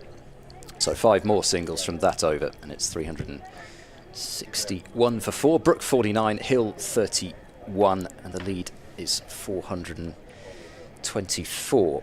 I seem to have developed this reputation for computer brain, but I'm afraid I couldn't tell you off the top of my head. Did you do any franchise gigs this winter, or were you in this country? I was in Abu Dhabi in January for the ILT20. I only played a couple of games, but managed to come away with a winner's trophy, so that's always nice, with them MI Emirates. So, yeah, it was a good trip. It's always a good trip going there. Facilities are great. Van Buren bowls wide outside the off stump. He'll drive through the covers for 1. Yeah, the franchise obviously really looks after you, and you train. If you're not playing, you're training pretty much every day. So it's like being away on a pre-season tour if you're not managing to play every game. So it's obviously it's nice to go out there and get some warm weather training. So I was there for 6 weeks, and then came back and went back to Abu Dhabi for 10 days with the Yorkshire boys, which again was a very good pre-season tour. Van Buren is in, and Brook pushes away through point. They put everyone back on the offside, and Brook calmly moves to another half century. This one has come from 43 deliveries, that is all, and yet you still got the impression that he was basically ticking along at a sort of similar sort of rate that some batters would be scoring at kind of 2, 3 and over at. That's how easy it's been for him. Van Buren sees Hill coming and fires it very wide. Hill just manages to get the toe of the bat on it as it loops back to the bowler. Just got a text message from Dominic Bess. Get off commentary. I don't care about MI Emirates. This is turned out to long on by Hill for a single. I hope he's working on his golf, because he's terrible. I shudder to think what he's thinking, listening to me especially, most of the time. He's got nothing better to do on a Sunday than watch some more cricket. Buren bowls. Now the wide ball, a hockey slap from Brook out to deep extra. Almost seems to knock Singdale off his feet as he fields it, but it's another single, and I think that this should be the last ball before the tea break, as Yorkshire have a 428 run lead, minimum of 36 overs remaining. Buren bowls, defensive shot from Hill, which doesn't lead me to believe that there's a declaration coming after tea, given that the defensive shot happened. But anyway, there we go, 365. Unless he's looking after his average. Yeah, well, I guess just final thoughts then, Jordan, on this game, and I guess how Yorkshire will look to go about taking these 10 Gloucestershire wickets. Yeah, obviously there's no doubt we're in a very good position now. I'm not fully sure what the situation down there is right now, whether we will pull out or if we go out there and have a little dart, but obviously it'll be tough to bowl them out in 4 sessions, but we definitely got the capability to do that with the bowling attack we've got. So when we do get ball in hand, it's a matter of going out there and being patient and obviously grinding away. It was obviously very attritional yesterday with Bancroft there just on the screen, 70 off 196, so I'm pretty sure he'll be doing the same again. So hopefully we make some inroads and we can get that first win on the board. Thanks very much indeed for your time, Jordan. It's Thank been you. a real pleasure as ever. And myself, Ed Seaborn, Jonathan Doyd, Shah Faisal will be back with you for the evening session. 36 overs remain in day 3, with Yorkshire 365 for 4, absolutely bossing this day's play, especially. They've wrestled control of the game, and it remains for them to decide what they want to do, how much longer they want to bat for. Lythe 113, Bean 73. The openers set the platform with a 180-run opening partnership. Sham Masood 40 and Joe Root making 51 before being dismissed for the second time in the match by Zaman Akhtar. The strangle down the leg side this time, with a brilliant one-handed catch from Bracey. And Graham van Buren's taken the other 3 wickets for Gloucestershire, 3 for 63, headlining their bowling figures. We'll take a quick break for tea and be back in around about 20 minutes.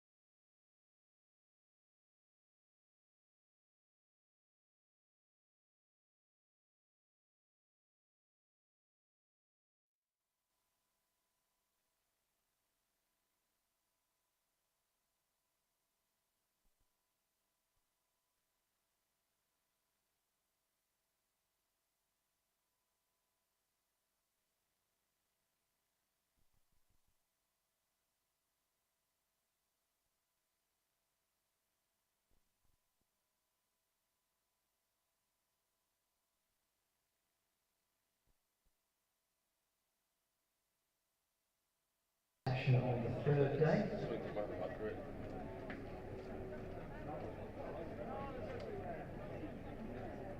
In the field, the Gloucestershire side captained by Graham Kandera, and resuming for Yorkshire, number 18 George Hill and number 88 Harry Brook.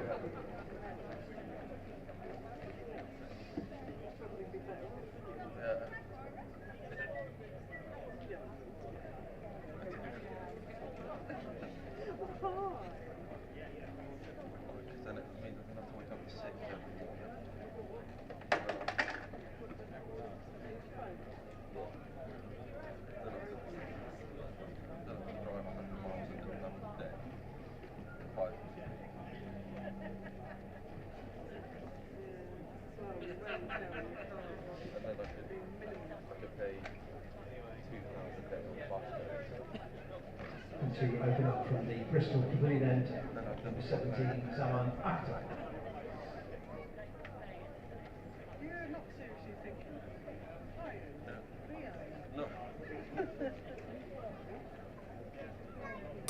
Welcome back to Seat Unique Stadium, Bristol, for the final session of day 3. And once more, the ground is bathed in sunshine as Yorkshire have not declared. That's the main news story. You will have seen that if you're watching on the live picture feed, but for the benefit of those listening on the BBC Sport website and app via BBC Radio's Bristol, Gloucestershire, Leeds and all the Yorkshire stations, it is Zaman Akhtar who is going to bowl the first over after the tea break, and bowling to Harry Brook on 51, and Brook plays a defensive shot to cover, and the loudest kettle in the history of the world starts up behind us.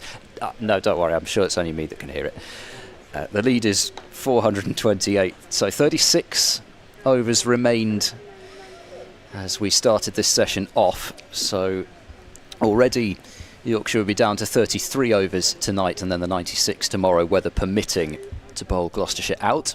Akhtar bowls and Brook runs this one down to deep third for a single, and it's 366 for 4. Ed Seaborn and Shah Faisal for the first 25 minutes or so, and then we'll get Jonathan Doidge back in as Yorkshire clearly have a number much higher than 430 in mind, otherwise they would have had a considerable charge in the few overs before tea, which didn't seem to happen. Akhtar in, bowls on the hip of Hill, flicked away through square leg for a single. He moves to 34.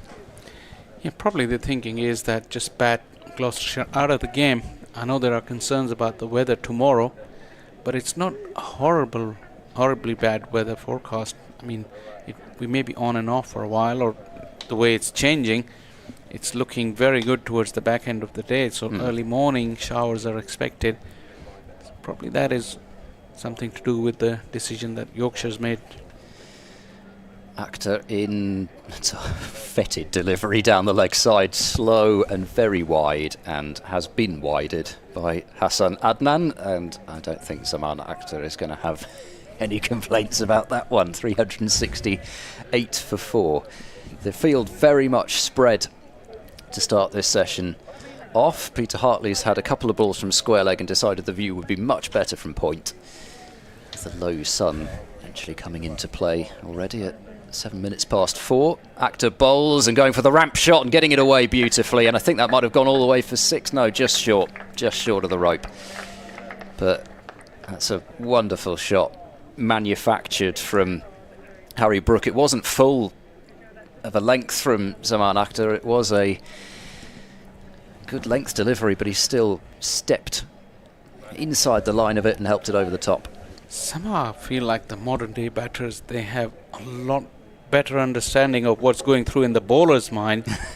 Akhtar bowls backing away and cutting his Brook through extra cover as a chase on for Singhdale, but he'll give it up. That's 4 more runs. Brook beginning to bully the bowling. Yeah, this time it's short and wide and asking for trouble towards that short boundary. Brook doesn't need a second invitation, and now already Akhtar is under pressure and the target moving along very swiftly, just after tea. Even though we talk about this weather, but I think just about 450 should be quite enough in fourth innings. You would have thought so. Actor bowls short, pulled by Brook, heading towards deep mid wickets. Fielder is there and keeps it down to a single. So Brook has the strike, 61 from 49 deliveries, 9 fours, I think that is now. Once that will tick over, 9 fours and 1 6 in his innings. The lead is 440. But yeah, I don't know. I mean, it's always easier when you're not actually the ones involved in the heat of it and thinking about how many points you might lose here or there. You always kind of feel up here, you tend to say, oh, just declare, but you know, there would have to be a lot of interruptions tomorrow, more than at least the latest forecast I've looked at suggests. It suggests there will be possibly a fair bit of rain overnight, but actually not a huge amount of rain during the hours of play. You know, I don't know. It's easier to be aggressive from here, certainly. Marsha De Lange starts off the proceedings from the far end. That one kept low. And Harry Brook, it went under his bat, just quizzically looking down the pitch and then to his bat. Yeah, I know these decisions are always hard to make if you have to make them. Easier to comment on. But on the other end, I would just think, like, if any team survives 120 overs or get 450 in the fourth innings, you just tell them that you played well.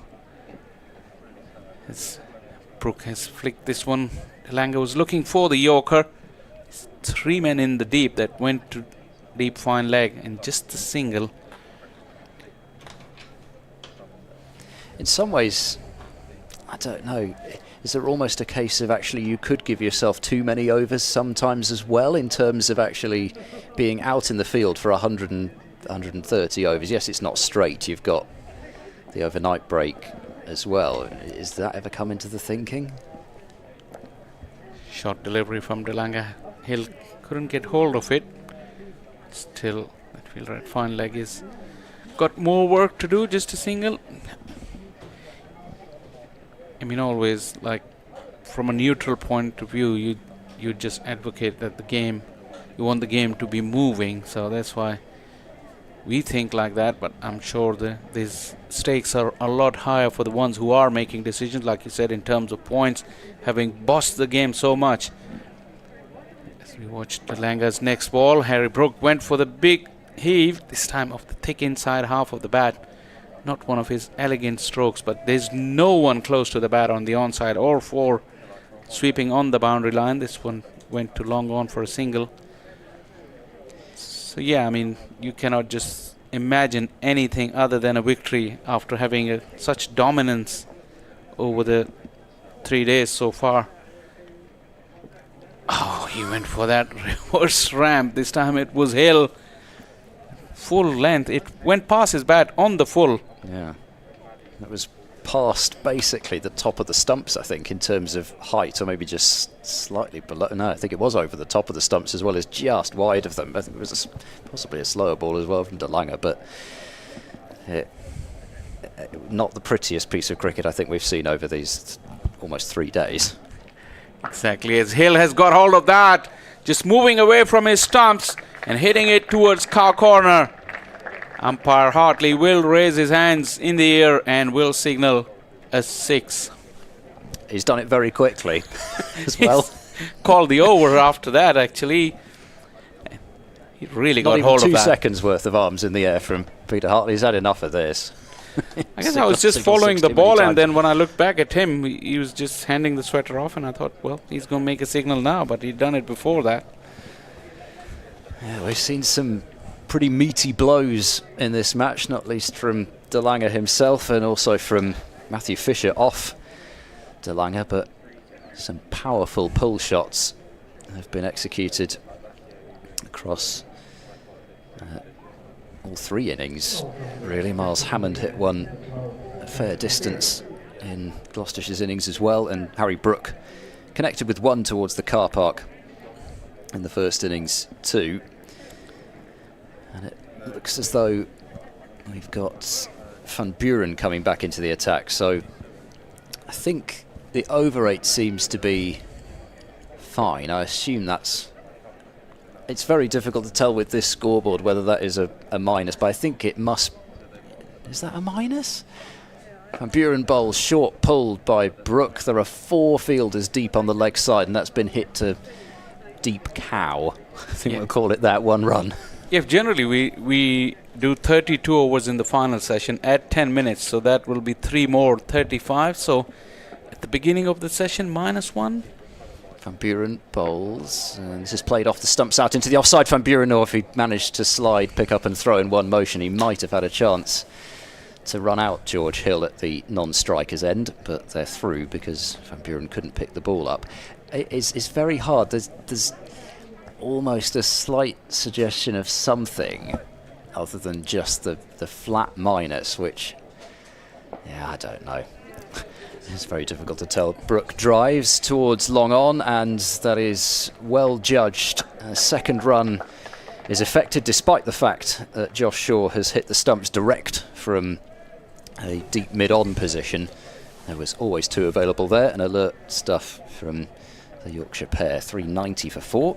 The lead is 453, so even ticking up above 450, but in some ways, if that were the number, then you might as well have these 3 deliveries because they're going to come off the board anyway. So if that were what Yorkshire were after, then it might be the end of this over. This is cut by Brook to deep point. 1 run taken. Everybody back on the boundary apart from short fine leg.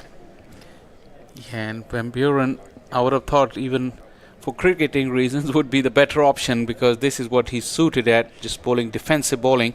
Van Buren bowls and slightly yorking himself, Hill, as he gets towards the pitch of the ball. They fancied 2, well, Hill did, but Brook didn't.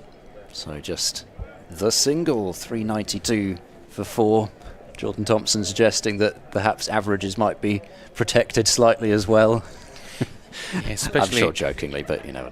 I mean, batters do think about it, let's be honest. Van Buren bowls, last ball of the over, worked into the leg side. Van Buren had to get past Hill to do the fielding himself, but it won't matter because it was only going to be a single anyway, and we keep our eyes on the batters because we can't see the dressing room from our position here, but it seems the wave has not happened, so we continue with Marchand de Lange. 393 for 4. The lead is 456. I wonder how they'll be on the dressing room, you know. Will they be sort of, you know, conspicuously absent? Will they be sitting there Ben Stokes style, sort of, you know, feet up, raised? Oh, there we go. Yeah, they're looking fairly relaxed. Not quite sort of Stokes McCullum type relaxed, but plenty of whites certainly there, out there. Lange's next delivery, it's in the air and lined up very nicely at deep mid-wicket fence, and Brook will have to walk back. That is a dismissal that probably wouldn't have much significance on the bigger scheme of things. Just a flick of the wrist. Try to just get some elevation, which is very, very hard from that length. But he still managed to get it all the way up to the fence where the fielders were lined up. And Brook will have to go. Made 68 of just 56 deliveries, although it didn't seem one of his very fast knock, but that strike rate of 121 was more than adequate for the situation.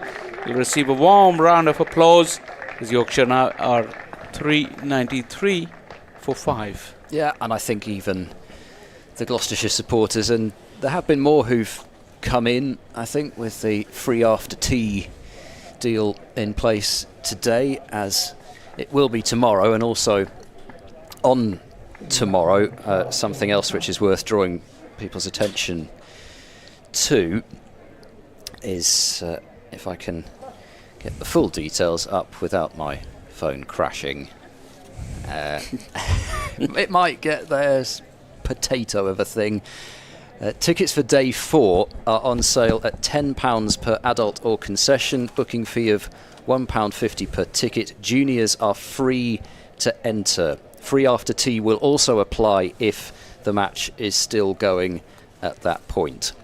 So Ticket prices for tomorrow, £10 per adult, and concession and juniors free. Tilanga once again going for that Yorker. Tattersall off the mark.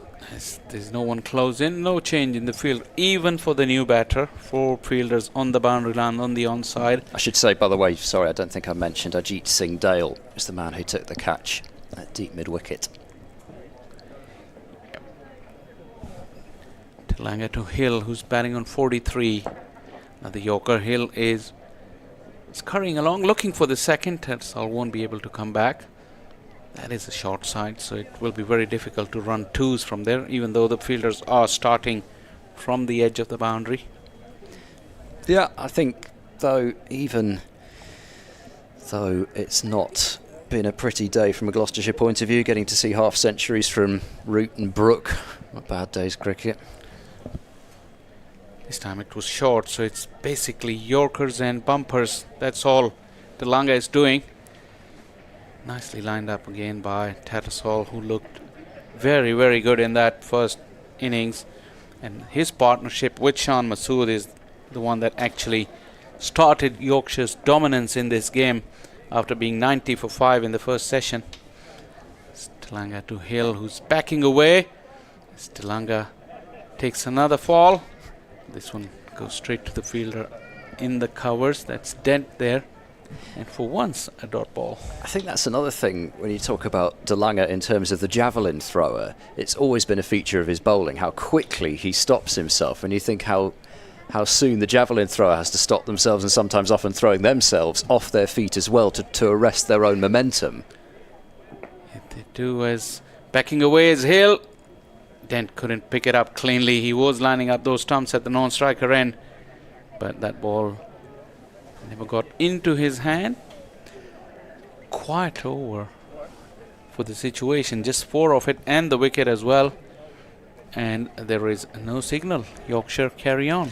Yeah, I mean, again, the tempo of that over didn't lead you to believe that anything was especially imminent either in those terms. I mean, you can see, if you're watching on the live stream, you can see that there are still plenty of the Yorkshire contingent there, including the skipper in the middle of those milling around up there. Van Buren bowls, he throws one wide, but that's a terrific adjustment from Hill, still to get enough power to drive it through the covers, but Dent is across from deep extra cover to keep it down to a single. And once again we have this field where, or had this field where everybody was back on the boundary apart from a man on the 45, who, to be honest, was probably even he deep enough to allow the single. Couple of men come up now for Tattersall, just one at short extra.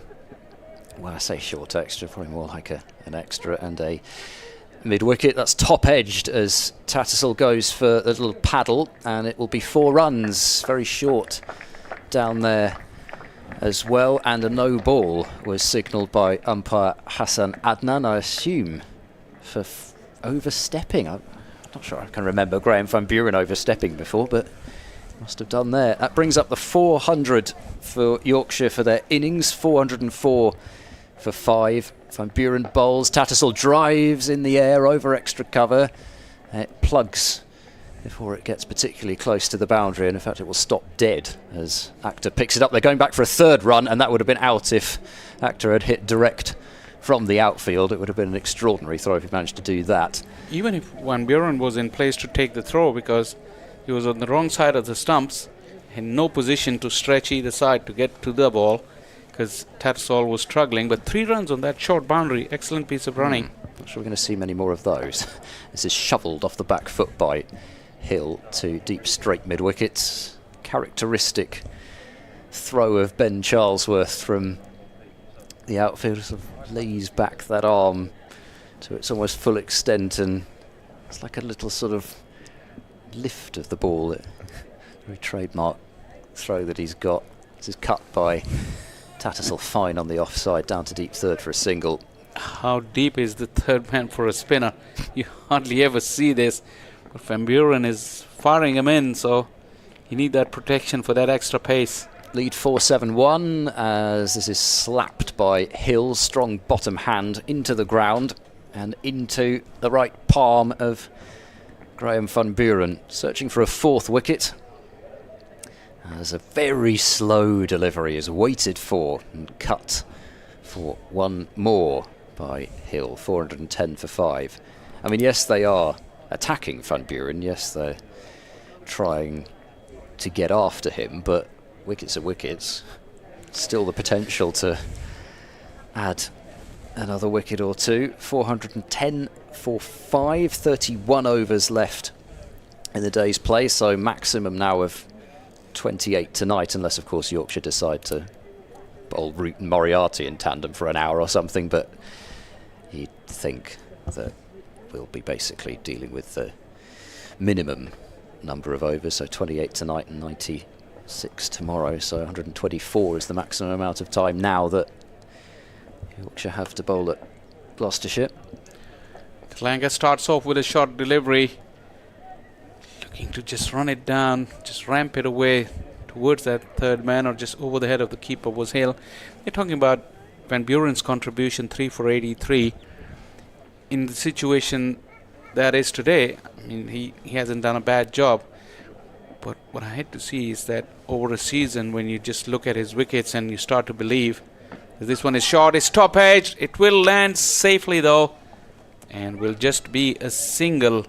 He'll still couldn't get to his 50.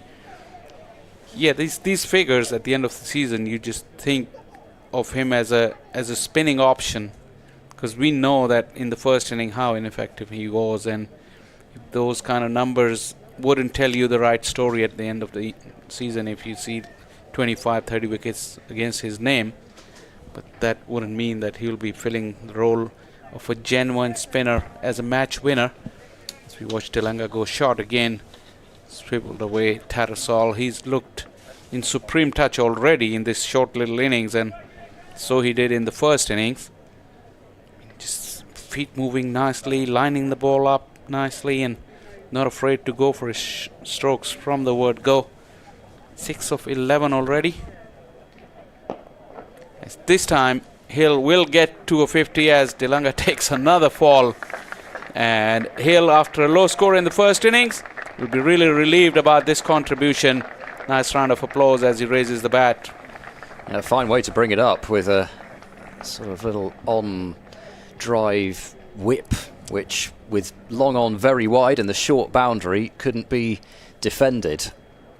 So another half centurion for Yorkshire in this innings. Tilanga, this time Hill moving away, slaps it, the bottom half of the bat, running hard for the second runs as the throw comes on the bounce. But Hill would be completing the second run, and that is 418 for 5. So the lead is 481. So all the batters who've been dismissed, apart from Shan Masood reaching 50, missed out with the 40 clearly, and George Hill now half century as well. Tilanga is appealing, I don't know for what. She was really appealing for caught behind, even though that's landed about 2 feet in front of Bracey. He put a lot of effort into that ball, and it just never let the pitch go. It just died on the way to Bracey and bounced towards his left as he was scrambling to the leg side. But again, the over is done. Both the batters are having a look at the balcony, waiting for some clues. Yeah, it's almost as though they're expecting some kind of, I don't know, Marcel Marceau type performance to occur down to our right, because, you know, just a sort of a signal for how many runs per over you want us to go at, or how many more overs left, or whatever. But there's a considerable gathering there, having a chat about something or other, or perhaps they're discussing the latest crossword clue. I know we're talking about this declaration, but what else it's doing is wearing down the minds of the opening batters as well, because they would be hoping or thinking about a declaration. And we're 23 minutes into the evening session, and the declaration was rumoured to be coming a lot sooner. But as we watch Price start again, that's a top edge from Tattersall. Again on the sweep. In fact, it might not be a top edge, it might just come off the body. It's looped over the keeper for what's been signalled as a leg by in the end. Yeah, maybe arm actually rather than glove, and Ollie Price was appealing for LBW or ABW. 419 for 5. Price bowls very wide. Hill puts bat to ball and just flaps a single out through the covers. So maybe 500 is there. I love it when we get to these sorts of situations. You go sort of this milestone, then the next one, and the next one. You can always come up with some sort of a theory as to what might be going on down there. If only they'd just tell us. Price in down the pitch. Tattersall clipping the ball through mid-wicket. 1 run is taken.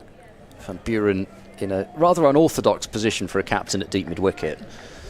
But considering everybody's back on the boundary, it's probably about as close as you can get to Ollie Price, actually.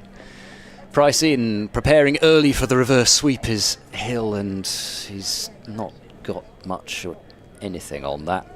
And another cursory appeal from Price. To be honest, even if it were a good shout, I'm not sure it would seem like one, because only Bracey or Ollie Price could actually get in the umpires' minds to deliver any sort of an appeal.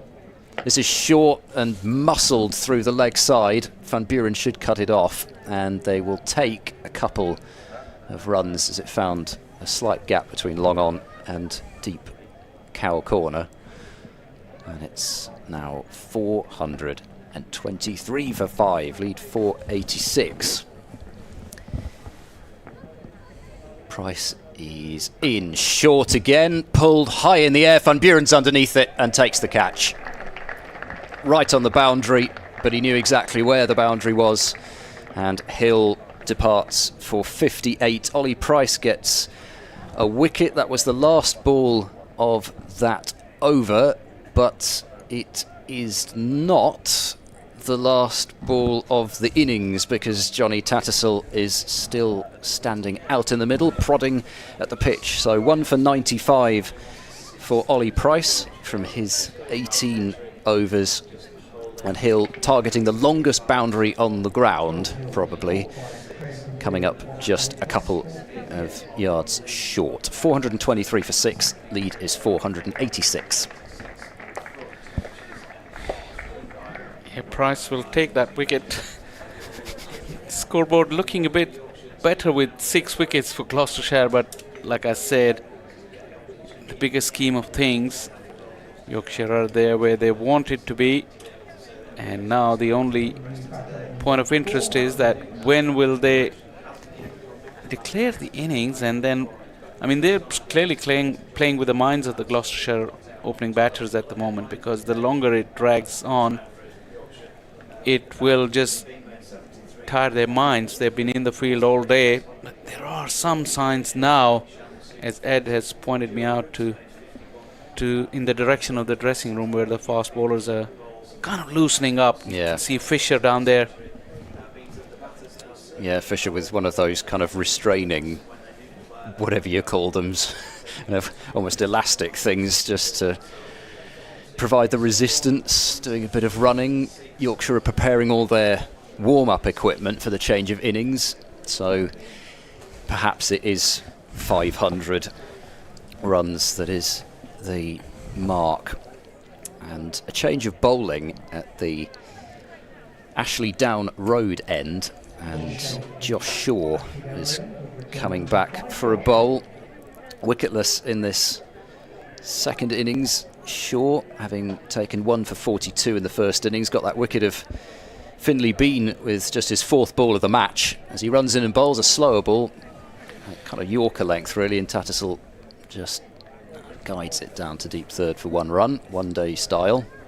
It seems a long time ago, that first wicket in the very first over of the game. Certainly started off with a bang. Yeah, but then clearly fizzled out. 90 for 5 at lunch, and Yorkshire were 190 for 6, and Gloucestershire putting an opportunity down for that to be 190 for 7.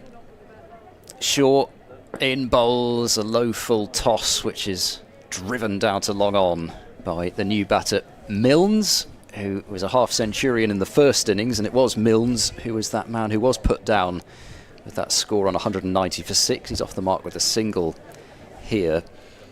And, well, who knows? There's every chance Yorkshire would have come out and bossed this second innings anyway. But Gloucestershire will be left, and again, it was mentioned last night as well. They've had some opportunities that they haven't grasped, some moments with both ball and bat, as there's another full toss from Shaw, which is clipped to deep mid-wicket, and 1 run is taken. 400 and... oh! My screen's gone. It's back again. You took it away from me. You knew I was halfway through looking at that for a number and you took it away. 490 run lead. That's what you should say, is you should be able to work it out. Shaw bowls full Yorker length. Milnes drives, but only for a single to Van Buren. So at the moment, if 500 is the marker, then Shaw has at least managed, by not going for boundaries in this over, to leave Gloucestershire with 1 fewer overs that they would have to negotiate, and it is looking very much as if that is the case. It's not going to be a sort of a, well, we'll see where we get to type thing. This is going to be out and out survival. There's another low full toss from Shaw, is drilled down to long off by Tattersall in fairly agricultural fashion for a single. One more thing, we all have seen many games of cricket, and all day batting had looked so easy, but don't expect to be the same when Gloucestershire come out to bat. No, I think there's every chance all of a sudden the pitch might be doing a little bit more. Shaw runs in, bowls, and there's a left leg out the way and a heave. Handsome shot down the ground from Milnes, soaring away for 6. And that might have gone over the top of the stand into Legends Walkway. So Milnes opens his shoulders, and it is 434 for 6. The lead is 497, and that's it. So 500 itself, not absolutely the marker, but Yorkshire have pulled the plug as Milnes and Tattersall sprint off. That 6 ends what has been a very stylish innings overall from Yorkshire in the grandest of styles, as they've made 434 for 6 from just 82 overs in the end. Adam Lyth, 113, the top score. It was a pretty imperious knock from him. Finlay Bean, the 73, Shan Masood, 40. Really, nobody looked in any particular danger until they got out, and to be honest, they more got themselves out in terms of looking to attack rather than really a spectacular piece of bowling. Joe Root was strangled down the leg side, having made 51. Harry Brook dominated for 68 from 57 balls before hitting one out to deep mid-wicket. George Hill made 58 before doing the same off a short ball from Ollie Price. Tattersall finishes 15 not out, Milnes 8 not out. There were 8 extras, 5 leg byes, 2 no balls and a wide. I'll run you through the Gloucestershire bowling figures in brief, but you might want to cover your ears if you're a Gloucestershire fan with some of these, I'm afraid. Josh Shaw, 11 overs, 0 for 69. Ajit Singh Dale, 13 overs, 0 for 46. I thought he probably deserved a bit better than those figures, but then here we go, where it goes. Ollie Price, 18 overs, 1 for 95. Graham Van Buren picked up 3 wickets, 3 for 83 from his 15. Marchand de Lange, 14 overs, 1 for 88. And Zaman Akhtar, 11 overs, 1 for 48. So Gloucestershire will have to hope that things are as difficult for Yorkshire to take wickets as they've found it. I suspect you and I both think, Faisal, that is unlikely to be the case.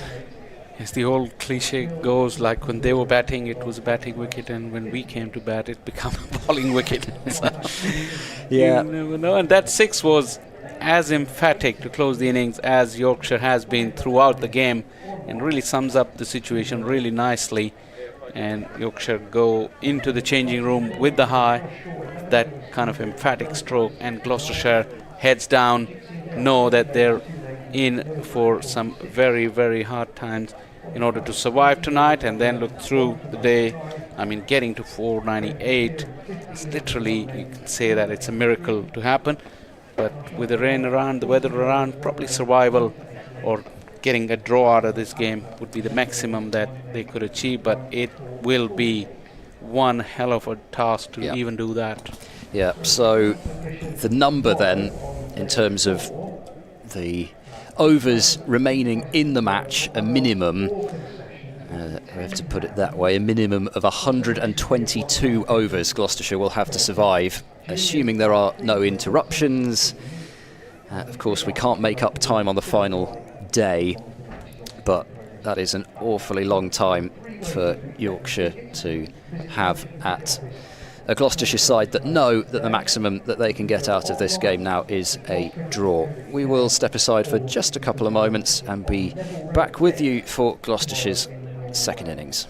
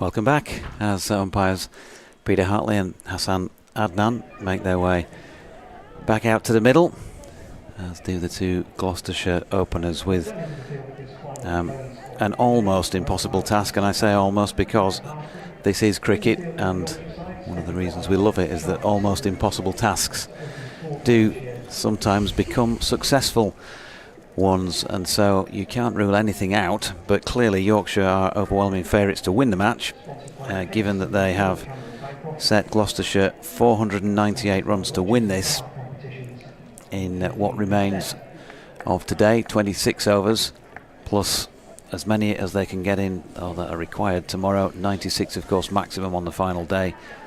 Can't make up any time, as Ed was saying before the break here. And a little bit of weather around theoretically, but we'll see how that pans out, because things can change in that respect. It is windy. It might blow in a different direction. Who knows? Ben Code's going to open the bowling from this pavilion end. And Shah Faisal and myself, Jonathan Doidge, with you for this first spell after the break. Ed Seaborn alongside to pick up a bit of the slack as well as we go through the rest. Oh, he's saying no, that's it, he's had enough now. Yeah. He just closed his eyes. He just cannot watch this first spell. He's nervous. So what are they going to go with here? They've got 2 slips and a gully plus a point. Shan Masoudi's at mid-off, come extra cover, fairly wide and just inside the wicket ends really. Moriarty at mid-on. George Hill at a shortish mid-wicket as Code comes in for the first ball of this Gloucestershire second innings. And Cameron Bancroft leaving that one. He's out there with Chris Dent, of course. Yorkshire have also got a leg gully in the form of Finlay Bean, and a long leg, very wide one as well. Getting loose. I think that's Matthew Fisher out there in the distance. Yeah, correction. Ed is watching. Ed is watching. Yeah, he's brave. Here's Code then, fresh from that 250th first-class wicket, the third one he took in the Gloucestershire first innings, driven there by Bancroft. And Shan Masood decides that he wants to call time on his cricket career at this point in time. He might get a job as a goalkeeper somewhere with the dive he just made to his right. Would have made a fairly good penalty save. Would have been a good penalty save, but it won't be a good save in open play because he's just tapped into the feet of the oncoming midfielder. That's true. I can tell if you were a football manager, you would be asking a lot of your players as Code is in, and that's flicked square on the leg side for the first runs for Gloucestershire, and Bancroft, one of them. Demanding manager. Oh yes, it's a result business. You've had that many times before. Would you be giving the players the hairdryer treatment? The famous Fergie? Yeah, of course. I mean, I love the man, I have to be honest about him. And the way he went about his business. An absolute legend. Yeah, it's not bad at all just to give the hairdryer treatment out every now and then. Code round the wicket now. First ball to Dent in this second innings, and he's successfully dealt with that, dropping it into the offside. These professional millionaires can take it easy sometimes, you know. You got to remind them they get paid very handsomely, so yeah, be on the button all the time. And would you use the word mindset in and among when you're talking to your players? Would you be that modern? I'm not sure about that. Or would you be a bit more of a Brian Clough? Get in there, that's what I pay you for. Here is Code, flicked off the legs by Dent. And round goes Milnes to do the fielding square on the leg side, so 1 run again. Mindset or mind games, the old Rafa Benitez press conference about stats and facts about how Fergie used to play mind games, even with the official, not just the opposition. Yeah. It was a historic outburst as well. Mrs. Benitez. Code bowling to Bancroft, who drops it into the offside, no run. Remind me. Rafael Benitez, that press conference ahead of the game against Manchester United. He just came out with facts that how Fergie affects the Oh, the officials outcome, and the more officials than the opposition about just the way he made comments and just intimidate everyone else. Yeah. Mind games. That's what he said. Mind games. So 2 without loss at the end of the first. 25 more overs to go today, and that was. Don't be alarmed. Do not adjust your sets. It was just a stray lead that dropped and sounded much louder than its weight suggests it would. And you know whose it was? I suspect it was Mr. Seaborn's. 2 slips in a gully. Then once again, those soft hands, just reminiscent of the way he got out in the first innings. Ball ricocheting off his bat onto the stumps. Plays it late, almost behind him. And this time he just stayed on that popping crease and didn't go anywhere else. Does he always wear the arm guard? Yeah, getting the nod. He settles into his stance again, quite open. His shot, not wide enough, but just give him enough time to punch it off the back foot. And that will give him some confidence. It's really raced away to that cover boundary. Huge gaps, of course, with 2 slips in a gully. He really rode the bounce very nicely. Yeah, lovely shot. Given the opportunity by the length of the ball. Got it away. There was Finley Bean's been moved out of leg gully to third slip, doing a turning circle there of a turning circly thing. This next one is tapped quietly down to that fielder at gully. Yeah, Finley Bean, it looks like he was going into that gap in the covers, and midway through his run, he was told to come back and go at third slip. Did the whole circle. It sort of was reminiscent of the Monty Python sketch about whatever it was, 100 metres for those with absolutely no sense of direction, wasn't it, really? 3 slips in a gully. Then settles in, fishes at it outside the off stump. Beaten. Nervy prod. He sets up quite wide outside his leg stump and then shuffles in. And traditionally we've seen players who do that. They kind of, especially at the beginning of the innings, they don't really have that as good an idea about their off stump as they have later in the innings when they do settle down. I mean, sets up way outside the leg stump. I mean, his foot is just in line with the outside of the leg stump. Walks in. This time he sees it all right and lets it go. Finley Bean is now swapped with Harry Brook, who's gone at third, and Finley's moved out to gully. Good afternoon to you, Craig Trapps, who said it was nice to hear Jordan Thompson join in with Yorkshire in a fantastic position up the Lawrence, meaning Pudsey St Lawrence. Jordan, of course, associated with that club, as was Trapsy previously. Yours truly, many moons ago as well. And still occasionally now in the old Gimmers team. This one is attacking the stumps. Yeah, Doji, fearsome left arm fast bowler. I mean, fearsome and fast. Just don't ignore those, and the rest is pretty much a good description. Yeah, about him. I think the only thing fearsome is if you're in the crowd when I'm bowling these days, and then you may need to live in fear. David Bates says generous declaration ? 126 overs to get 498. He's only just over 4 and over. They should win, but the pitch is good, and we rarely bowl 2 innings to the same discipline as the first innings of Gloucestershire.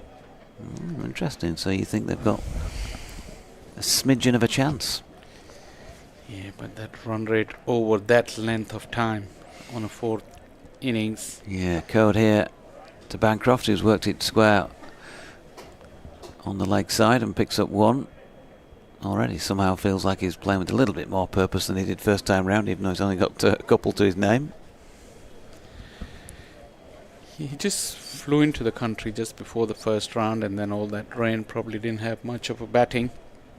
And coming out of Australia, the conditions completely different here, so Probably he just gave himself the task of be there and just spend time in the middle.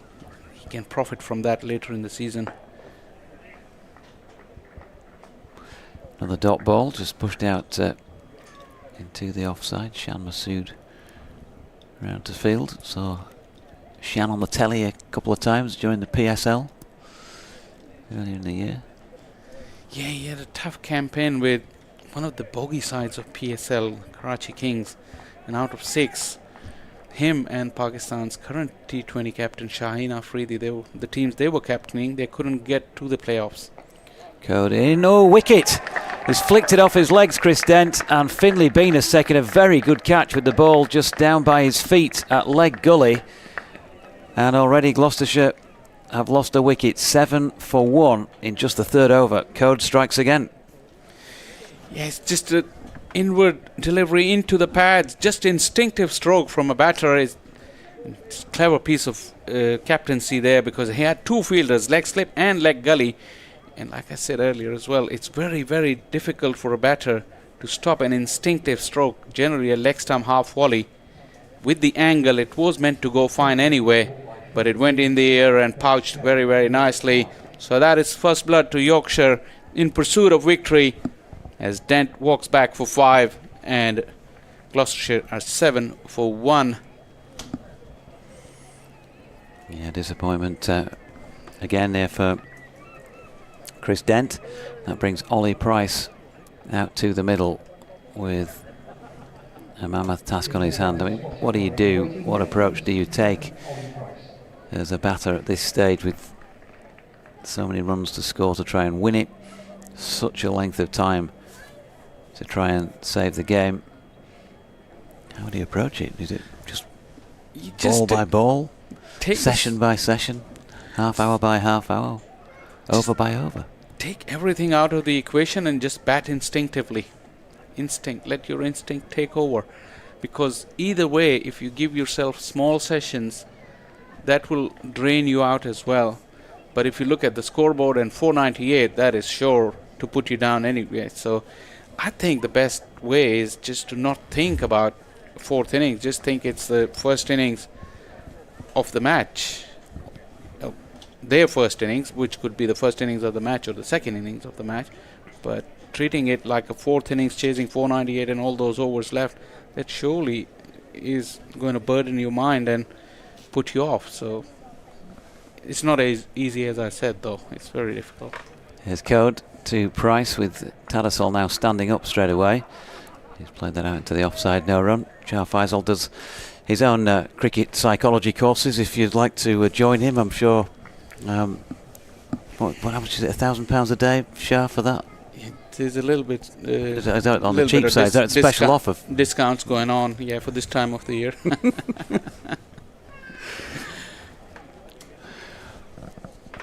Code pushing off and coming in past Hassan Adnan, and positive forward defensive push from Ollie Price.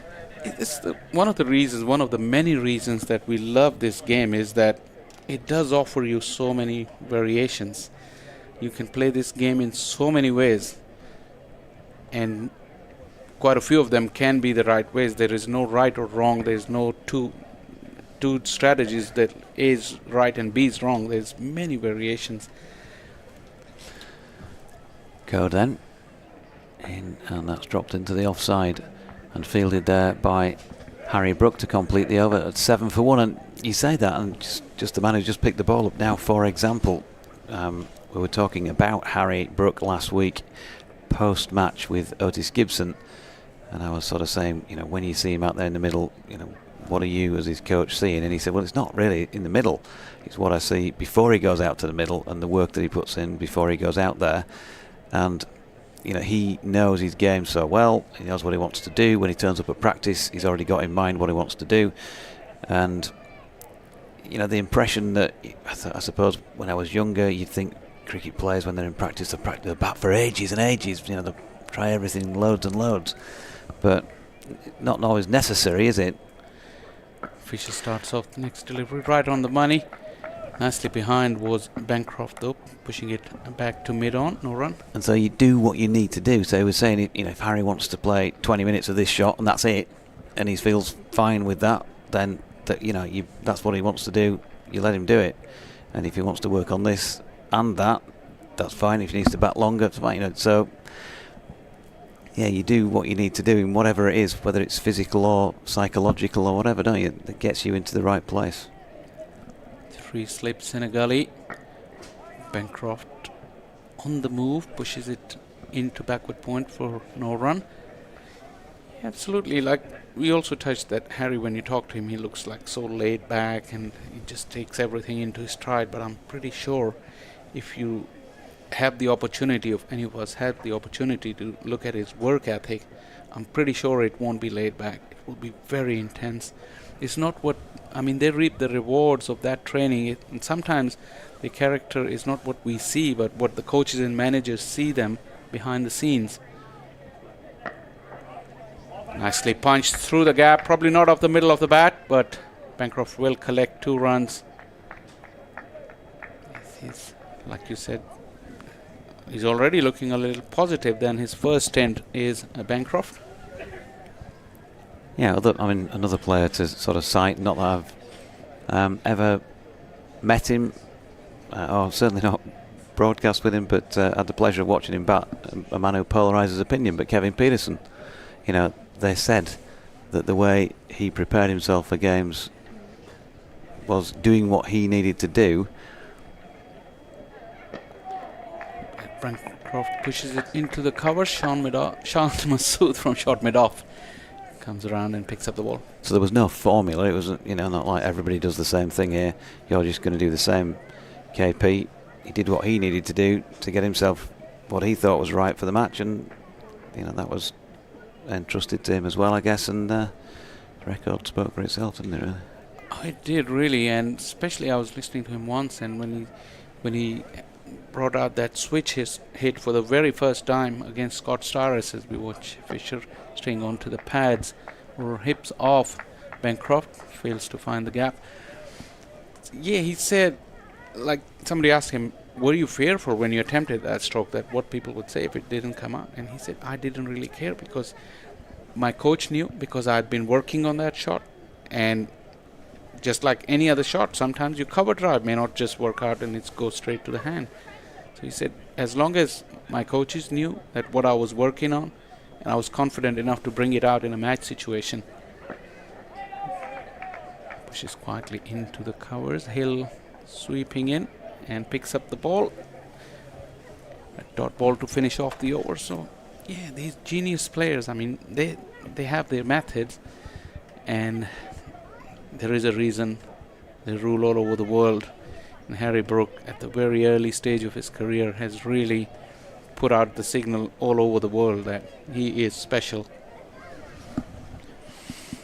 Yeah, David Bates follows up his previous generous declaration comment with, on the other hand, Ben strikes early. I know weather could still play a part tomorrow, so knocking a few over tonight is desirable. A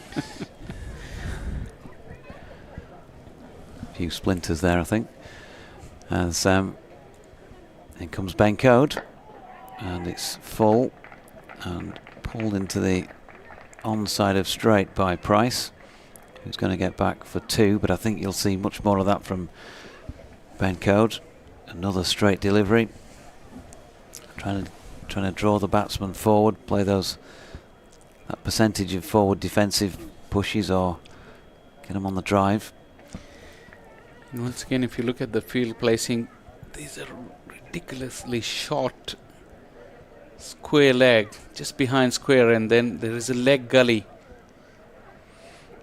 Yes, Code again driven, and this time Shan Masood, what a save there by the keeper.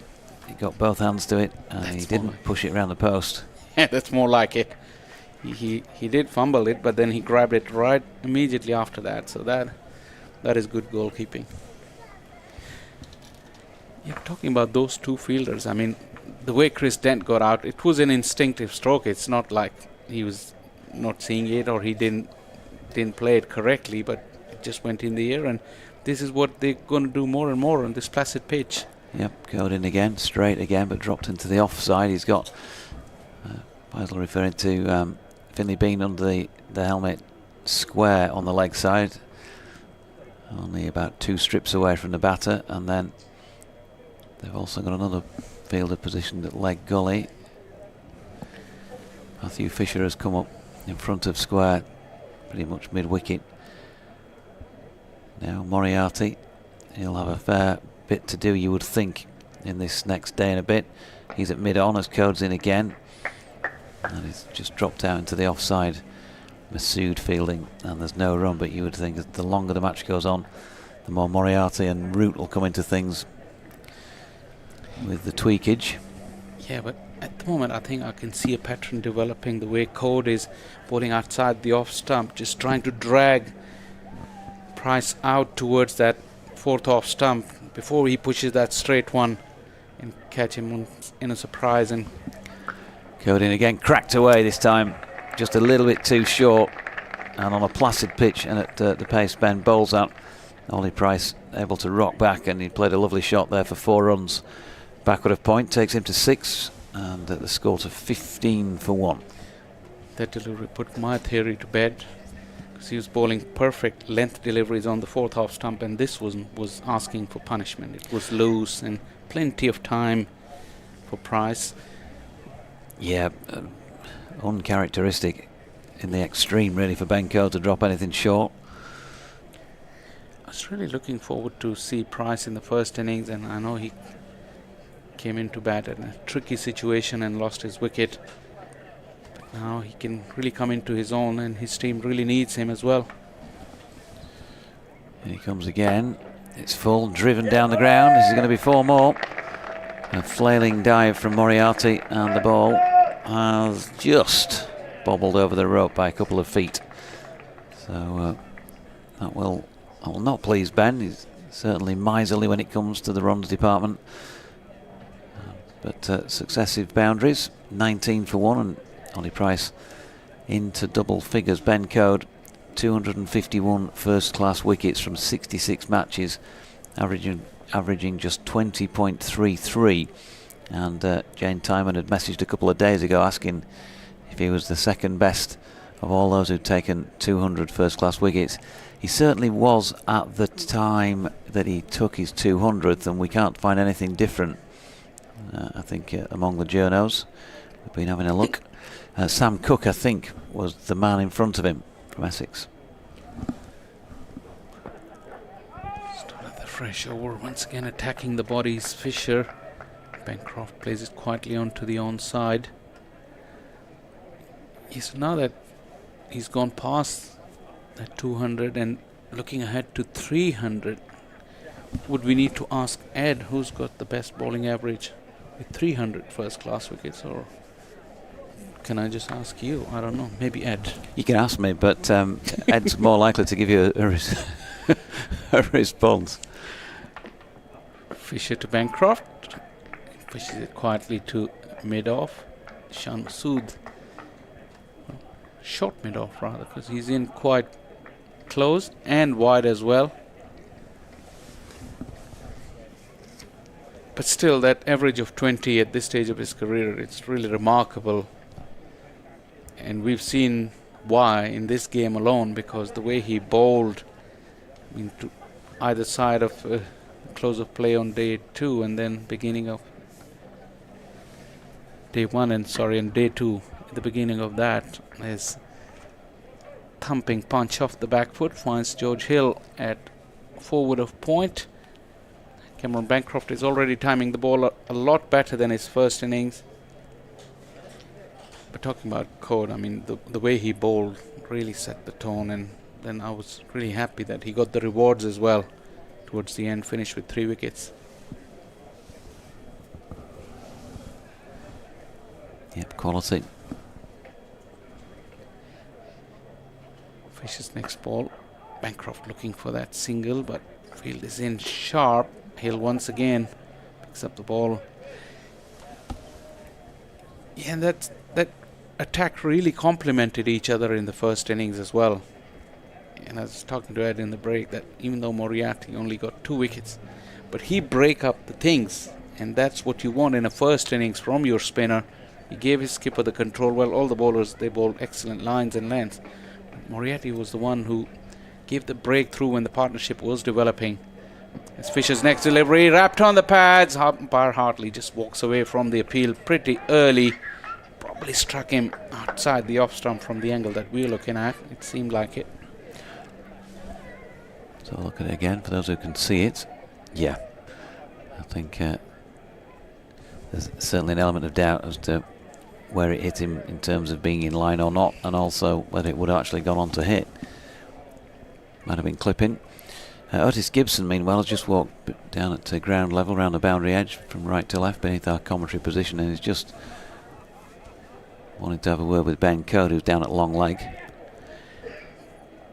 Have to wait for the umpire signal, as this one has just been played onto the onside for a single by Bancroft. No signal coming from umpire Hartley, so a run to Bancroft to finish off the over. Another over survived by Gloucestershire, and they moved to 20 for 1. Bancroft is batting on 4 and Price is batting on 10. And Otis, who's been wearing a Yorkshire, not quite bucket hat, 'cause it's got a wider brim than that, but he's been wearing one of those the last couple of days, upturned. It sort of made it look more like a pork pie hat, really. He's clearly a little more chilly today, and he's gone for the Yorkshire bobble hat. He's just leaning against the advertising hoardings down to our left, watching Ben Code see if he can put into practice what he's just been talking about with him. Oh, good delivery from Code first up. Has the beating of Bancroft, feeling for that. Bancroft was on the walk, an absolute jaffa. Ben Code slightly wide on the crease. It was angling in and straight in from quite a fuller length. Terrific delivery. Yeah, one of those where I'm sure as the bowler you consider yourself very unlucky not to have got a little tickle. Oh, you've got the batter to get a little tickle on it. So Bancroft survives. He's on 4, 20 for 1. Code turns and comes in again. Tattersall standing back, by the way, so far in this over, and Bancroft strokes that back to the bowler. Just a quick look elsewhere. Essex 188 in front at Chelmsford in their second innings at 71 for 2. So still result possibilities in that match, with still well over a day to go. As Code turns again. Running away from us, comes in now, right arm over the wicket. That wraps into the pad, flat thigh pad from Bancroft, but it was fading away down the leg side, and there's a stifled appeal. Nottinghamshire lead by 167 runs in their second innings at 123 for 1 against Worcestershire at Trent Bridge. And again, there's a potential for a win-lose result there, with plenty of time to come. Hampshire 111 runs behind at 6 without loss in their match at home against Lancashire at Southampton. And they're looking less likely that we're going to get anything there unless they capitulate. As a straight drive from Bancroft hits the stumps at the bowler's end, but without the finger of Ben Code on it. Ollie Price just made sure by getting back into his ground. I'll try and bring you the rest of the scores, because the little strip at the top of my screen that goes backwards and forwards, for some reason throughout these last few days, has been jumping too far on. Code to Bancroft, who's flicking this leg stump delivery up to mid-on where Moriarty fields, no run. What else have we got for you? Somerset 152 for 4 in their second innings. That's a lead of 9 against Surrey, but at 4 down, the champions have the scent of victory. Warwickshire 698 for 3 declared, as you know, up at Birmingham, and Durham 490 for 7 in reply. Trail by 208 still. Code in again, and just opening the face on this one. Pushed out into the offside by Bancroft for 1 to take his score to 5, and the total to 21 for 1. In the second division, Leicestershire 36 without loss in their second innings. trail by 320 against Sussex, an uphill struggle for them there. And Sussex obviously favourites to win that, and possibly by an innings. Northamptonshire made 552 for 6, Middlesex 470 for 2, are 82 behind, 81 behind now at 471 for 2. And where's Glamorgan and Derbyshire? There we are. Glamorgan leading by 390 at 351 for 7 in their second innings, and Derbyshire are going to be up against it to save that one, you feel? 3-slip Senegali. Fisher starts off a very, very good delivery. Bancroft was leaving, but wasn't too far. A couple of interesting games going on. Surrey probably, I think, they're in control. Essex at one stage I thought were going to take a bigger lead than that, but then they're batting second time around. Exciting cricket. I mean, the word was generally around here in Bristol that everybody was happy to see so much cricket this week after what happened last week.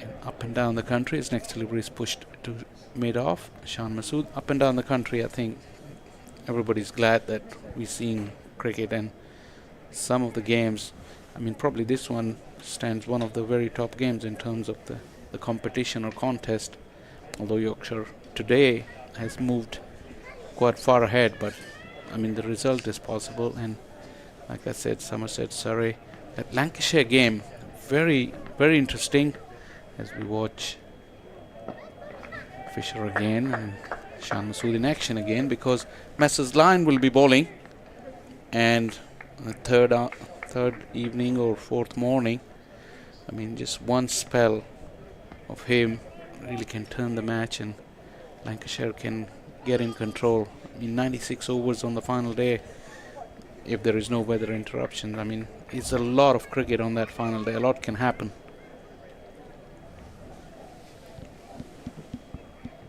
Here we watch Fisher again.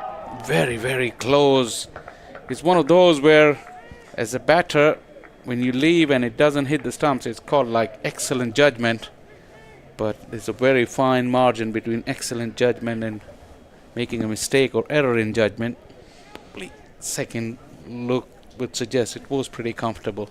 Yeah, I think Matthew Fisher maybe getting just a little more excited than the reality of it, but he's keen. And he's found the right areas and good rhythm from that far end.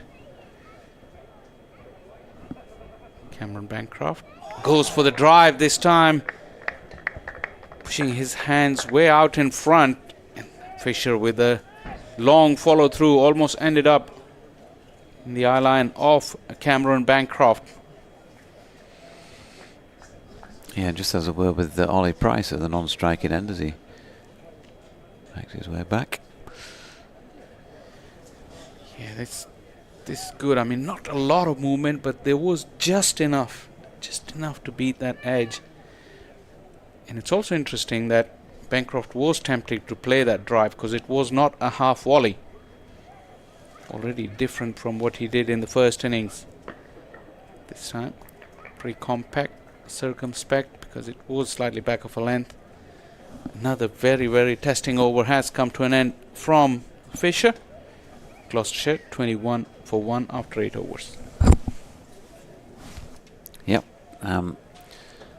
So they're doing the best to keep Yorkshire honest here. Take the game deep. Just that one wicket. Chris Dent caught by Finlay Bean. Well caught by Finlay Bean as well at leg gully off Ben Code. Has fallen so far. 5 off 10 for Dent, including 1-4. Ben Code is going to continue here at this pavilion end. Ed Seaborn back alongside, and they're going to go here with Moriarty at mid-on, Fisher at mid-wicket. They've still got just a backward short leg, about 2.5 strips from the batter, as well as a leg gully, 2 slips, a gully at point, and a wide-ish mid-off on the wicket end as Code comes in. And with an open face, Price stamps that along the ground to Brook at gully. And there is no run. Gloucestershire set out needing 498 to win this match. And they still need 477 to do so, with 9 wickets standing. I did enjoy Faisal's attempt to try and get you excited about the possibility of a Lancashire victory. Deadpan, staring straight ahead. As Cody's in, and that is just dropped into the leg side, and there's no run. Impregnable, as far as that's concerned. You're saying we were enjoying your efforts to try and get Doidge excited about a Lancashire victory. Oh, Who, he sorry? says. Nathan Lyon will have something to say. I'm sure he will, because he's an Aussie. Yeah, never short of a word, are they? Meanwhile, here's Code, fairly wide on the crease, angled in towards Price, and straight yet again. He strokes it out to Moriarty. Will Williams has had something to say. He's removed Fletcher Middleton for 1, so Hampshire are 7 for 1, trailing by 110. So good they named him twice.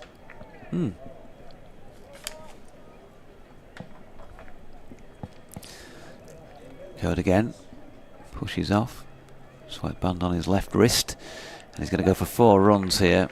Just too much width on this occasion. Tattersall standing up, and Price standing back and cutting that one out through backward point for 4. Moriarty just starting to get loose,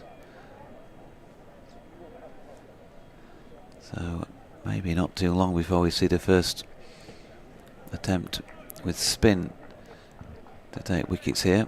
I like that, because you probably want to make use of the hard ball and actually get the ball turning as quickly as it will. Yeah, 18 remaining in the day at the start of this over as Code's in again. That's dropped into the offside for Masood to do the fielding, and if we're honest about it, doesn't get it. Either of us in the previous half hour said there was much in the way of swing about any of the deliveries. It's not been doing too much off the straight, and as we suspected, it is going to be a grind to take 9 more wickets. So Code turns again. That comes in to bowl once again to Price, who turns that square on the leg side. Fisher will get across the field. They get 1.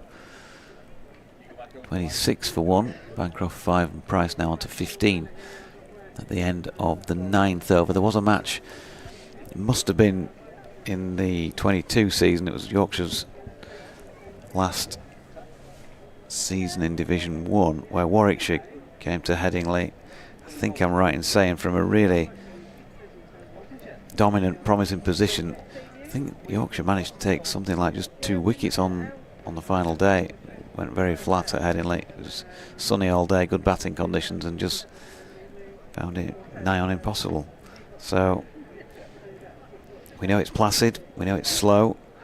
The sun's now been shining pretty much for 3 days. Yeah, don't expect anything less than hard work. Moriarty's just been tiptoeing out his run up at the Ashley Down Road end. He's not coming on yet, because Matthew Fisher is going to take this next over. Yeah, he's certainly making every sign that he's coming into the attack quite soon. He's having a word with Cameron Bancroft as well about something. In goes Fisher to bowl to Price, who stands tall in defence as the ball dribbles to mid-off. There's no run. Just to put this potential, I mean, in terms of a chase, and I'm only talking about this just because, but just to put it into some sort of a context, there have only been 2 higher successful chases in the history of the county championship, going back to 1890, and only 9 higher in the entire history of first class cricket. This is an on drive attempted by Price, but bat turns in his hand and it finds mid on. One of those being last year when Surrey chased down 501 to beat Kent at Canterbury. Did it by 5 wickets as well. I remember following that from afar, and he just, you know, even probably before Surrey walked out, you felt, oh, they're going to do this, aren't they? This is so typical Surrey that they're just going to walk it, and so they did. They never looked much like not getting it, but they did lose Rory Burns in the first over. Centuries from Sibley, Smith and Folkes, and got there very easily. In goes Fisher, bowls, and Price with a guided forward prod finds cover.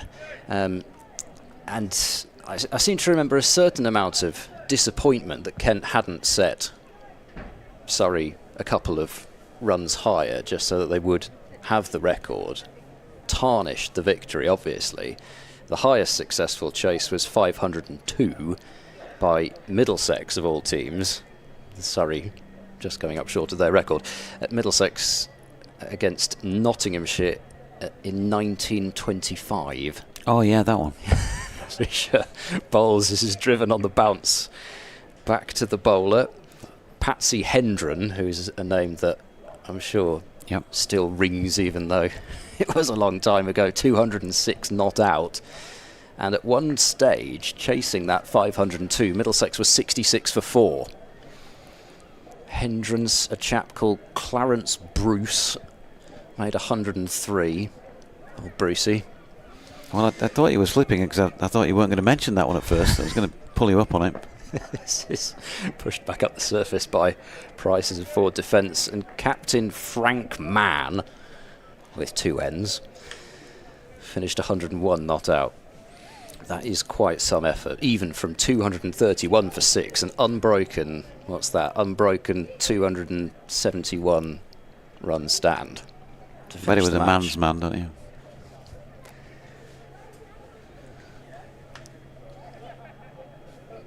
Some probably ugly bowling figures for the time, really, with a run rate of 3.5 and over, and it would have been going some. Fisher wide of the crease bowls, driven uppishly bottom of the bat. Oh, it's been misfielded at mid-off, and now they've run on the misfield. There's a shot at the stumps which misses, and that might have been close with a hit. So Price survives. It was a late decision to go through for that single. There is that adage which is totally silly. The most rubbish adages in cricket about running in misfields, but there they nearly did get themselves in trouble. 27 for 1. You're getting annoyed there, Ed. Well, I just an adage, cricket adage. There are some things. Don't run on a misfield. So what if the ball's fumbled by extra cover and it goes within a yard of the boundary, you're not supposed to run. Never run on a misfield. Well, we've found the thing that touches a nerve now.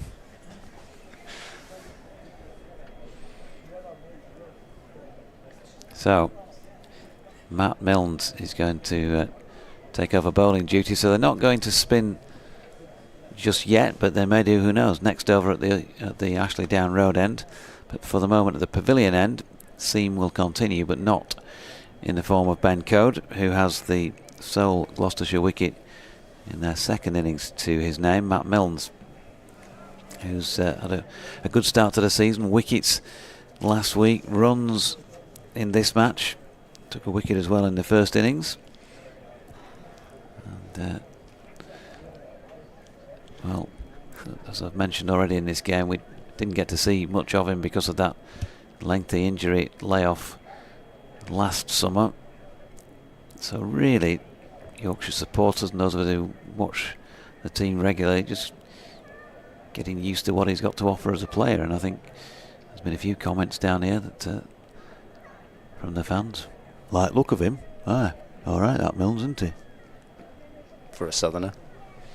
Well, he's from Nottinghamshire, isn't he? Oh, that's true, but that's still south. Here he is, in. First ball is just back of a length, and that's pushed into the offside. Price on strike, no run. I'm sure Matt will be delighted that there's been a few spectators who said, like look of him. Aye. High praise indeed. We don't dish it out willy-nilly, than us. No, exactly, and nor should you. Milnes then, in past umpire Adnan. Nicely played, Ollie Price. Just had to climb high, tiptoes, tall figure as he is already, to a short ball. But top of the bounce, he just guided that one away. The third man area, as you might imagine, with such a massive lead on the board, is vacant, as the fielders are preferred in catching positions.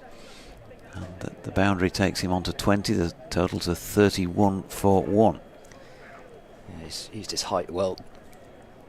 Stood tall, and you're not going to get steepling bounce exactly, but at the same time it's important to watch those deliveries carefully, because as it goes on, we've had another day of mostly sunshine on the pitch. Could get one that might misbehave. Here he is again, Matt Milnes that is, and Price just punching that one out square on the offside. George Hill doing the fielding. So we have pretty much an hour's play, more or less, 16 overs remaining this evening. And with the sun shining brightly, and not a cloudless, but certainly any cloud that there is pretty high in the sky. I think there's no problems in terms of staying on, not like Gosford last night when they disappeared off for a little while and then surprised us by coming back out for 4 overs. Short ball here from Milnes. And again, Price just arching his back slightly to get into the right position, and then he's hammered that one away off the back foot. Very nicely played for 4 more. 24 to him, 35 for 1. Few of the Yorkshire spectators left the ground, and then this morning were saying, did they get back on last night? Yes, and the same with the Gloucestershire supporters. We thought there were no chance, so we left. Yeah, missed a thrilling 4 overs. It was quite something. I mean, you never would have thought they would have got back out there, how bad the light was, and it was amazing how quickly. I mean, it went from utter dinge to the sun suddenly came out. Yeah, just like this for those last few overs. Here's Milnes coming in again, and Price solidly behind it. No run, and we'd kind of, I mean, yeah, hands up, we'd probably all given up on it as well, because we know what cricket's like, and when play ends in that sort of situation with such little time left in the day, there's often a fairly quick handshake and no, we can't go back on. But they did hang around, full credit to them, and did get into more cricket. Milnes turning again. Now then, Masood just a quick word, which means he takes an extra turning circle. And then comes in once more. That's fuller and straighter, and defended back to him to complete the over at 35 for 1. Pete, Bandmaid fan, says enjoying the commentary from all 3 of you, feeling much more positive about the season now. Let's hope Yorkshire can get a win and not let Gloucestershire off the hook. Volume change now at the MATCHDAY road end, replacing Matthew Fisher, number 11, Dan Moriarty. Right, Randall has spoken. Dan Moriarty is into the attack, and I suspect Yorkshire would have had to have put him into the attack anyway, even if he weren't originally going to come in, such as the power of Ian Randall on the PA. So Moriarty, the first over of spin of this second innings, and he weaved a bit of a web in the first innings. Gloucestershire finding it very hard to attack him. Seemingly every time they came down the pitch they miscued it or got out, or both in Bancroft's case. Moriarty 18 overs, 1 maiden, 2 for 65, and he got the wickets, really potentially the 2 biggest wickets of the innings, with Bancroft caught quite spectacularly in a way by Root, and it was two-handed. He had a long way to go, swirling wind, tough sky because it was quite cloudy at that time, and he was out for 70, and Hammond charged past one and was stumped for 43. So Bancroft looked to regain the upper hand in this battle with Moriarty. There's a silly point and a slip as the 2 close catches. Moriarty is in round the wicket to bowl to Bancroft, and this is driven off the back foot for a single. 1 sweeper out is George Hill at deep cover, and it's 36 for 1. The rest of the field a backward point and extra cover. Mid-off and mid-on saving the single.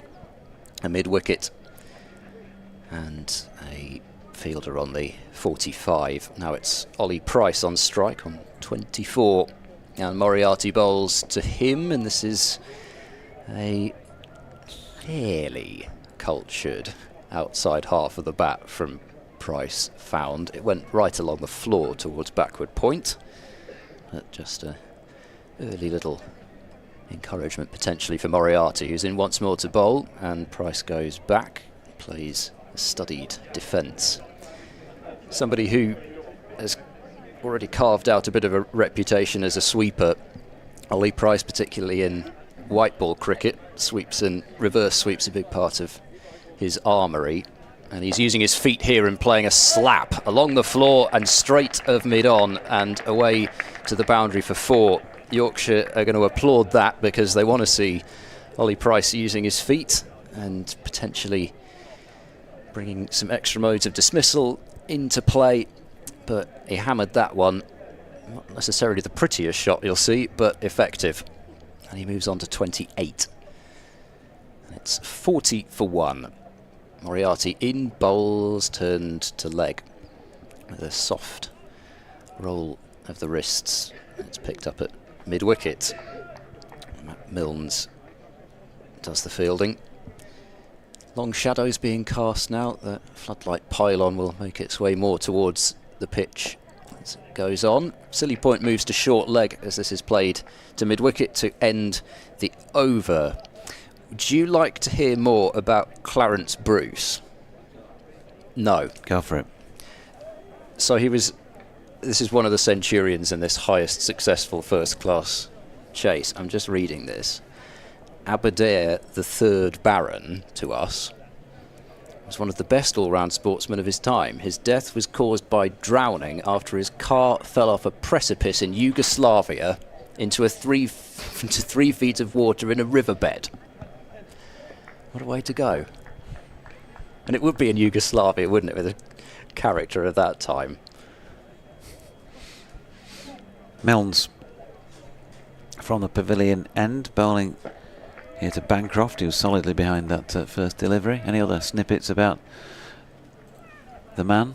He was apparently prolific at rackets when he went to Winchester and Oxford, so, you know, I guess he kind of had to play a sport like that as well.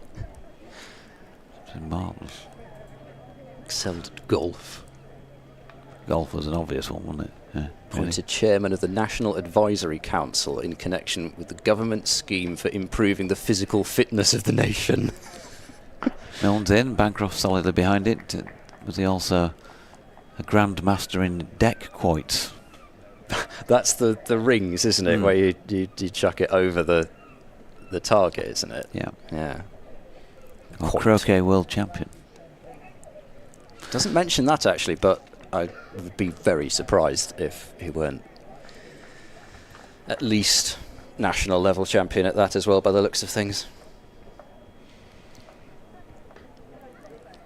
Milnes leaving us behind, passes umpire Adnan. That's dropped into the offside this time by Bancroft. There's no run. Do you want to hear about an event taking place at Headingley? Oh yes. On Thursday the 25th of April. Celebrating Antigua and Barbuda's cricket and culture. This is an event put on by the Antigua and Barbuda Tourist Board, trying to drum up some support for both the Caribbean Premier League and, of course, preceding that, the T20 World Cup, some of which is taking place in the Caribbean. And some of which is taking place at a ground that hasn't even been built yet. Milnes to Bancroft, solidly behind this, and there is no run. Now this is an event. 6:30 start. And playing in their band are going to be Sir Richie Richardson and Sir Curtly Ambrose. Also present will be Sir Andy Roberts and headline Sir Isaac Vivian Alexander Richards. And I've got the privilege of emceeing that event. So you're going to need to fire some questions at me, Ed, because obviously you've got all the knowledge. As Bancroft runs this one out into the gully, and there is no run. Now that is, I think I'm right in saying £50 a head, or you can also book by the table. But if you are interested in that, then well, you'll certainly get the details passed on by the club itself.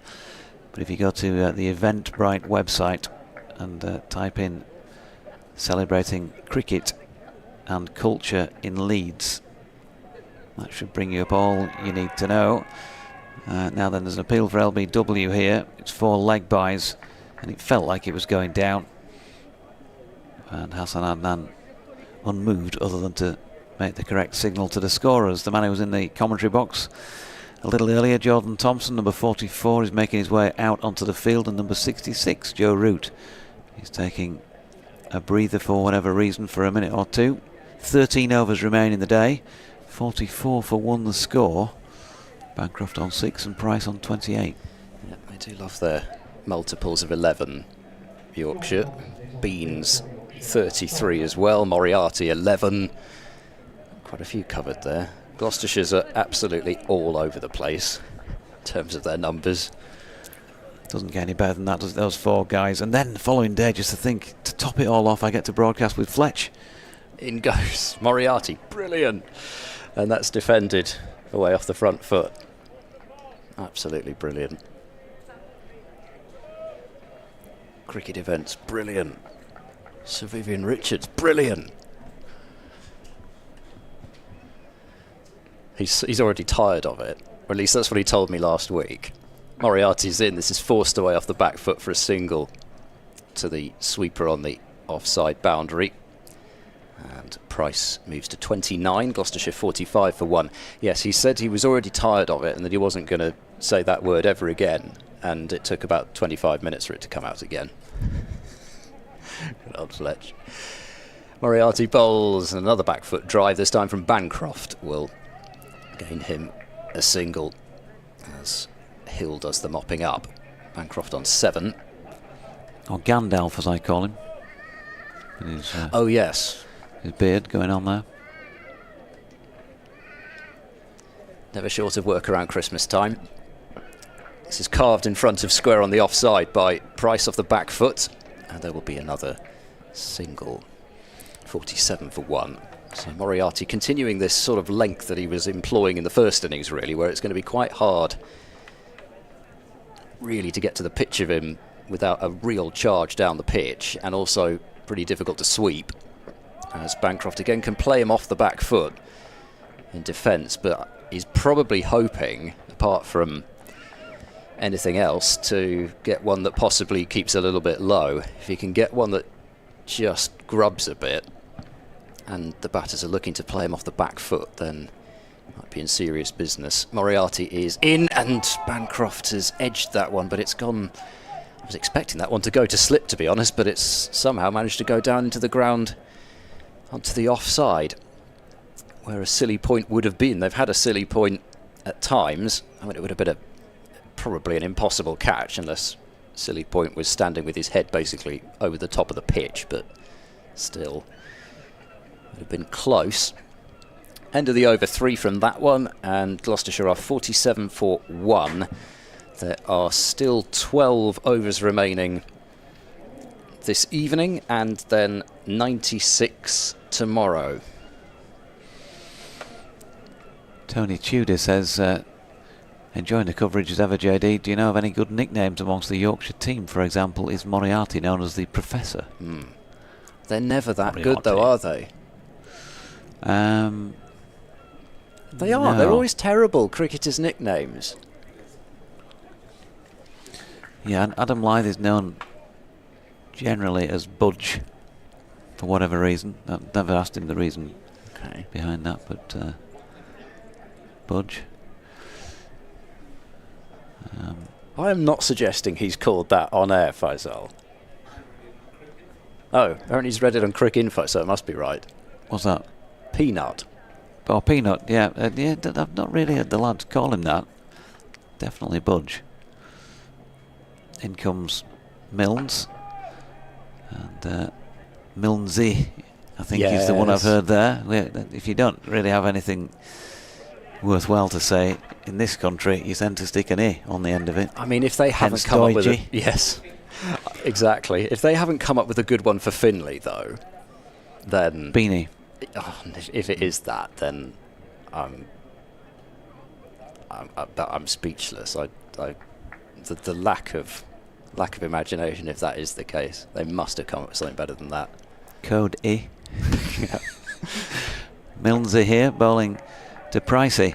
He's run that out into the offside, and there is no run. Oh, you've seen the figure for his contract extension then. And then, I don't know, Moriarty, Fish. Perhaps they should sort of take the Y away from Moriarty. You just be Moriart. Hey, you'd thought maybe Mozza or something like that for Moriarty, wouldn't you? Milnesy is in again, and Pricey pushes into the offside, and Hilly comes in to do the fielding. Beware his bite. Has it reached that time of day again? You see, George could be, given his initials are GCHQ, I suppose. Oh yeah, yes, that'd be a good one. Especially if he ended up playing at Cheltenham. Some close by. I'm told. Here's Matt Milnes again, and Price pushes into the offside. No runner. Is there anything down for Shan as a nickname? He can't be Shanna because that's Marchand de Lange. Maybe it could be Shanana or something like that. They also add E. So mine is Faisali. So what would Shan be then? What, Shani? Shani. Okay, Shani. Well, that's basically the same as just if you added the Y anyway. Yeah. Rooty. Almost. Milnes with a little sidestep in this particular run-up, and that's turned into the leg side, and Beanie does the fielding. And then Jonathan Tattersall tends to get tats. Or tat. Yeah. He's not tatty though. He's very tidy, especially behind the stumps. A lot of imagination gone into the Yorkshire nicknames. You see, in Yorkshire we just concentrate on doing the job properly. Nicknames are just. I think Dom Goodman's nickname is probably not Don. Goodness knows we hear enough of that. Full length ball from Milnes again, and Price blocking. And he's on 30, Bancroft on 7, 47 for 1. With 15 gone, 11 remaining in the day. It's probably time for me to do a little Matt Milnes sidestep. Right, thank you, Doiger. 47 for 1. So, actually, run rate wise, Gloucestershire going at 3 and over, which is more than they probably went at any point in their first innings, collectively. And a protracted conflab going on between Moriarty and Root. Shan Masood is on the field at mid-on, but he's got his hands tucked in his pockets, not looking particularly interested, so Root delivered whatever pearl of wisdom he had to offer, and Bancroft defends this one on the front foot into the leg side, and Shah Faisal is back alongside me. Faisale, I should have said. That was interesting. I was just... But, footballers, they don't do their nicknames like that. Bancroft clips this one wide of Shan Masood at mid-on, and that is a single to move Bancroft to 8. 8 from 41 deliveries, not too dissimilar to his first innings, but it's more about time this time. Exactly. If we were a little bit critical about him in the first innings, this is just tailor-made situation, and that kind of grind is required. Moriarty bowls to Price, who leans forward and plays that one back to the bowler. Pitched a lot further up that time by Moriarty, but Price wasn't tempted into a sweep or a drive. And Moriarty's turning once more. In bowls, forward goes Price. Leans into the defence in almost exaggerated fashion this time. I'm sure he'll be hungry for runs after a low score in the first innings. He was out towards the end of day 1, as it was. Feels like a long time ago. It was day 1. Moriarty bowls, and once again Price leans forward and blocks it away.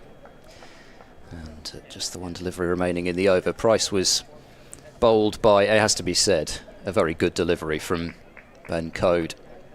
It did take a good nut, as they like to say. Why is it a nut? Anyway, people seem to use it. He was out for 5. Moriarty bowls, and leading forward again to defend is Price to end the over. Just the 1 run from it. It's 48 for 1, and that is another over ticked off. 10 left tonight. Yeah, it's funny you say that. Why is it called a nut? Because none of the nuts is like round, Oh, red. let alone being red. Mm. And pecan is round, but it's not when it's in the shell. I think we're overthinking this somehow. There must be some other reason. We got to figure that out. But yeah, I was just thinking about Moriarty, what kind of mindset he'll be having in the first innings.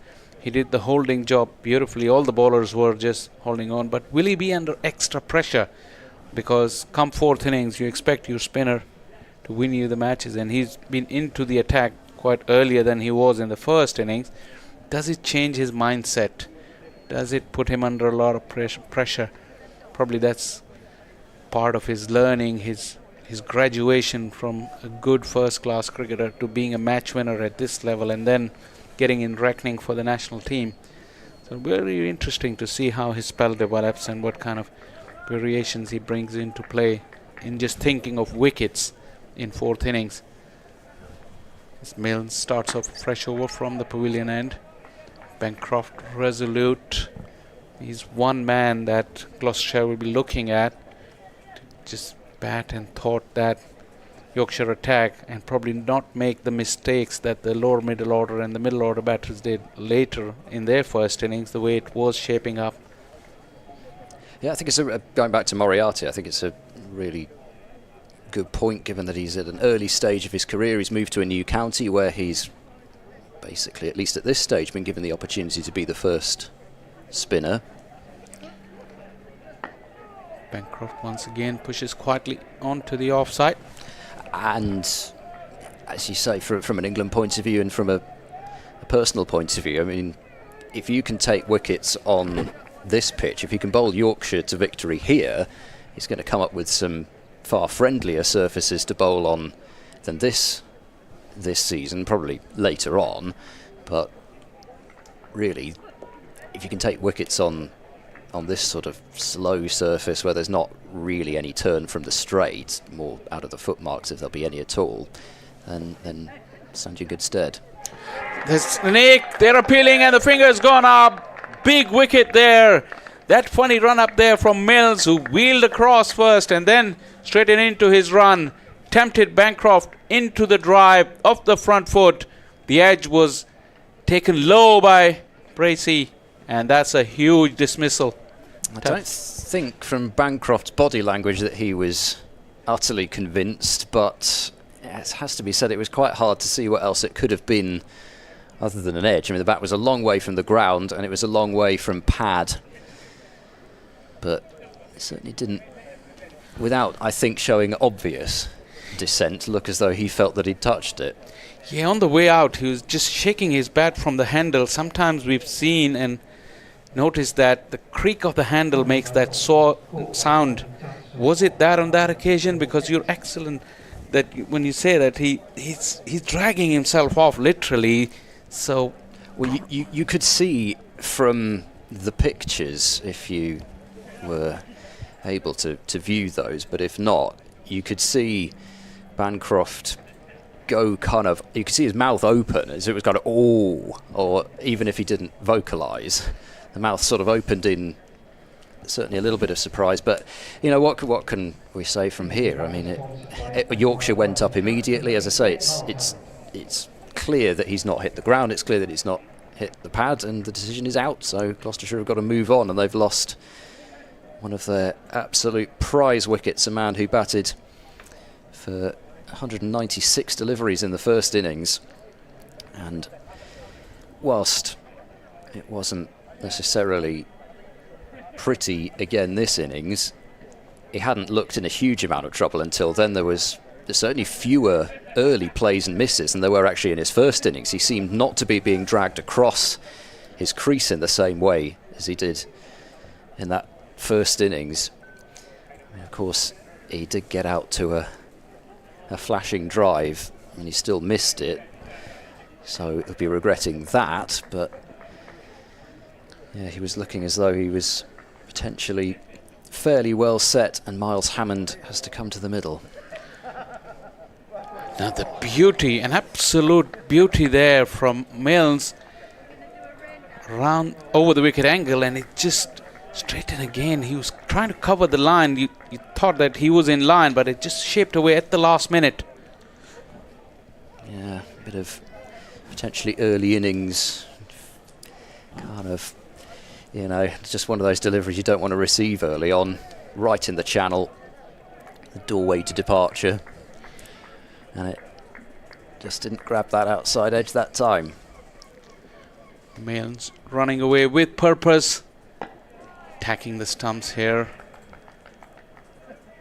Hammond, who hung around for quite a long time in the first innings without being positive, but that Bancroft dismissal and the little clues, as we look at the replay on our monitor, the little clues that the one that you were talking about, the wow, it's very visible that he did that. And also, as he hit, as the ball went past his bat, he never looked back like instinctively batters would do.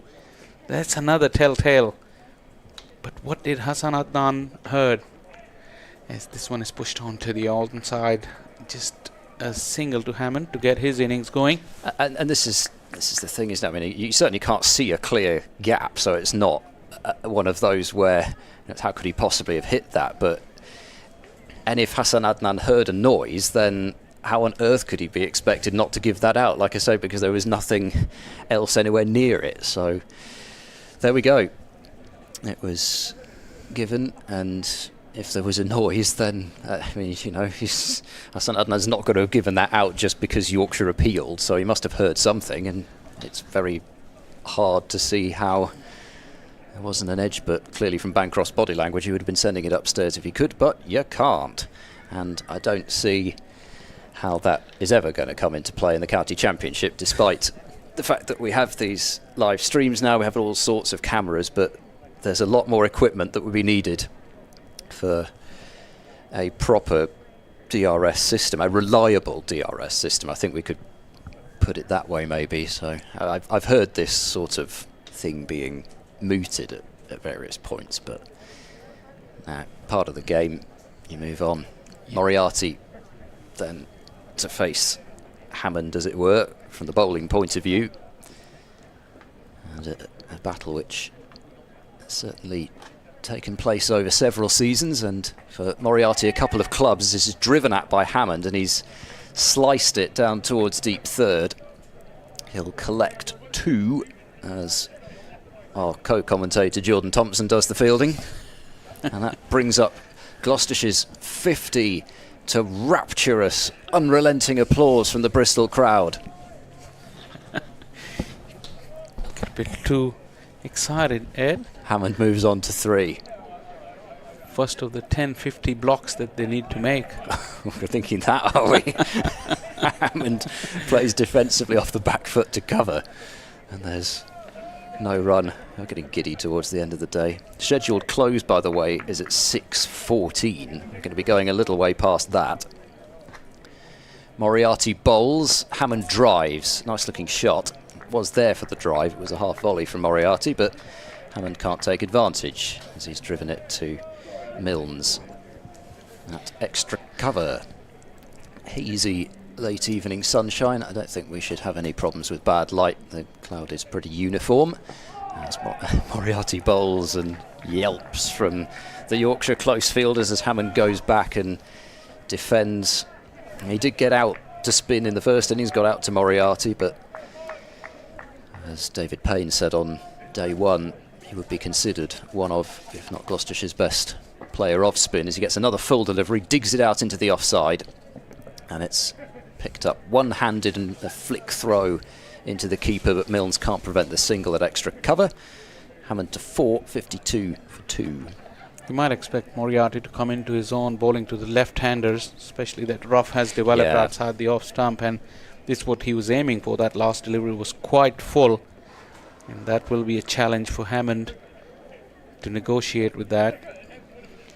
Last ball of this latest over from Moriarty, round the wicket, bowls to Price, who leans forward and defends. Moriarty picks up, and that is the end of the over. There are still 8 overs left this evening, but yeah, as you say, so often actually for the left arm spinner, certainly seen that a lot with Zafar Gohar over the last couple of years from a Gloucestershire point of view, and it'll be the same almost everywhere because pitches are so uniform now. The individual characteristics of pitches around the country just isn't the same as what it used to be, and so often the left arm spinner far more dangerous bowling to the left-hander than the right-hander, as you potentially usually think. Exactly. Yeah, that'll be an interesting battle as it develops. But Price has looked good for his 30. Hammond will now take up strike against Milnes, who's bowling beautifully. He's found that ball to just wobble from a good length. And once again, a very uncertain prod off the inside edge. It went to fine leg for a single for Hammond. But certainly looks in very, very good rhythm is Milnes. And like I said, found the right areas. And with that little bit of breeze, he's able to just wobble that ball in the air, just enough to cause that doubt in the mind of the batter.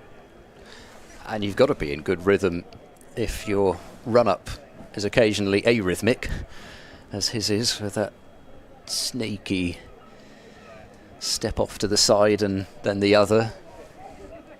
Some deliveries. He did change that run-up on that dismissal of Cameron Bancroft. Not doing it this time, running straight. The usual run-up and a good area. Just hitting the bat slightly high on the splice and rolls down straight to that short mid-wicket.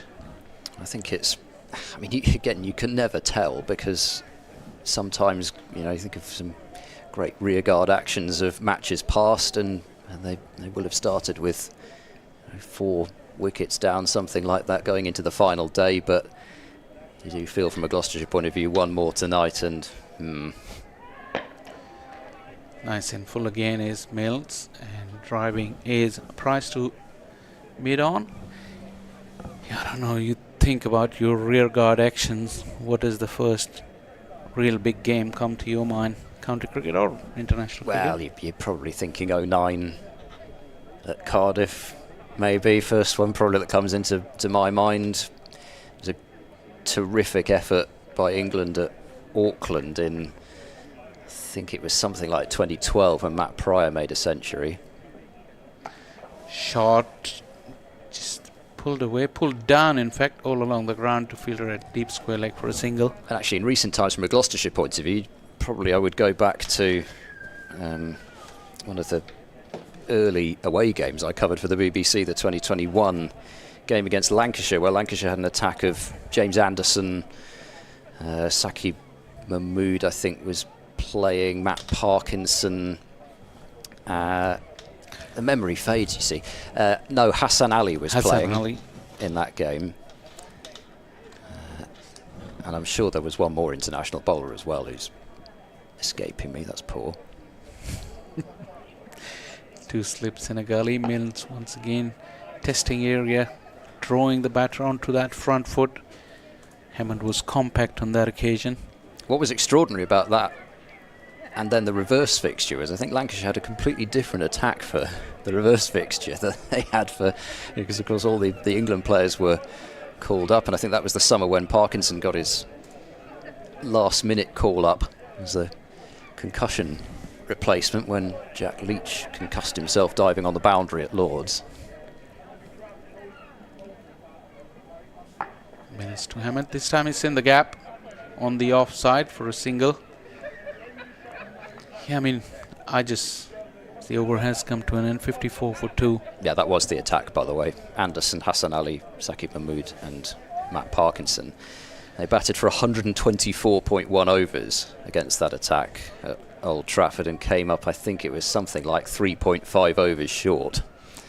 with Tom Lace batting for 201 balls, Hammond himself for 154 balls for his 50, Josh Shaw 56 deliveries, Jared Warner, the Wakefield Wall, 10 from 119.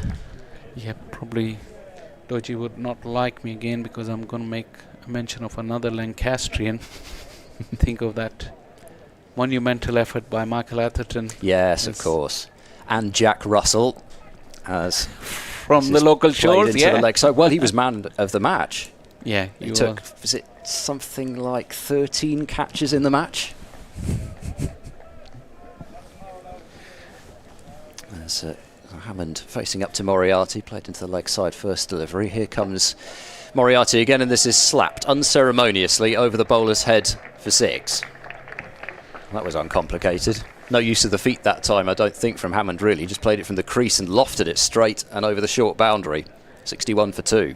And this is something we mentioned so many times in the first innings, that Hammond has the ability to take the bowling on, and he never did that in the first innings. But second innings, he saw the ball nice and early into his half, and like I said, uncomplicated swing of the bat, clarity of mind, very clean strike. Yeah, 7 sixes Hammond hit in the fixture last year at Headingley when he made 92. Couldn't say off the top of my head exactly how many were off Moriarty, but I'd venture to suggest nearly all of them straight into that Howard stand. Moriarty bowls, Hammond plays off the back foot, guided into the offside. They come through for a quick single, which is a well-judged one, as Milnes can't pick the ball up. Wouldn't have mattered anyway. It would have been an impossible throw for him. Hammond to 13, 62 for 2. Of course, Atherton's innings at the Wanderers.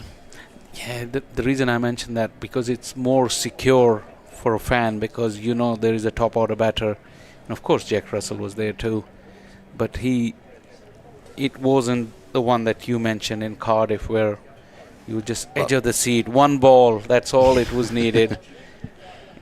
Atherton was more secure, and his effort was big because he was there from the beginning. Next ball is played quietly. No run there, onto the offside.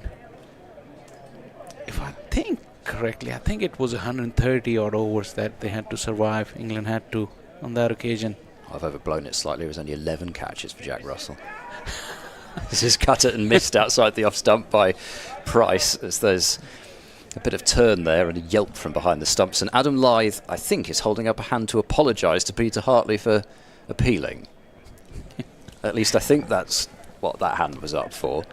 It looked more like a hand of apology than a hand of appeal. Moriarty bowls, 2 short extra covers in place, and this is cut away. Contact made this time to deep cover, and Price will keep the strike at the end of the overs. 63 for 2. And 20 overs have been bowled. Yeah, let's bring up the scorecard of that. 165 overs England batted in that game. Atherton 185 from 492 balls batted for the best part of 11 hours.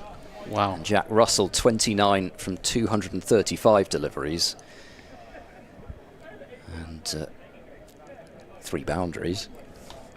But yes, combined with his 11 catches, he was named as player of the... In fact, no, I'd lie. They were named joint players of the match.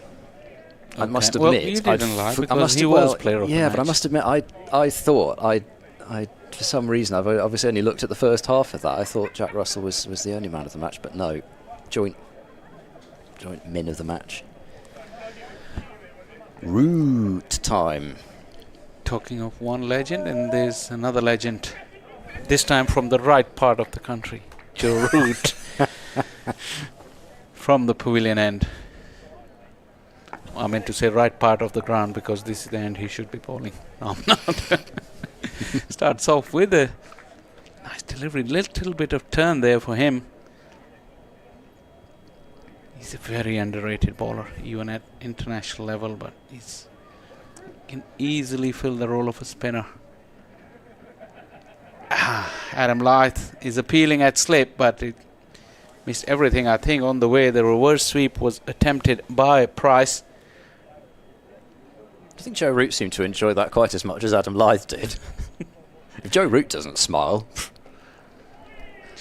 Knocked it on the head, as you may call it, as he went for another reverse sweep. Little bit of turn and bounce. So Price had to get his hand up above the bounce and just knocked it down. No run though. Short third, deep cover, long off. That's the offside field. We need to get the timer out for the over as well, James, because Joe Root really runs through his overs pretty question quickly. is, will he be scared after the first time we did that when a wicket fell? In here, one bounce to mid-off. Joe Root throws his head back in anguish. He'd actually timed it quite nicely. Almost too nicely. Yeah, exactly. What was that delivery from Root as well? He changed his action. I'm not entirely sure what that delivery was. The slider. Finishes off with a slightly round armish off spinner. Just fielded at short leg. A maiden from Root, a real quick one as well. 63 for 2 Yorkshire. So 5 overs left in the evening's play. And having said so confidently about the light not that long ago, I'm not still suggesting, especially with the spinners bowling, that we aren't going to get these overs in. But if you're Gloucestershire County Cricket Club, you would be pretty desperate that the lights don't get used this evening, because then that is another day of usage done in terms of their annual allowance. Moriarty bowls, Hammond drives over the top of Shan Masood at mid-off. He's got plenty of that, and it goes away for 4. Not perfect connection, but Shan Masood could only turn and watch it go over his head. A boundary for Hammond, and it's 67 for 2. Yeah, not quite off the meat. Once again aiming for that rough. It hit towards the bottom middle part of the bat. Didn't sound sweet as well. Shan Masood is hanging slightly deeper than the usual mid-off. Moriarty is in. Hammond drives into a gap on the offside. Price has to be quick, but he'll make it. Again, it's that cross-body throw, and you've got one of the seamers in there at extra cover. And Hammond moves on to 18 from just 16 deliveries, 68 for 2. So clearly Hammond has decided that he feels the best form of defence against Moriarty is to try and take him on. 2 short extra covers in place. Moriarty into the right-handed Price, who's got a thick outside edge on that one, and it goes wide of the solitary slip and dribbles to backward point. Was flatter trajectory, but it did grip and turn. It looked like it hit the shoulder of the bat. Went in the air towards where Gully would have been. Moriarty bowls, and this is much fuller. A huge amount of chance for that one to turn. Moriarty wasn't particularly pleased with that one. He didn't have an exaggerated sort of slap of one hand into the other, but there was a slight one there. It's blocked into the leg side. The goal didn't enjoy it either. Getting hungry at this time of the day as another forward defence comes out from Price. Do you start to see them swirling late on in the T20s here? We probably won't quite reach that sort of time of day, but it's getting towards that, even though it's, obviously the T20 is going to start in a couple of months, so similar sort of light. Seagulls start swirling around, especially with the floodlights on. It can look quite dramatic. Gulls, sorry, not seagulls. People get annoyed about that. Oh, that's played very late by Price, and he's got quite a lot of bat on this, and there's a long chase down towards the fine deep third boundary for Fisher, and they will run back for 3 runs. That was a slightly dangerous shot from Price, at least on the face of it. Tattersall with a gasp of frustration towards the heavens. But 3 runs added, 71 for 2. Now 4 overs left tonight. More dramatic from Tattersall though, but I think Price had it covered. Really brought down the hands quickly on it. Almost you can call it the classic late cut. 3 runs. He'll keep the strike as well. Against Joe Root. This has been a good knock from Price. He's looked secure. He's looked positive as well. In company of Hammond. trying to see through the day for Gloucestershire as he picks up another single off the first delivery of Root. Once again, it did grip as Price was just shaping to hit a powerful back foot punch. Had to check his stroke at the last minute. It was one of those where he's wandered up to the other end thinking, I could have hit that out of the middle, but to be honest, probably would only have been one anyway, even if he had. Huge gap on the offside and a sweeper out on the boundary. Slight field change. Shan Masood ringing changes now. That fielder from deep cover has been brought in. With Root pulling to a ring of fielders on the offside. Short point, short extra cover catching. And it has beaten that. There was not much of a gap there. Shan Masood will chase in vain. Classical off drive. Hammond is looking very, very good. Yeah, I mean, it was a half volley, but there's basically no gaps there on that offside, and that is foot to the ball and wallop. Excellent stroke. Like I said, also the placement was top class. Although Root wouldn't mind because that's exactly how he wants Hammond to play. This is shot and no protection on the offside. Easy pickings on that occasion. This was an error from Root and Hammond was quick to pounce on it. Yes, if you'd sort of take the first one, the second one certainly is not one that Root would have taken. I mean, a slowish surface that's just sitting there and begging to be hit, and a kick at the ground would tell you all you need to know about what Root felt about that delivery. Immediately protection provided. One of the fielder from the ring of the offside has been sent to the sweeper as this one is edged. This was the area probably Root was looking to bowl throughout the over. Perfect line, perfect length, but a lucky boundary to Hammond just past the outstretched hands of the slip. Yeah, they've had two slips in place at times for the spinner. It's a beautiful piece of bowling from Joe Root after that last short wide delivery. Excellent length. Hammond felt he might be able to play it off the front foot, but it hit towards the top part of his bat, couldn't control it, and gets very lucky. Next one from Root. Hammond not perturbed by the previous delivery, still looking to hit that drive against the spin onto the offside. He collects another single. 31 of 20 deliveries, Hammond. Gloucestershire. It's a Baz ball. Yeah, you did say, though, to your credit, in the first innings that anyone from this lineup, as next one has been clipped very, very fine by Price. Action-packed over. And this time Price will collect a boundary. This is the fourth boundary of the over. Very expensive over from Joe Root. 18 from it, and again that is another one that would fall into the category of suboptimal deliveries from Joe Root. If there'd been a leg slip in place, you might have said at least he might bowl for that, at least almost unintentionally, but without a leg slip, just an easy work round the corner for Ollie Price. He moves on to 40, and it's Jonathan Doidge back alongside me. I thought I'd better come back on because Faisal, as we all know, is paid by the ball, and the licence fee payer is costing a fortune for him for this match. So I thought I'd better just pick up a bit of slack for 3 overs. Yeah, you put in all the big shifts. 3 over shift at the end of the day. Now, I've got a little bit of correspondence to read out before it becomes too late for the day, which I'll do during this last couple of hours. That was the real reason for it. It's going to be Moriarty bowling here to Hammond. There's a stifled appeal for LBW, which I think would have hit him outside the line. So, where are we? Come on, Doyd, you found the right email. There we go. Ian down in Romsey was questioning what was the point of Yorkshire batting on for as long as they did. Moriarty in, driven by Hammond 4. Through the covers, square, just a little bit too much width from Moriarty. Howard Ray, afternoon to you, or evening to you, says hi Dodgy. Interesting last session in prospect. Have we batted on too long? I suppose time will tell, but last day forecast doesn't look over good. I think we need 3 or 4 wickets tonight to make it interesting. Really need to capitalise on Brook and Root's inclusion. I just hope the wet weather gives us a break I watched young Will Luxon score a very nice 188 for the seconds at Headingley last week. One for the future, I think. Good to hear from you, Howard.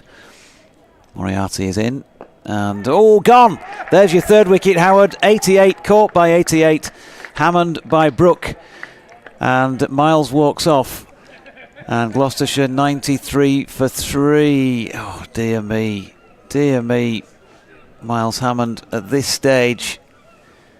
At any stage it would have been bad enough, but at this stage, back end of the day, when you've got yourself in, and he has gone. So that is, I would suggest, significantly bad news for the home side, and a real fillip for Yorkshire, and credit to them for keeping going till the end of the day.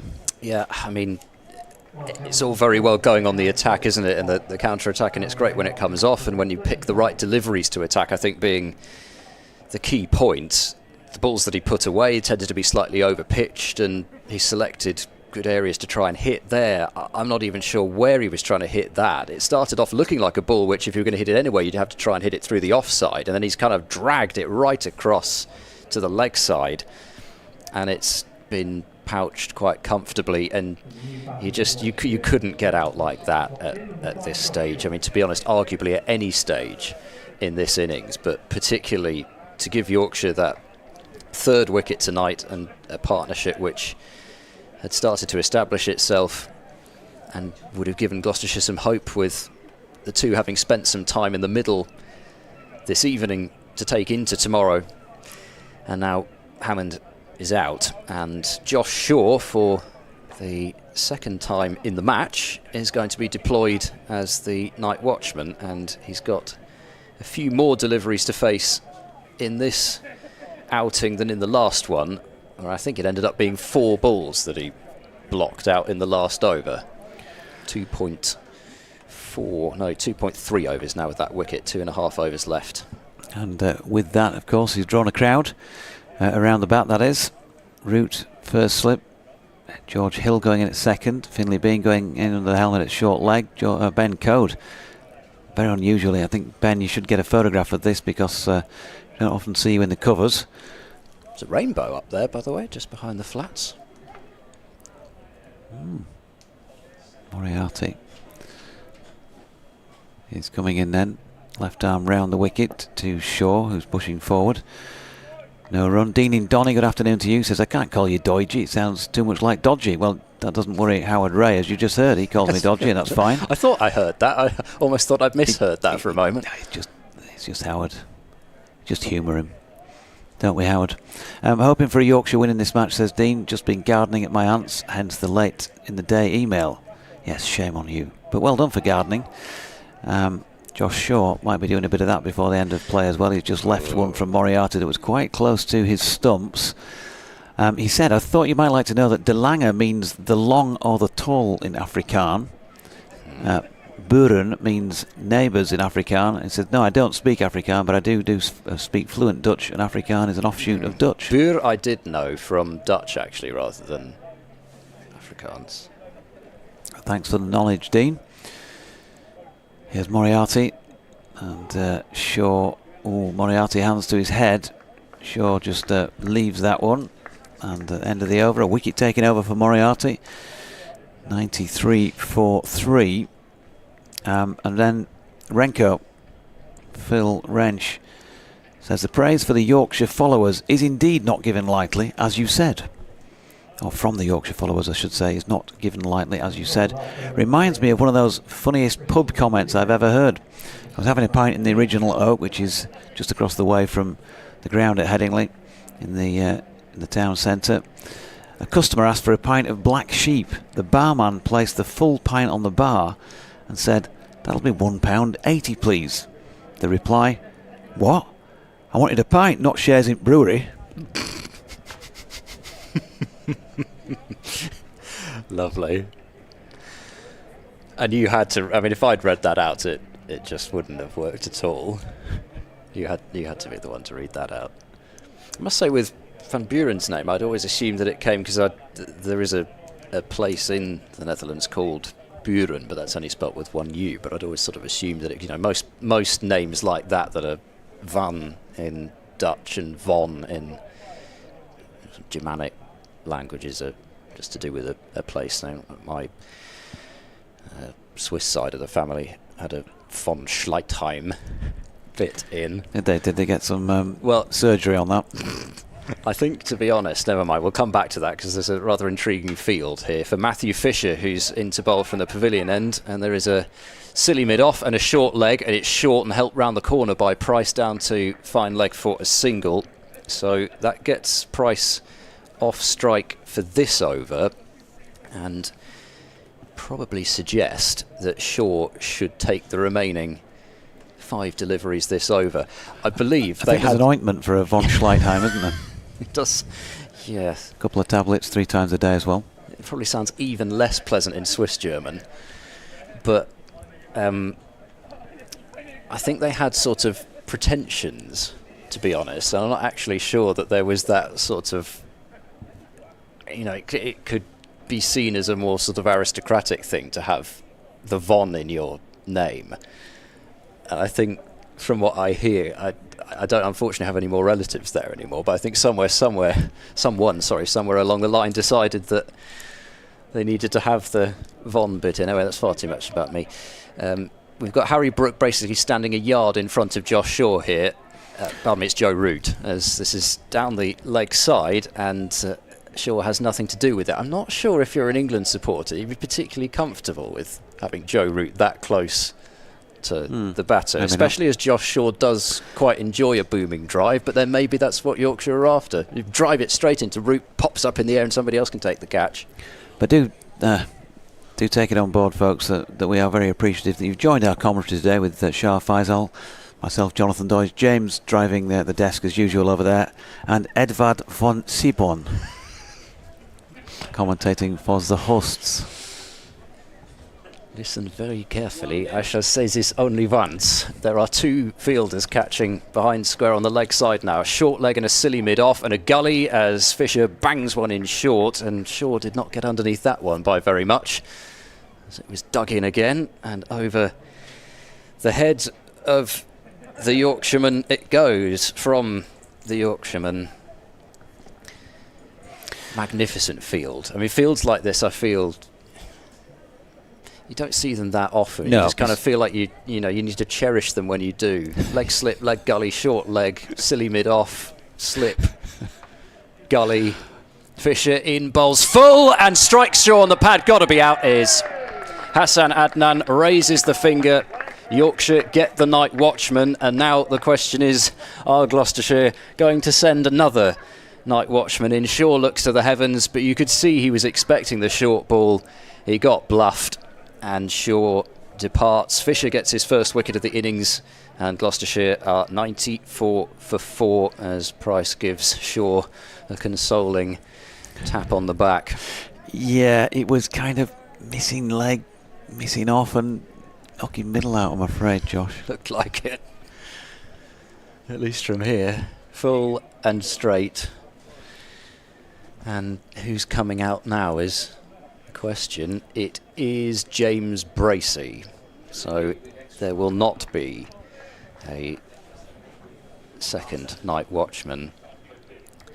Bright sunshine, long shadows, end of the 3rd day. It's not a particularly great time to be coming out to bat. I guess the feeling is you had your chance with the night watchman, and now over to you, Mr. Bracey. Yeah, and for all those who've been querying when Yorkshire should have declared and all the rest of it as usual, then get your correspondence in now. Okay, we've got a few deliveries left on day 3. Have they done the right thing? Have they not? You can't save it until tomorrow at tea, when Gloucestershire are still 6 down or something like that. You have to give us your responses now. They've got 4 wickets with them, declaring as they did around about just after 4:30. So Gloucestershire's second innings, as I noted, started at 4:46 this afternoon, needing 498 to win. Does it look the right call now? Well, if you take the wickets, it's always the right call. James Bracey, the left-hander, facing up to Fisher, who looks as if he's going to stay over the wicket, and a fairly similar field, but not quite the same. There are no slips, and there's just the leg slip. Silly mid-off and short leg. Fisher bowls to Bracey, who works the ball down into the ground and safely out into the leg side. And it's fielded at mid-on. So one delivery remaining in this over, which means that Gloucestershire can only be 6 down at the end of the day. Yeah. No worse than 6 down. Price on 41 will presumably be in the firing line. I'm not sure James Bracey is going to be particularly looking for a single, although there are an awful lot of singles available on the offside.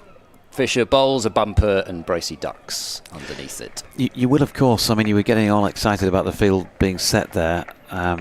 You'll doubtless have your own exciting field pad, won't you, at home, that you've recorded. There should be an exhibition in a museum somewhere. Yeah. The Lord's Museum should put on an exhibition of the most extraordinary fields set in history.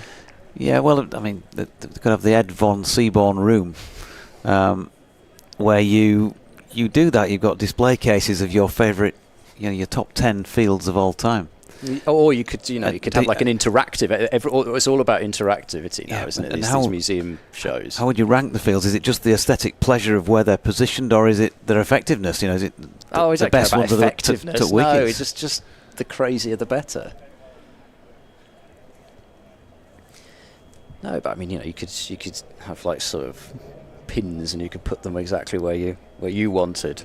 That would be the interactive element. I'm sure it would be wildly popular. Yeah, I can see advance ticket sales being through the roof. 94 for 4 then, and the target 498, so I'll make that 404 required with 6 wickets remaining and a lot of time left in the match. Moriarty for the final over of the day, bowling to Ollie Price, and disaster might be accused of hyperbole, but if he were to get out here in the final over, yeah, then it's not that far off the mark, is it? Moriarty round the wicket. Price flicks one off his legs. He's not out from that delivery because he's going to pick up a couple of runs. Adam Lyth in that faded Yorkshire cap doing the fielding. Gloucestershire will just be hoping for the quietest of last overs here. 4 balls remaining in the day. Moriarty is in. It's just wide of off stump, and Price steps back and cuts, cracks it away. There's a bit of a fumble from Matthew Fisher out there in the deep, but it's not cost him or his team any runs. They got the one that they would have got anyway. Price on 44. It means that they've got the very good but clearly fresh out there James Bracey on strike, and similarly he wouldn't want to lose his wicket at some point during these last 3 deliveries of the day. They're going to make him wait, aren't they? I mean, over rates +3, so that's never going to be a problem for Yorkshire, so they might as well take their time, even if they aren't particularly interested in the exact position of deep mid-wicket. If James Bracey hits this out to deep mid-wicket, then, well, I might not come back tomorrow. Having said that, Ollie Price did have a wander down the pitch as well, so he was also taking a bit of time out of the game as Fisher. It's a bit like the golden shot. You remember that back in the day? You're all too young. I'm showing my age there with a cultural reference. Left a bit, right a bit, up a bit, down a bit, as they tried to get Matthew Fisher in position. James is nodding. Thanks, James. He's made me feel a lot better now. Moriarty over the wicket, and Bracey just propping forward.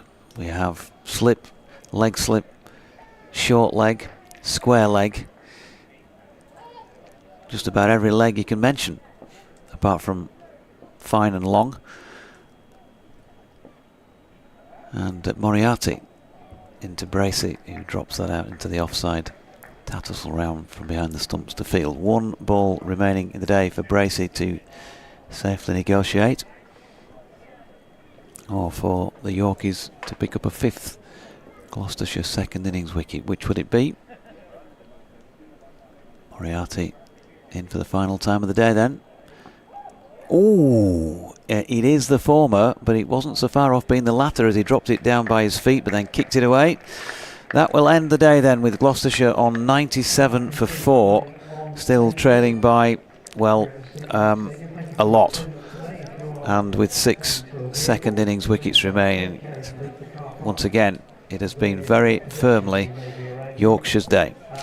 It very much has, yes. Yorkshire have gone from very much having the upper hand to really, in terms of the arm wrestle, having Gloucestershire to within a few centimetres of the perpendicular. So price 44 provides the, I guess, main hope for Gloucestershire tomorrow, but 6 wickets, not an awful lot to bat out a final day with. Yes, one of those is the night watchman in Josh Shaw, but those wickets still count the same as 1 on the board, and they've bossed this really pretty much from the start of, well, from the start of their innings actually. I was going to say, not from the start of the day, from the spell that Yorkshire had to negotiate last night.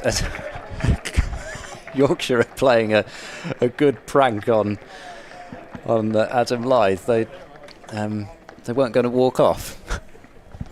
Just giving a standing ovation as he made his way off, and then just stood there and we're going to let him walk up the stairs on his own. Anyway, they're clearly a happy camp, Yorkshire, and why not? After 434 for 6 declared in their second innings, a century for Adam Lyth, runs for everybody. Nobody that was dismissed made less than 40. Half centuries for Joe Root and Harry Brook, I'm sure, will still manage to occupy the national headlines. But in terms of this match, opening partnership of 180 from Lyth and Bean really killed any last hope, seemingly, that Gloucestershire had of working their way back into the match after they gave up that first innings deficit of 63, pardon me. And after having lost 4 wickets now this evening, it looks like a real uphill struggle tomorrow. If you'd like to come in, though, a reminder that tickets are just a tenner for adults, and for concessions and kids get in free tomorrow. Everyone's free after tea if the game is still going. And a great opportunity for people to come in and get a first sneak preview of the blueprint for the Ed von Seaborn museum room on the greatest field set in the history of cricket.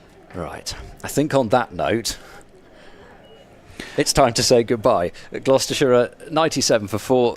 For what it's worth, they need 401 runs to win, but realistically, they've got 96 overs to face tomorrow. We'll see what the weather holds. Every time I look at the forecast, it seems to get better for tomorrow. So do join us then. From Jonathan Doidge, from Shah Faisal, from myself, Ed Seaborn, have a very good evening, and we will speak to you again tomorrow.